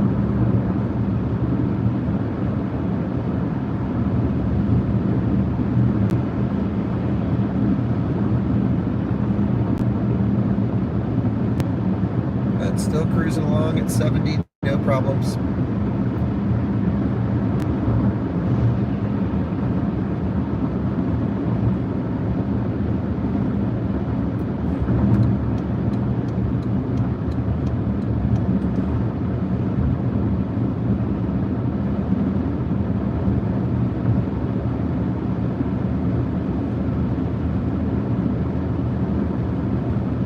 You have missed nothing, Corey. We've just been driving.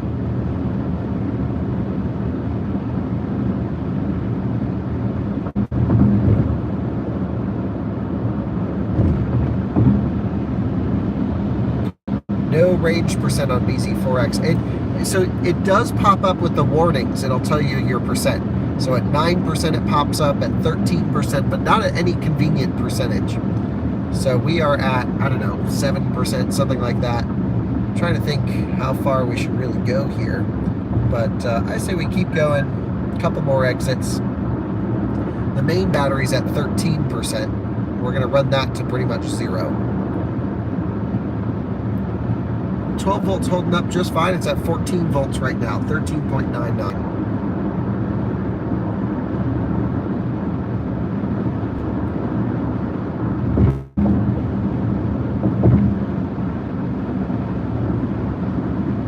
Going by the superchargers again on the right.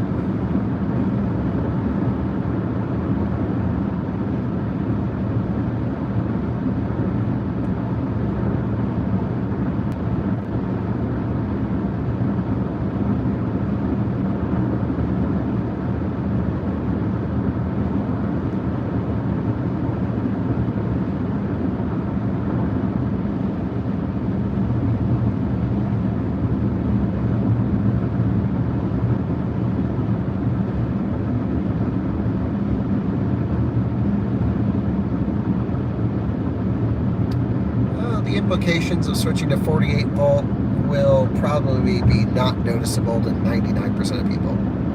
It'll be cool, and across the fleet it'll make a difference, but to the end user it will not make a difference.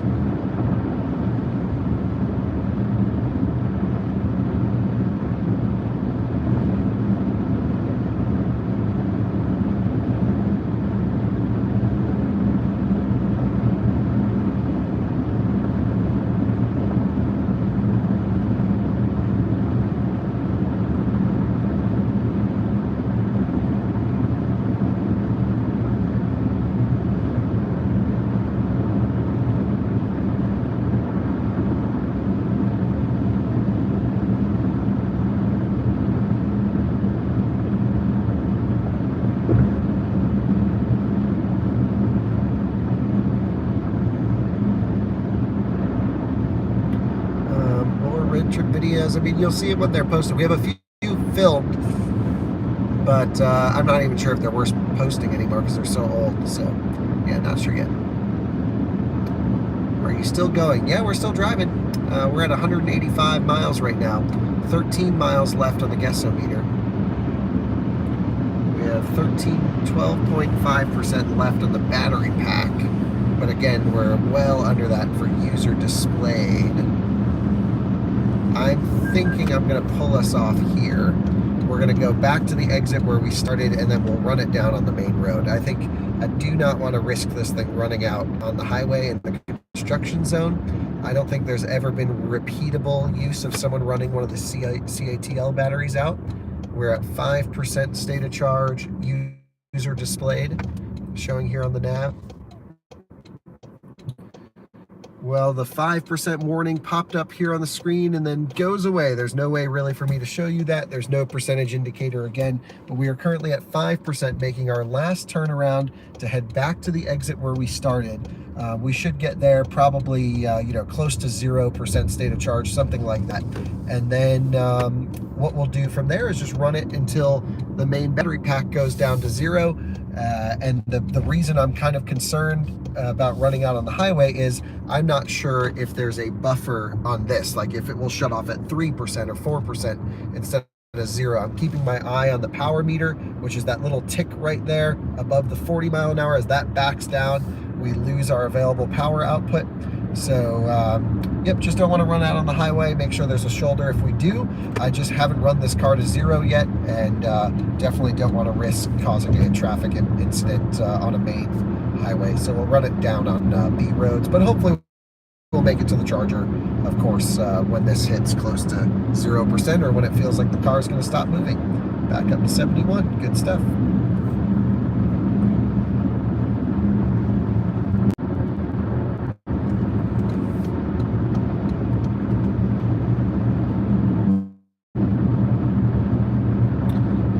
Yep, we'll know about the buffer.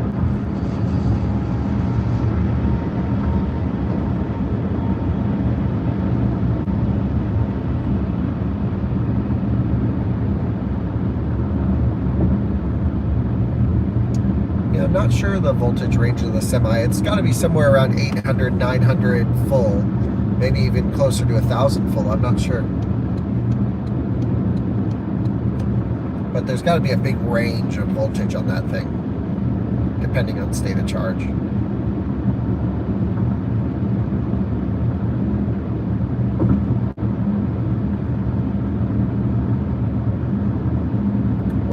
Volts, nice.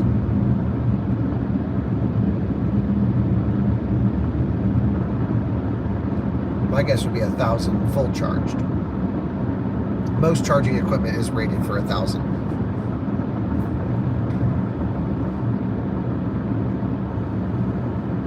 So I don't see them making it go over 1,000 volts unless they're really only planning on it charging on Tesla equipment that could be rated for higher.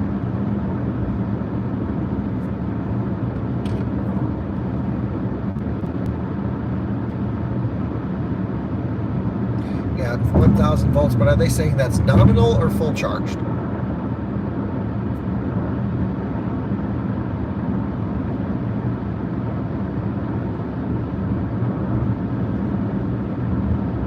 Thanks for tuning in. See you later, Brian.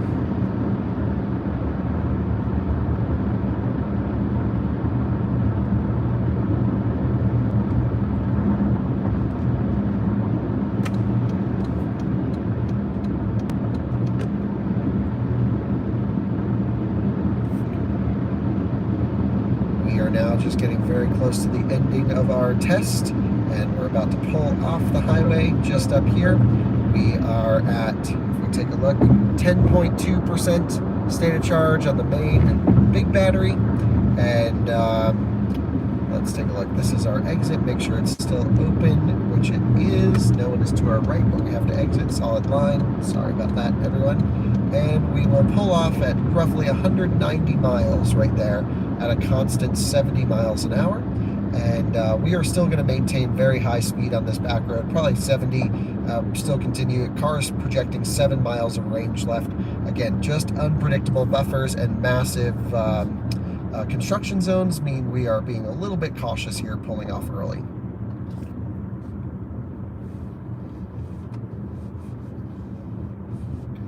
Holy smokes, let's go. What are you doing? Driving drunk, swerving all over the road?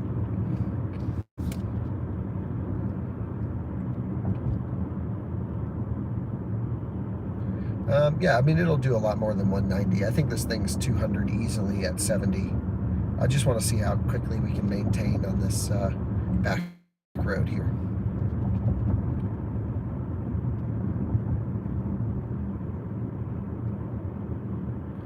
Holy smokes, this guy is going literally under the speed limit. What on earth?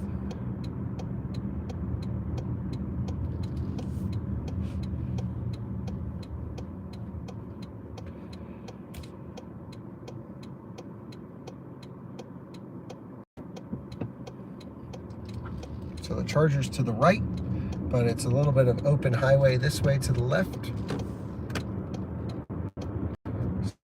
So we're just gonna head up this way. And I believe the speed limit's 65, so we should be able to do 70, no problem.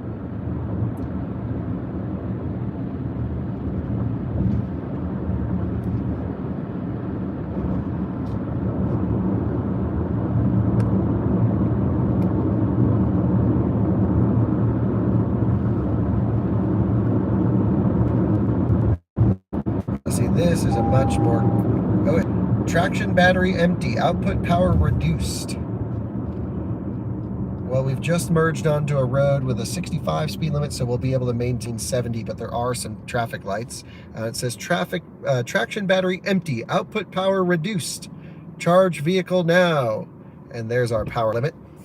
And that is at 10.59% state of charge on the main battery pack. Again, still not giving me a user displayed state of charge. My guess is 1-2%, something like that. We have just a little sliver right there at the end, but still great power and performance. I'm just walking it up to where we need to be, and we'll just keep going. And if we run out, we got plenty of room to leave this thing somewhere until a tow truck or the Rivian can come and save us. Traction battery empty, charge vehicle now. Funny.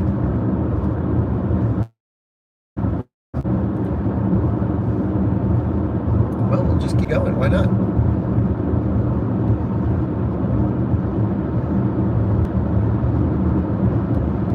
Then we're able to go 70.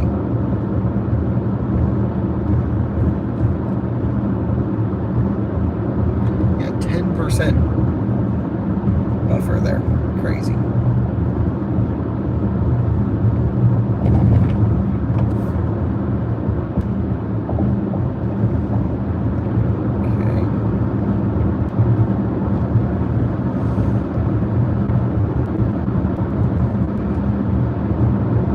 Well, this road is working out perfect. Still able to maintain 70 miles an hour. Again, I think this thing has all of 200 miles in it at 70.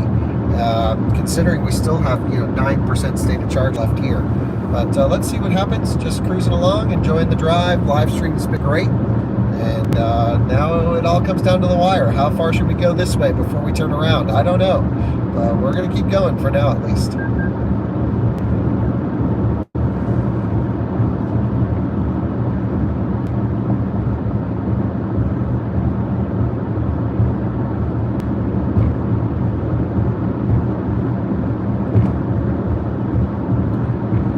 Don't turn red, don't turn red. Good.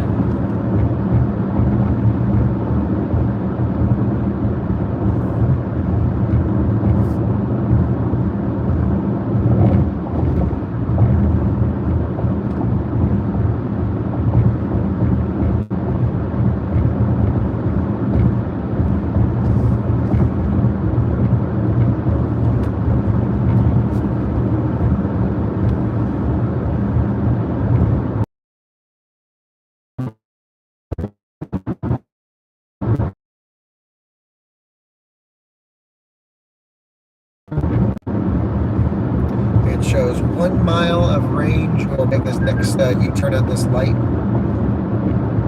There is 1 mile of range remaining. I'd say we're probably 7 miles away from the charger, something like that. Again, 8.2%. So there seems to be about an 8% buffer at 0. So there's no percentage left on the battery there. We're still maintaining highway speed at 194.4 miles. And I think we'll make a U-turn up at that light, blast back to the charger, and then I'll give you a charging range. There's our dash to empty. And again, 8.24% left on the battery pack.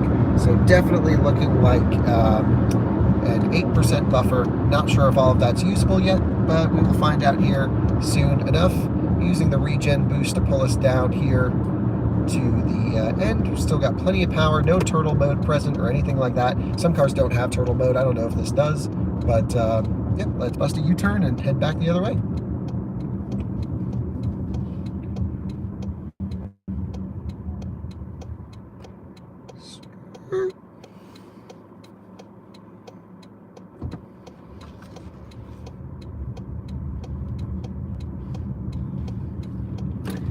Thought about reviewing a Chevy Volt. Well, it wouldn't really be that useful because you can't buy them new anymore. But yeah, I've driven them. I like Volts.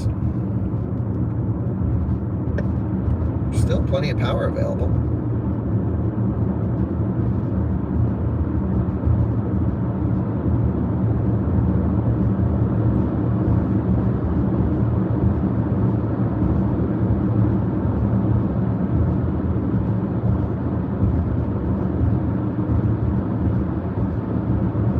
Low battery popping up, traction battery empty.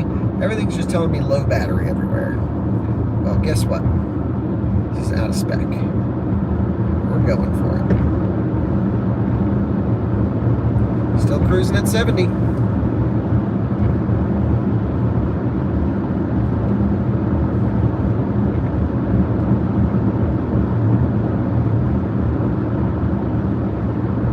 Well, we have to end where we started, so ending in Loveland, of course.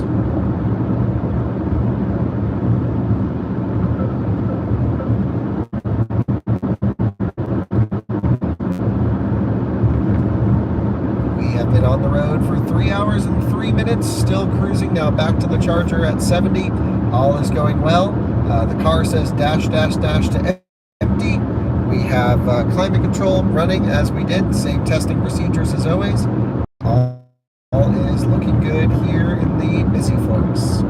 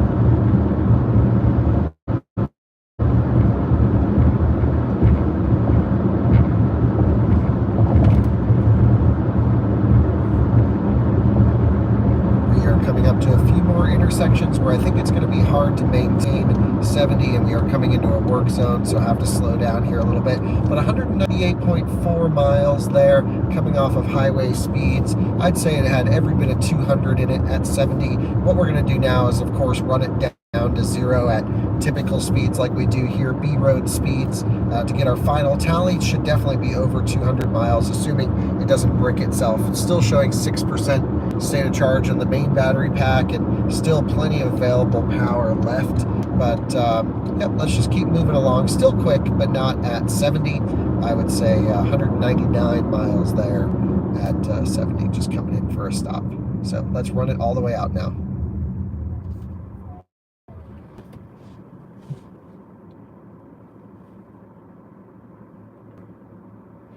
So I think we can reliably say, in the least efficient spec bZ4X, the all-wheel drive limited, 200 miles at 7 constant, doable.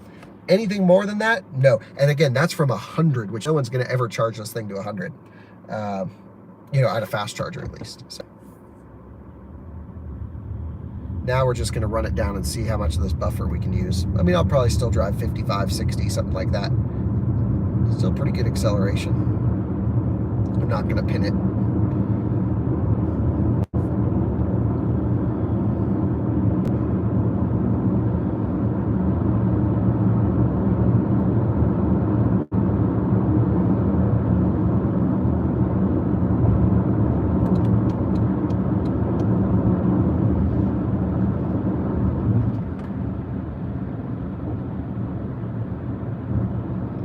Nope, definitely not the lowest range result.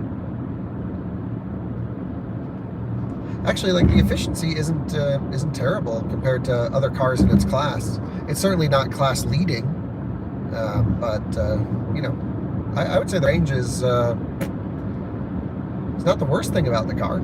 It's not like it has a huge battery pack. I mean, I think you can only pull 60 something kilowatt hours out of it.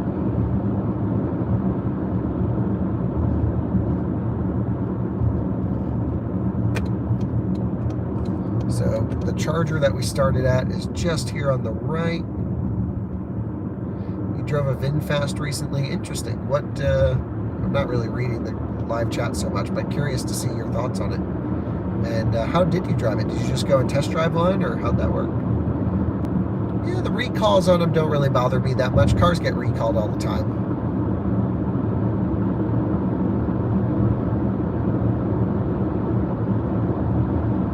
So like here, we're still cruising at 60 miles an hour, no problems. 200 miles gone now. So it definitely goes over 200 miles at 70.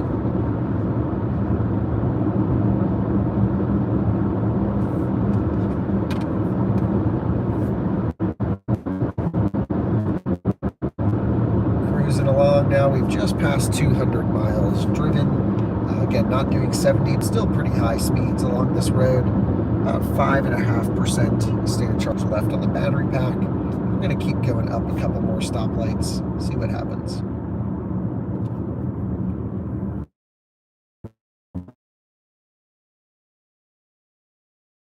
%, state of charge wrong. The Corvette is literally holding us up.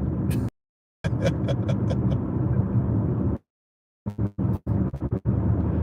how you know you bought the wrong car if you're not going to drive it properly.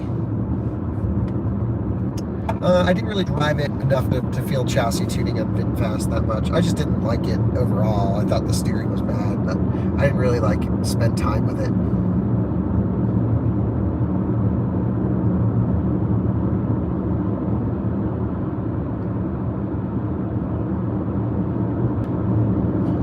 So we are at negative 4% now.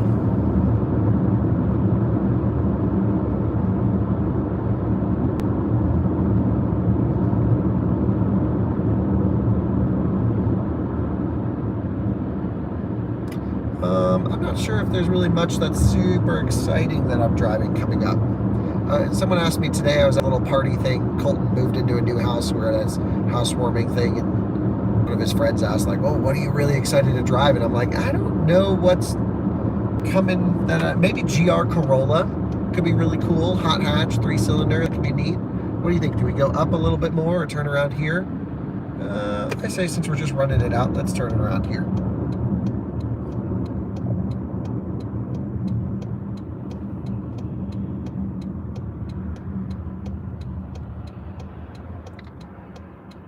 Not really sure what's exciting coming.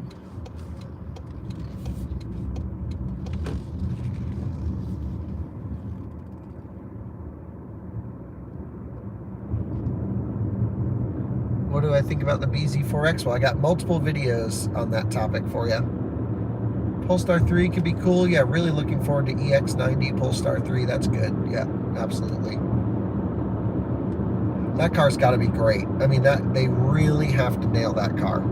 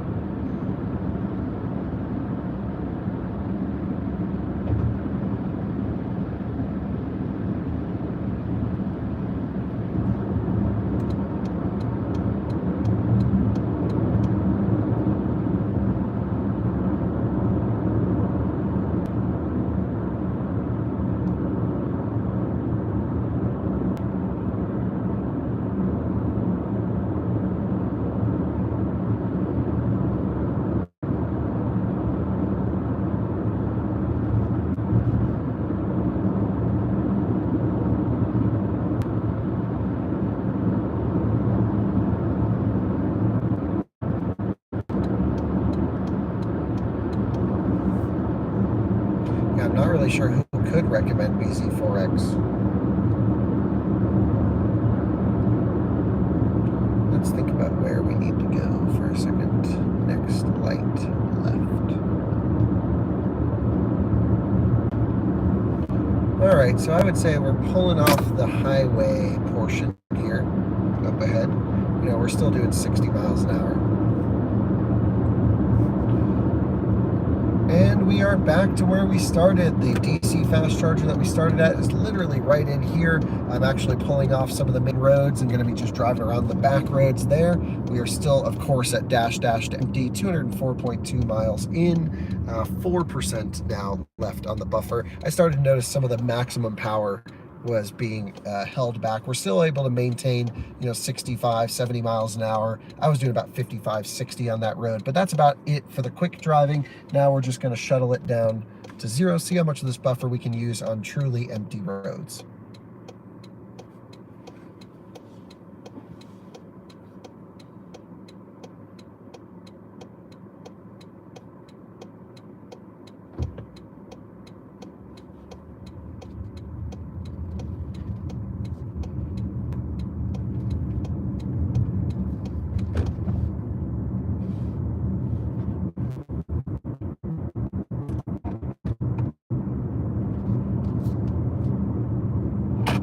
Chargers are available, looking good.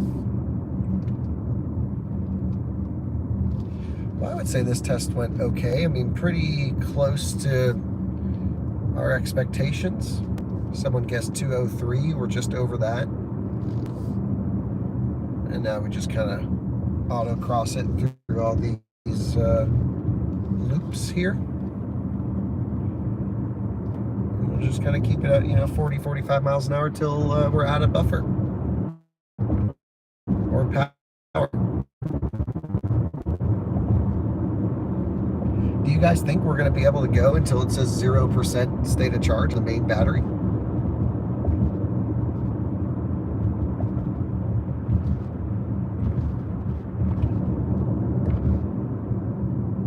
Nothing's indicating that it's going to shut off sooner. But I've also had like F-150 Lightning shut off at 2%.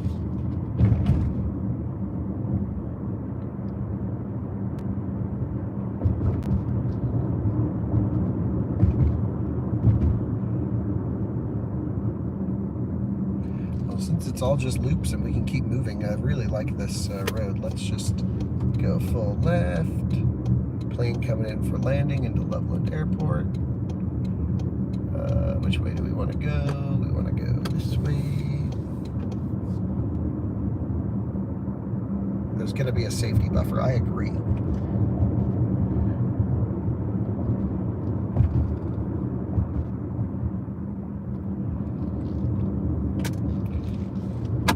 Just trying to maintain pace. No turtle mode on the dash. It does say output power reduced.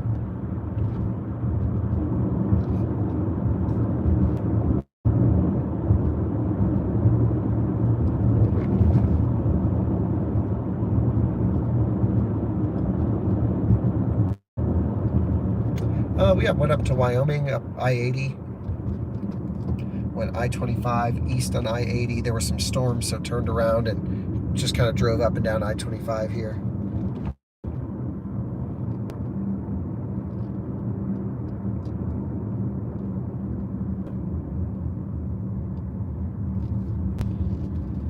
But no, we were in Wyoming, but I couldn't hit Nebraska. Had to turn around. All right, well, I guess it didn't die yet, so let's just keep going. May as well. We got nothing else to do tonight except go to sleep. Who wants to do that? Let's just drive a bZ4X till it stops moving.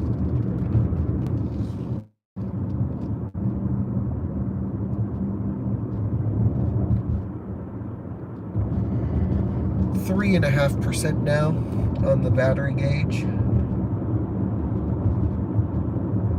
The car's been at 0 for a long time, but the AWD scanner's saying 3.5%.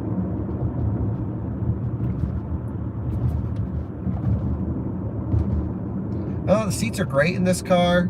The ride's great. The noise performance is great. I mean, it's all good except for the charging performance, I have to say. Really feeling limited power now. I think I'll take this next loop, turn around, head back.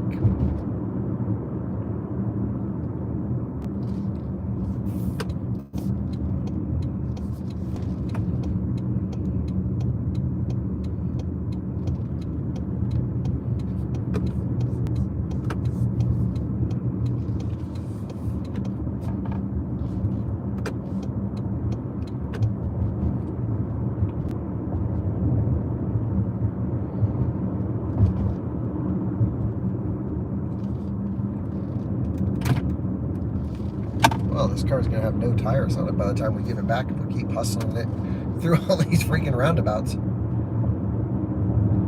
Steering is pretty good, actually.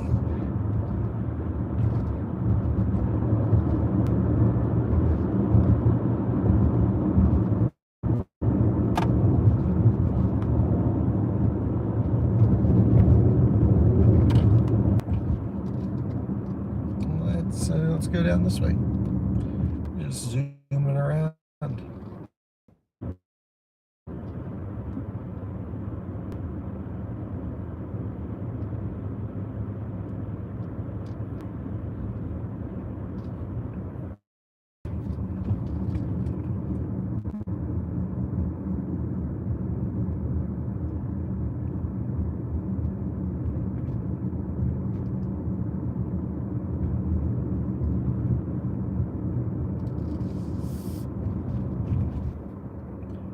We have reached pi. We are at 3.14% state of charge.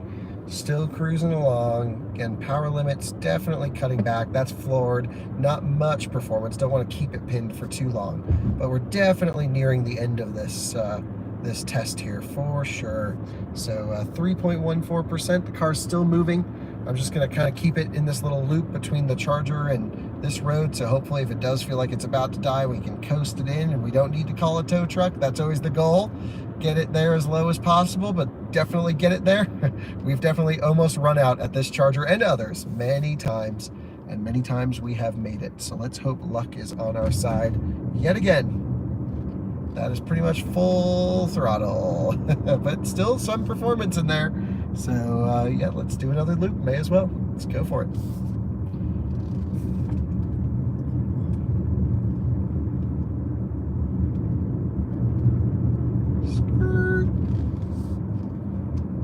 This is great for running the battery out, going up and down through here.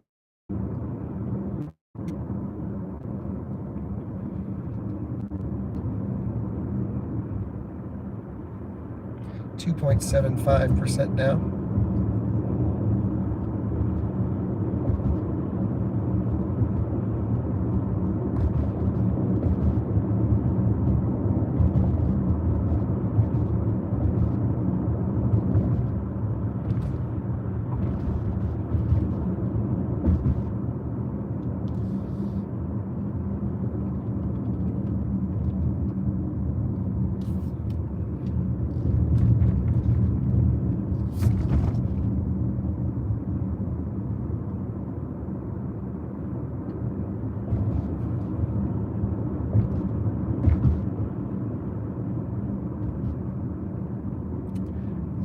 Travel van, very nice RV.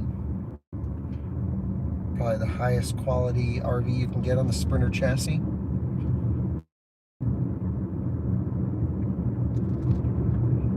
I don't think I've ever driven a car with as much buffer as the bZ4X.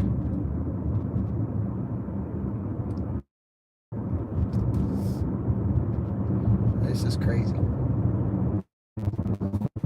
Yes, keeps going. It's like the Energizer Bunny.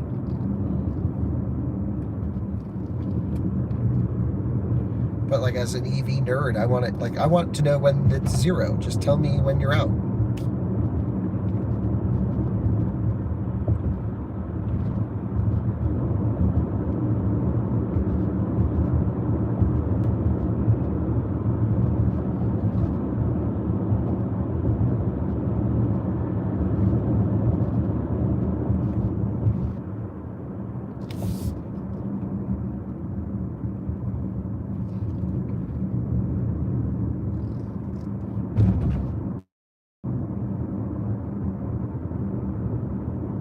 the software update's not available in the US. So this is a representative car to what our audience would be able to buy.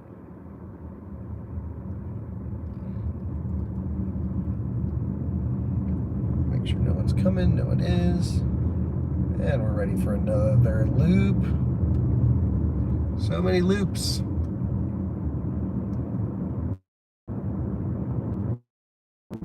When is it going to die?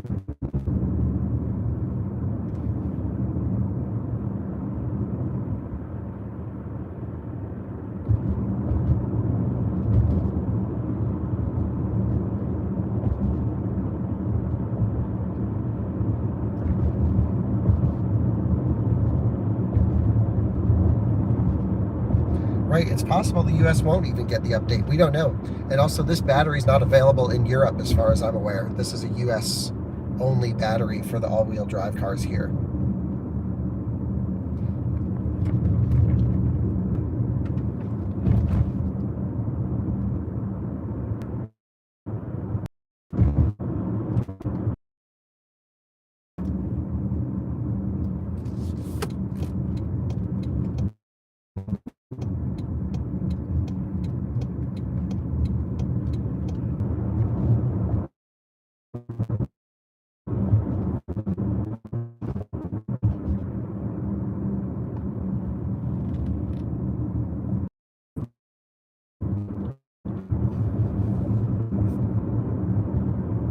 Okay, well, full throttle pretty much maintains a slight bit of acceleration, but we're definitely towards the bottom. We're at 1.96% state of charge on the battery, and yeah, just keep it going. Maybe we'll do 1 or 2 more loops and then pull it in. I definitely think we're not going to hit any milestone numbers here. You know, we hit that number right there, so nothing really big left to do, but I am curious to see what keeps happening if we keep going. And right now it just looks like power limit's cutting in. That's, again, full throttle and not much performance there. So let's hit the brakes and not crash, and yep, get it over to the charger here in a moment.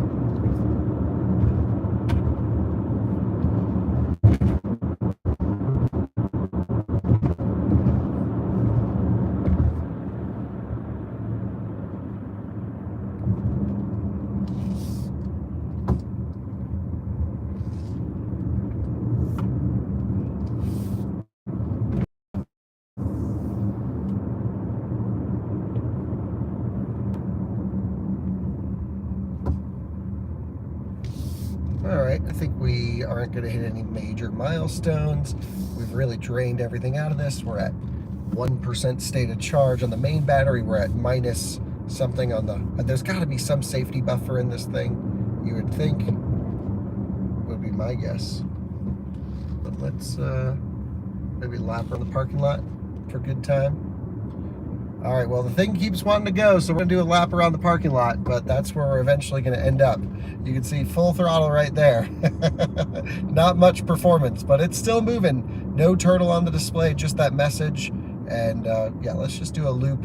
I'll actually show you guys. There's some old Blink chargers over here. Last time I was here, they were here. Let's go check them out. They're old decrepit CHAdeMO units. I believe they're just over here to the right, if I remember correctly. So let's go take a look. See if we can find them. And then this way, maybe? Yeah, it's like giant dual port CHAdeMO. Yeah, there they are. Let's go see if they're even installed. I can see the transformer. Stop sign, brakes, turn, go. Here it is. Yeah, it's still there. And it hasn't worked for my Leaf yet. I've tried it maybe twice, and I always have to put it on the EA charger. But here it is, the old, by the way, the rear windows in this car don't work for some reason. There it is.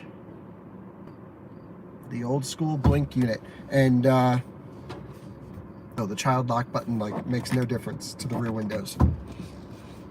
Just doesn't work. Weird bugs in the bZ4X. And this is one massive buffer here. I believe the software update unlocks more buffer below 0. So let's keep going.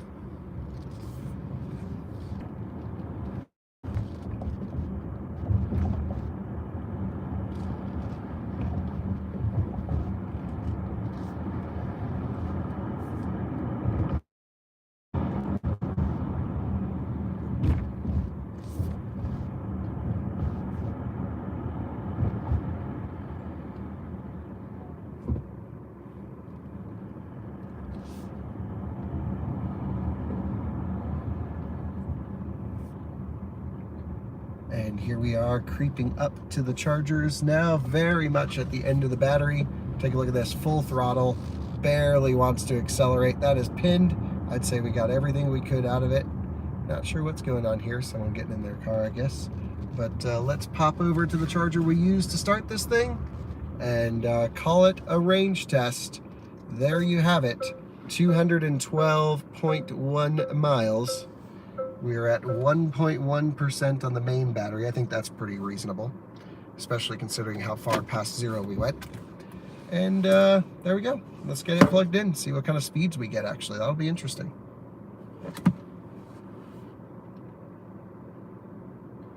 All right, so now time to see charging speeds. So Medica. You have to turn off the bZ4X. 3 miles per kilowatt hour. There we go. Let's activate this charger, number 4. On. Let's plug her in.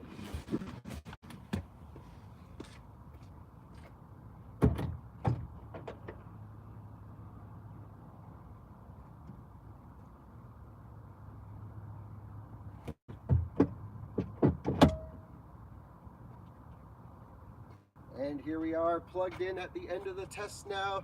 bZ4X completely dead. Love to see it. Proper test. I'll give you my thoughts on the range here in a moment, the value of the car, everything. But we're just connecting to the vehicle.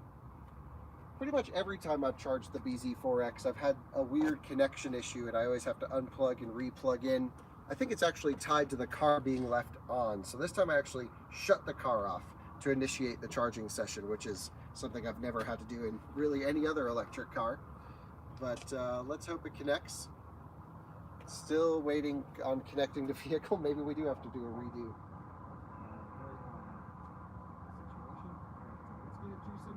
There we go, initiating charging. That's what we like to see, contactors clicking. And let's take a look at the peak charging speed. I'll zoom in for the live stream, guys, so you guys can see what's going on here on the bZ4X charging front. Hold on, let's get you locked in. There we go. Gotta hit go on this particular.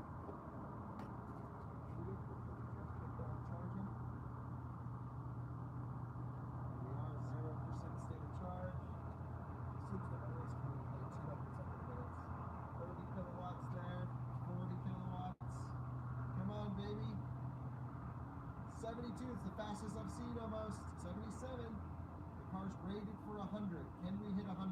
80 kilowatts. Now in our 10% challenge, the most I saw was 65. Here at 0%, 80. I still don't think I've ever seen one of these hit 100 kilowatts. I'll have to go back and take a look at my old charging test. 81 kilowatts being delivered to the bZ4X. Let's take a look at our battery data here so we can see what's going on this. So let's log in. Okay, we are at 80 kilowatts going into the battery pack. Battery pack temperatures have pretty much remained constant throughout the whole test. Let's see what else we got. 250 amps or so going into the battery. Let's take a look at our balance right there. Yeah, definitely a little bit unbalanced down there at the bottom, but certainly was good up top. And let's see what else we have here. If you guys don't have this app, it's called Car Scanner ELM OBD2. You can see your temperature sensors throughout the whole battery pack. Vehicle exit assist deactivated. Okay, here's our temperatures on everything. All very good where you want it to be. And DC to DC, all this good stuff. There's our high voltage battery power. And here we are, 84 kilowatts now, 85 kilowatts going into the car. Whoa, new record. So, great. Well, let me give you my final thoughts on the test.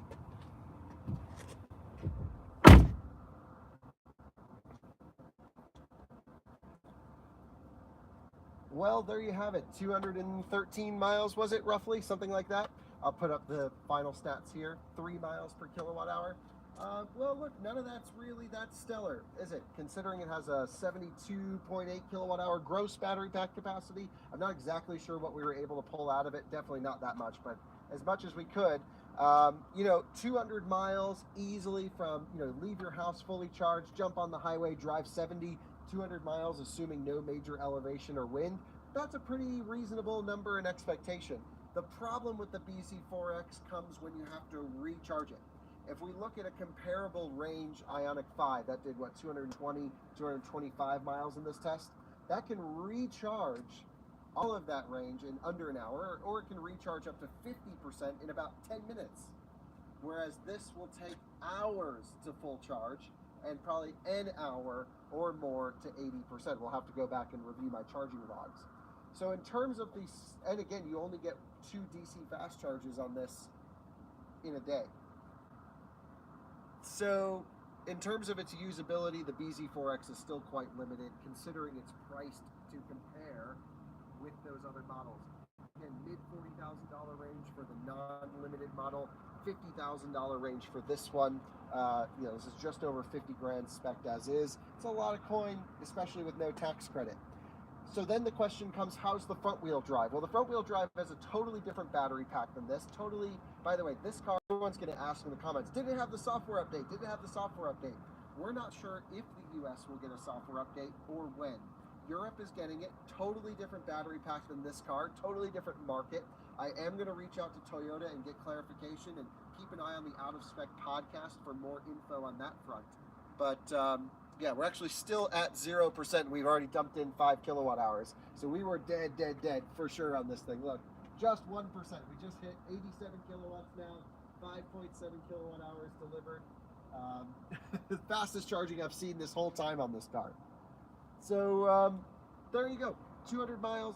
Look, it's a great car, drives great, driver assistance is good, it seems to be built well. I just can't recommend it because it's not a well-baked package. The software is terrible, the EV stuff is really bad, and it doesn't have the 3 things every EV needs to have, especially for like route planning, plug and charge, and preconditioning. It doesn't have any of that. When this car is like a $10,000, $15,000, $20,000 used car, well, then the cheapness comes in and we can deal with some of these issues, right? So, and probably the batteries will have very little degradation. Most EVs all have little degradation except for Leaf because of non-liquid thermal management. But I think this might be a great used car buy if they really tank in value. But as far as a new car goes, I cannot recommend it. But the test was fun. The car was relaxing. The seats are great. It was a really good car to do the miles in, and I hope this video was helpful to you in learning how far one of these goes on a charge in a comparable test that we've run every car. So, thanks for watching. Looking forward to your comments. See you on another one soon. Bye-bye.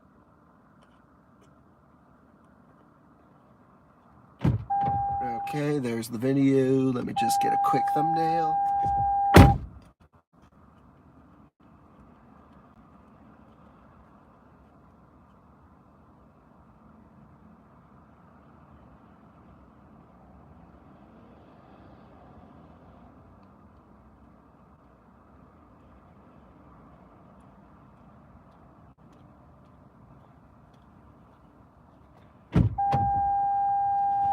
Alrighty. Good. Join in on the live stream.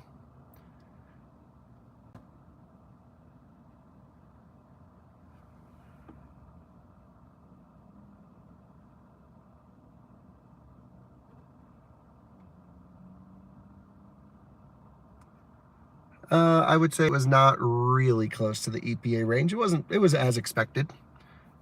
87 kilowatt charging peak now. 7% indicated. All right, well, I'm going to end the live stream. I got enough range to make it home. And yeah, the Wellington station should be getting its new chargers here pretty soon. I cannot wait. Cannot wait. But I can't thank you guys enough for tuning in. We'll see you all video